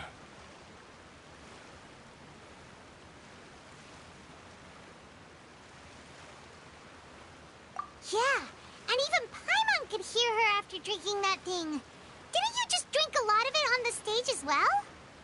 Oh, in that case... Vacher! Ah! Yes, that's it! So you heard it too! Vignier, it's me! It's me, Vacher! Vacher? Vacher! I'm here! Where are you, Vignier? I'm coming for you. I'm finally here for you. Hey, wait! Be careful! Hey, wait! Vignier, is that you? It's me, Vacher! Vignier! Vacher? Why did you come? Didn't I say? You don't need to look for me. You look a lot older than I remember. How long has it been? It's been more than 20 years. I've suffered for over 20 years since the day you left. All this time, only the thought of bringing you back has kept me alive. Nothing else mattered to me. I must be dreaming. Who would have thought I'd get the chance to tell you all of my feelings like this? Vignier, you are my everything. I really don't know how I could live without you. But Vache, if you ask me, this world would be better off without you. What are you saying? If not for you, I would have finished my law degree and probably become a top-tier attorney one day. If not for you, I would have continued to pursue my love of the arts, and my works would have been displayed in the Palais Mermonia itself. If not for you, I would at least have been able to take care of my mother. And she would not have grown old and died alone, with nothing but the tears on her cheeks. It's all because of your selfishness, Vache. It's all because of you. You... Wait, you are not Vignier. Who are you? You're right. I am not Vignier. I am the sacrifices. Every woman who died by your hand, as our bodies dissolved, our consciousnesses flowed back to the primordial sea. Our thoughts circulated endlessly within the primordial sea, and we were no longer individuals. But we became one, just as streams of water come together in the sea. I'm Cressy. I'm Lemony. I'm Azine. The only one I am not is Vignier. Why? But then, where is Vignier? She doesn't want to see you anymore. Every tendril of her consciousness is avoiding you. This is what you get for your selfishness.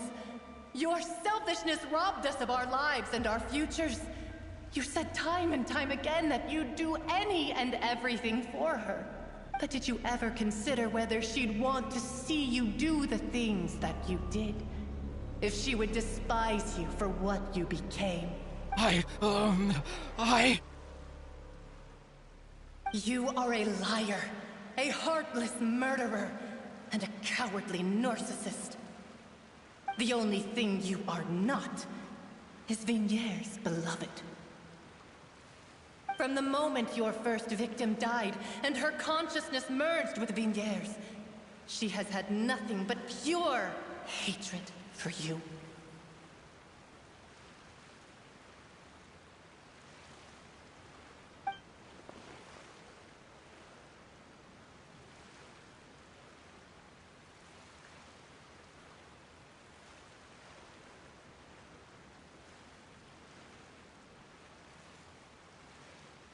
No!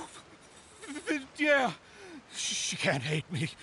Let me see her, please. Have mercy. You still don't understand. When I said don't look for me, that came from the real Vignier.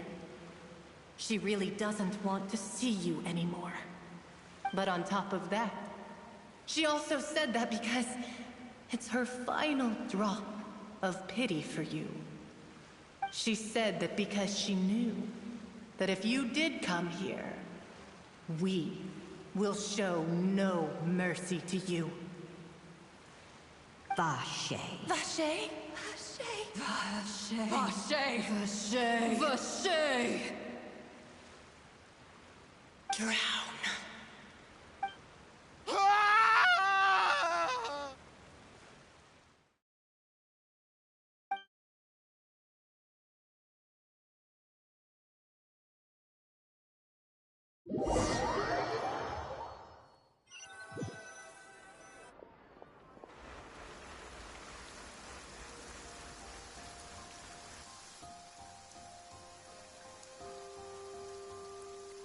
Finally, we have some time to do shopping.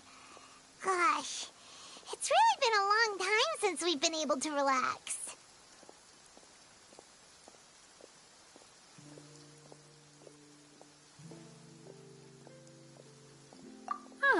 Well met, partner. I knew something great was going to happen when I woke up in such a good mood today. Even this weather can't put a damper on the demoiselle's mood. It's a pleasure to see you both again. Oh, hey, Navia! It's been a few days. Paimon's already started to miss you. Oh, now that I believe. I'm easy to work with and always bring home the bacon. Who wouldn't treasure having a partner like me? Sounds like you're really enjoying life these days, Navia. What have you been busy with since the trial? It's just been one thing after the other. I've been making non-stop trips between Poisson and the courts in Sen. Everyone from Spina di Rosula organized a memorial for my father. We never held a memorial when he first died, since everyone knew that even if we held one back then, no one was going to come. This time, though, everyone in Poisson, and even many people from the court, all attended. So his name's definitely been cleared now. That's what we like to hear. It's been the dearest wish of Demoiselle all along. That blasted stubborn fool. I was right to put my faith in him. I'm so glad I didn't give up on the case all those years ago.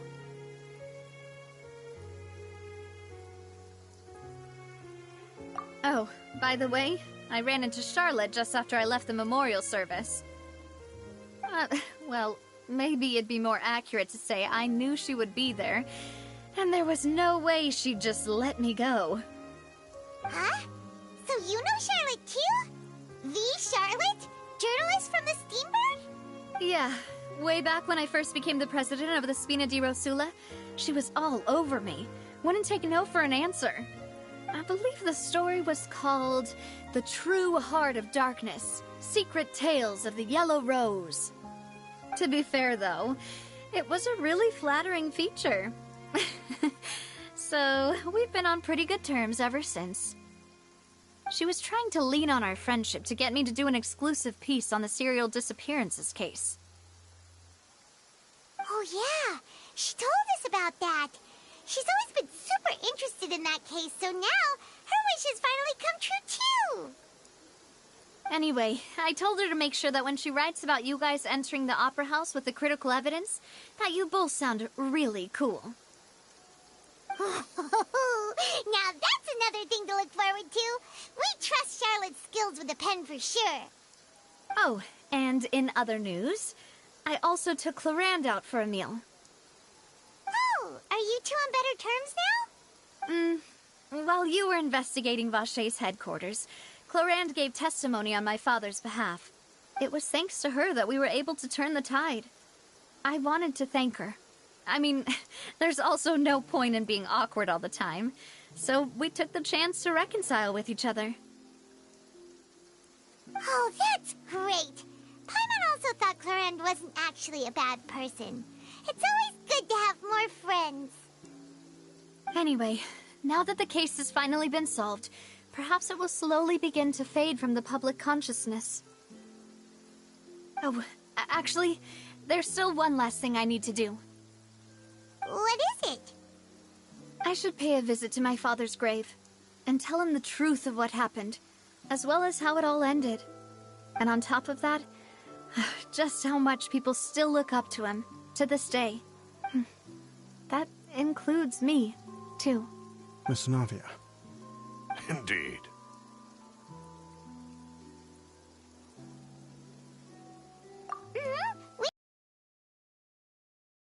Is a really admirable person. Sure thing. I'd like you two to share the moment with me. After all, without you, there might not have been such a positive ending. And in that case, everyone, let's be off. Considering the recent weather, we'll be lucky if we can reach Poisson before dark. Yeah, you're right. It's been raining non-stop for a few days now.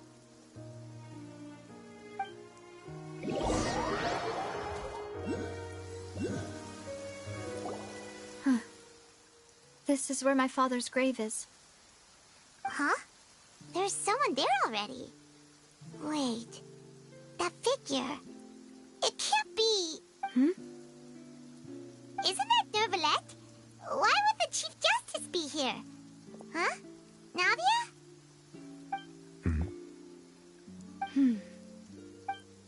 My apologies. I should have asked before coming to pay my respects. Don't say that. Sorry about that. Oh, I was trying to say there's no need for you to apologize. I wanted to show my father how much I've grown. But still, I doubt I've grown to the point that even the Chief Justice would feel compelled to apologize to me over and over. In that case, I will stop apologizing for now. You really could use some pointers on understanding human emotions, Monsieur Neuvillette. In any case, why did you come to Poisson? Well, ever since that day, I've been turning a question over and over in my head. Just what is justice, anyway?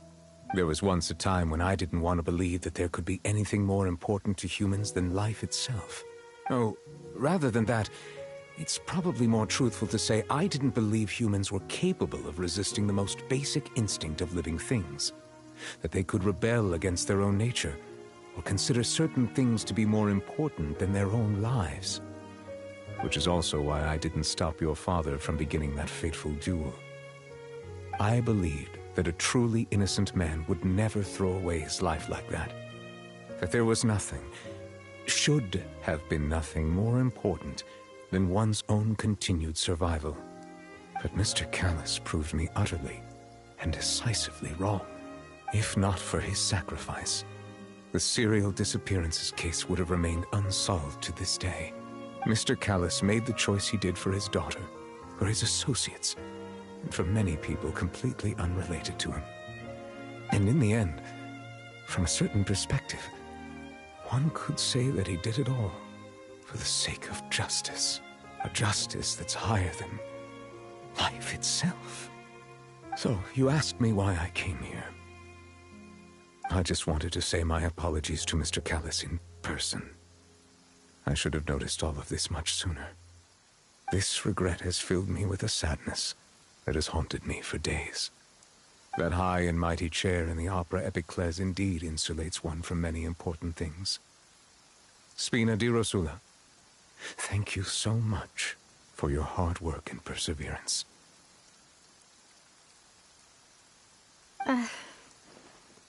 I'm sorry for being mad at you before. So, you're actually one of those types that's cold on the outside, but pretty thoughtful on the inside, huh? That reminds me of Silver, one of my guys. Sorry about that.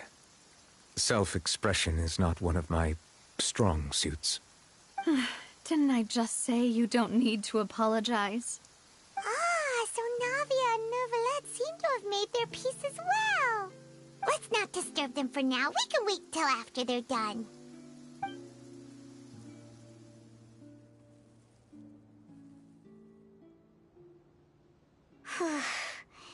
Paimon's never paid respects at someone's grave before. Did Paimon do anything rude there?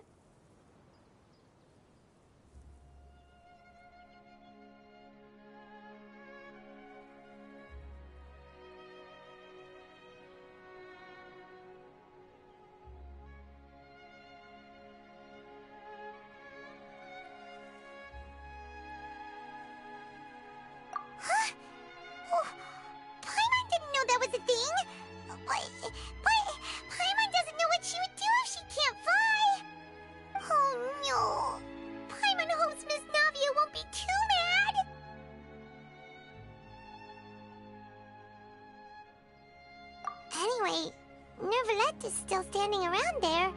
It's not often that we can catch him alone like this, so why don't we go talk to him for a bit? If we can't talk to Lady Farina, we can at least talk to him, right?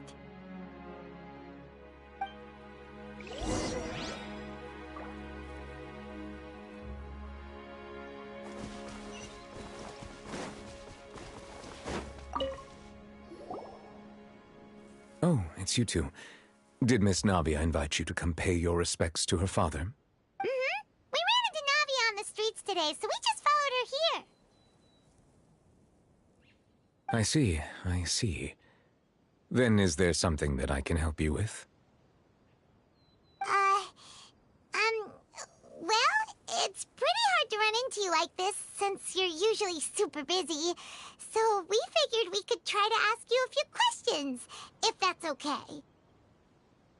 Please feel free. Though outsiders, you helped us solve one of the greatest mysteries in Fontaine, and it would be my pleasure to return the favor.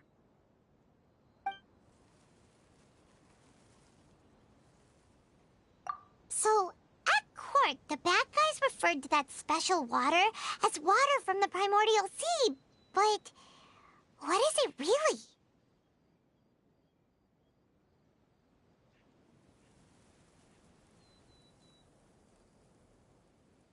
Truthfully, that name is already quite accurate. I can only surmise that Vacher and his ilk only learned of its nature and existence after extensive research. There used to be a special sea on the surface of this planet. The nature of its seawater was rather different from that of the sea we know today. Most of Tevat's life forms were first born in that special sea. You could say it nurtured much of the life on this planet. Huh.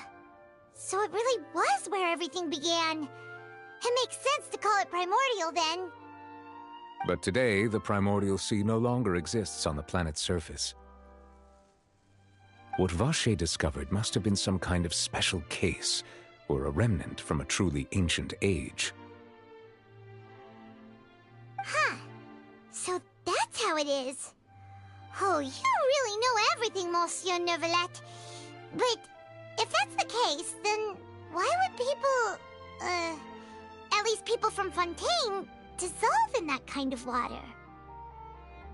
Indeed. Why would the primordial sea, which was known to engender and nurture life, suddenly reverse itself and devour life instead? To be frank, that also doesn't match my understanding of this world and its laws. There must still be some unknown secrets around the people of this land. Is there anything else you'd like to ask me about?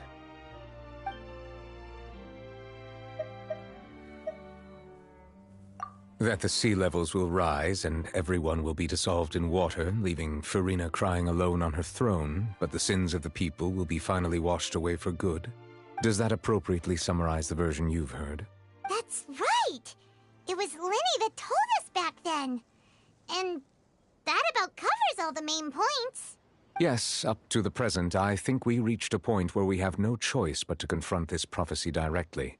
Rumors have it that this prophecy is rooted in the last words the former Hydro Archon left to the world before she passed away. A prophecy? Of the former Hydro Archon? Wow. This is the first time that we've ever heard of it. 2 parts of the prophecy have already proven correct. The rising sea levels, and the ability of the people of Fontaine to be dissolved. We should be more vigilant, and stay on the watch for further signs. Speaking of the prophecy, Furina has also always taken it quite seriously. Indeed, she has been collecting information and intelligence from across Tevat for this purpose. If the rumors were true, then perhaps this prophecy is the conundrum left to Furina by her predecessor. But with Furina being the way she is, can we really trust her to solve it? Is there anything else you'd like to ask me about? My apologies. My investigation has still not reached its conclusion. However, I still believe the judgment of the Oratrice was not rendered arbitrarily. But you also said you thought he was innocent. For many years, I have been quite aware that the Oratrice does not simply mechanically repeat the verdict that I give on each case. As a divinely created mechanism, the people's unified faith in the concept of justice is integrated into it. Not only can it produce the incredible power of indemnitium, but it likely also possesses other traits, such as self-awareness. Which is all to say, I've been prepared for a situation like this for a long time. So when Linny told us that he heard a human voice from the room where the Oratrice's core is stored... I was not aware such a thing had occurred. Perhaps that could serve to prove my conjecture. I will add that to the list of items to investigate. In any case, I am inclined to believe that the Oratrice does have a methodology all its own. We just do not have enough information.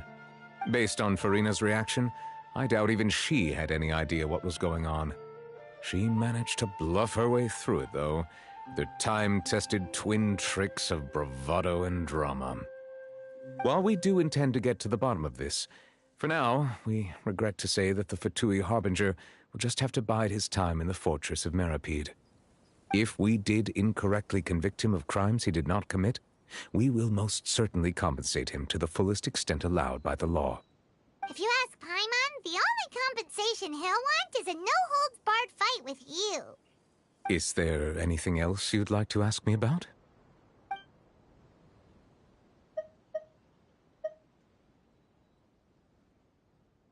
Your sibling, another blonde-haired traveler. I'm sorry, but I've never seen anyone who matches that description. If she ever stepped foot in Fontaine, I'm sure she followed our laws to the letter, and had no reason to appear on the stage of the opera Epiclese.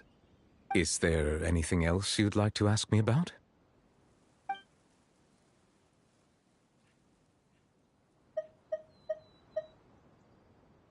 Very well. It was my honor to provide you with what answers I could. I very much enjoyed conversing with you. It will soon be time for me to leave this blissful tranquility behind and return to Palais Memornia. You really are super busy, Monsieur Neuvillette. Paimon thought you only came here to pay your respects today because you had the day off. Crime and villainy do not have the day off, and so justice must work around the clock as well. This is merely the nature of a justice's work. All right. You've got a point. I just noticed that the rain has stopped.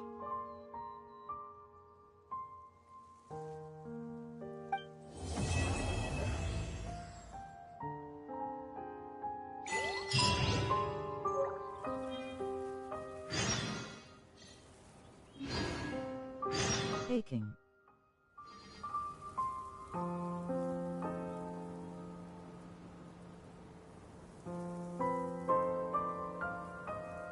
Hi Fenrir.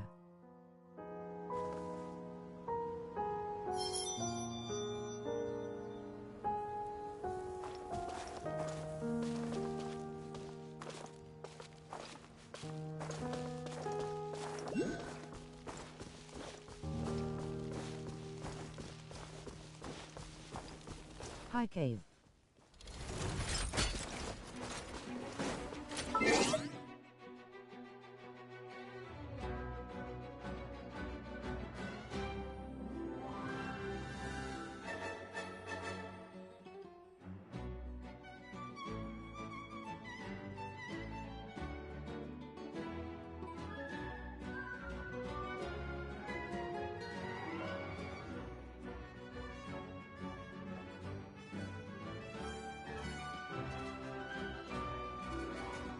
Could you stream my morning time?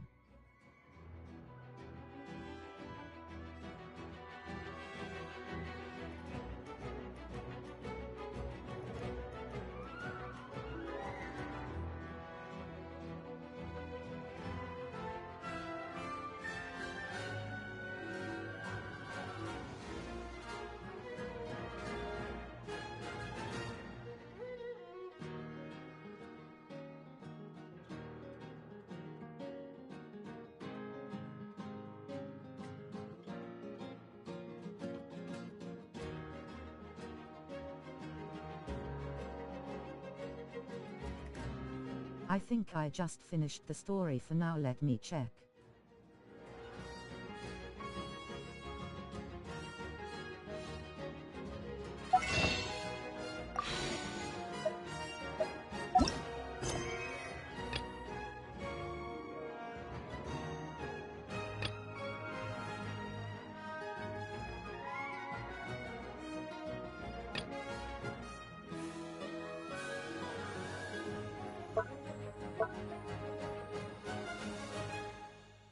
Okay.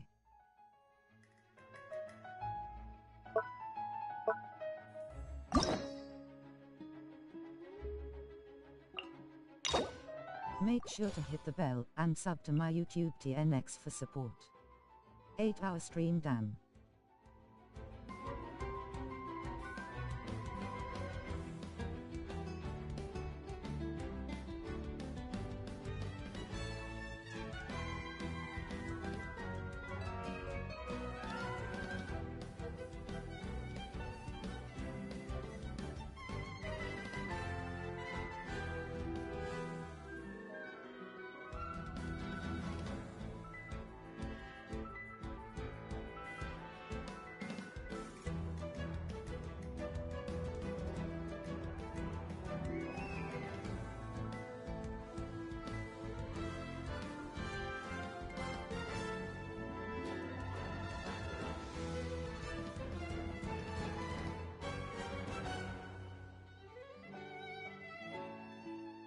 9 hours in total.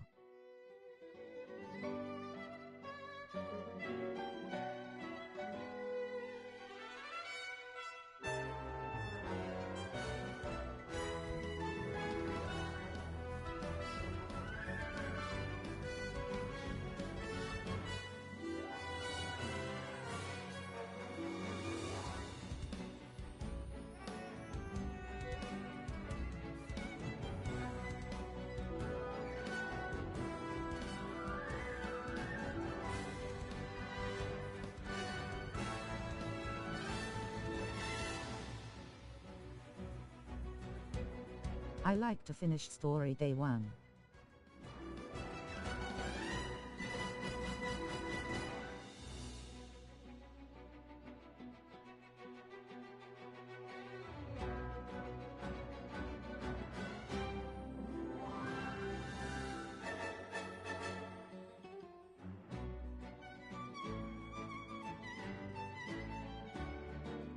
That way I get no spoilers.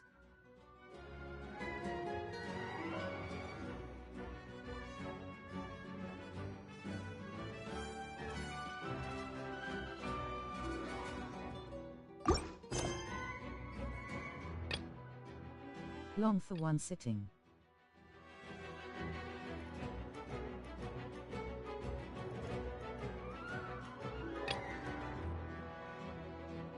Ooh, you're happy.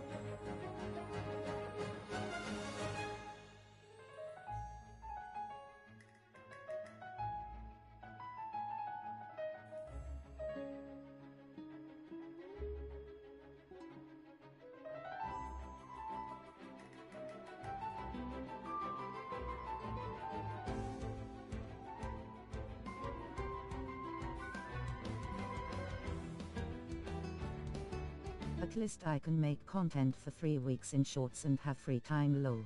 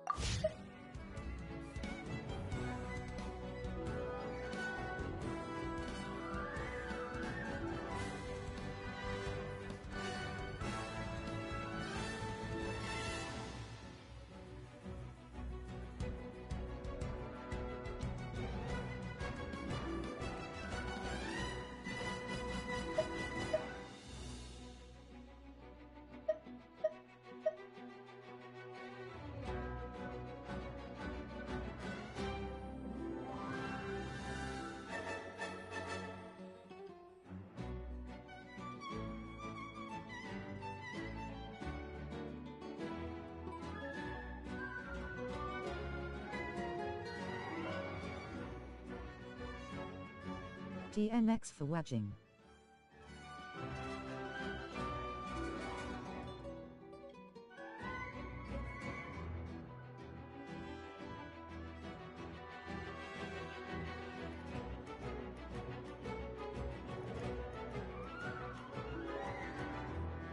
I see you.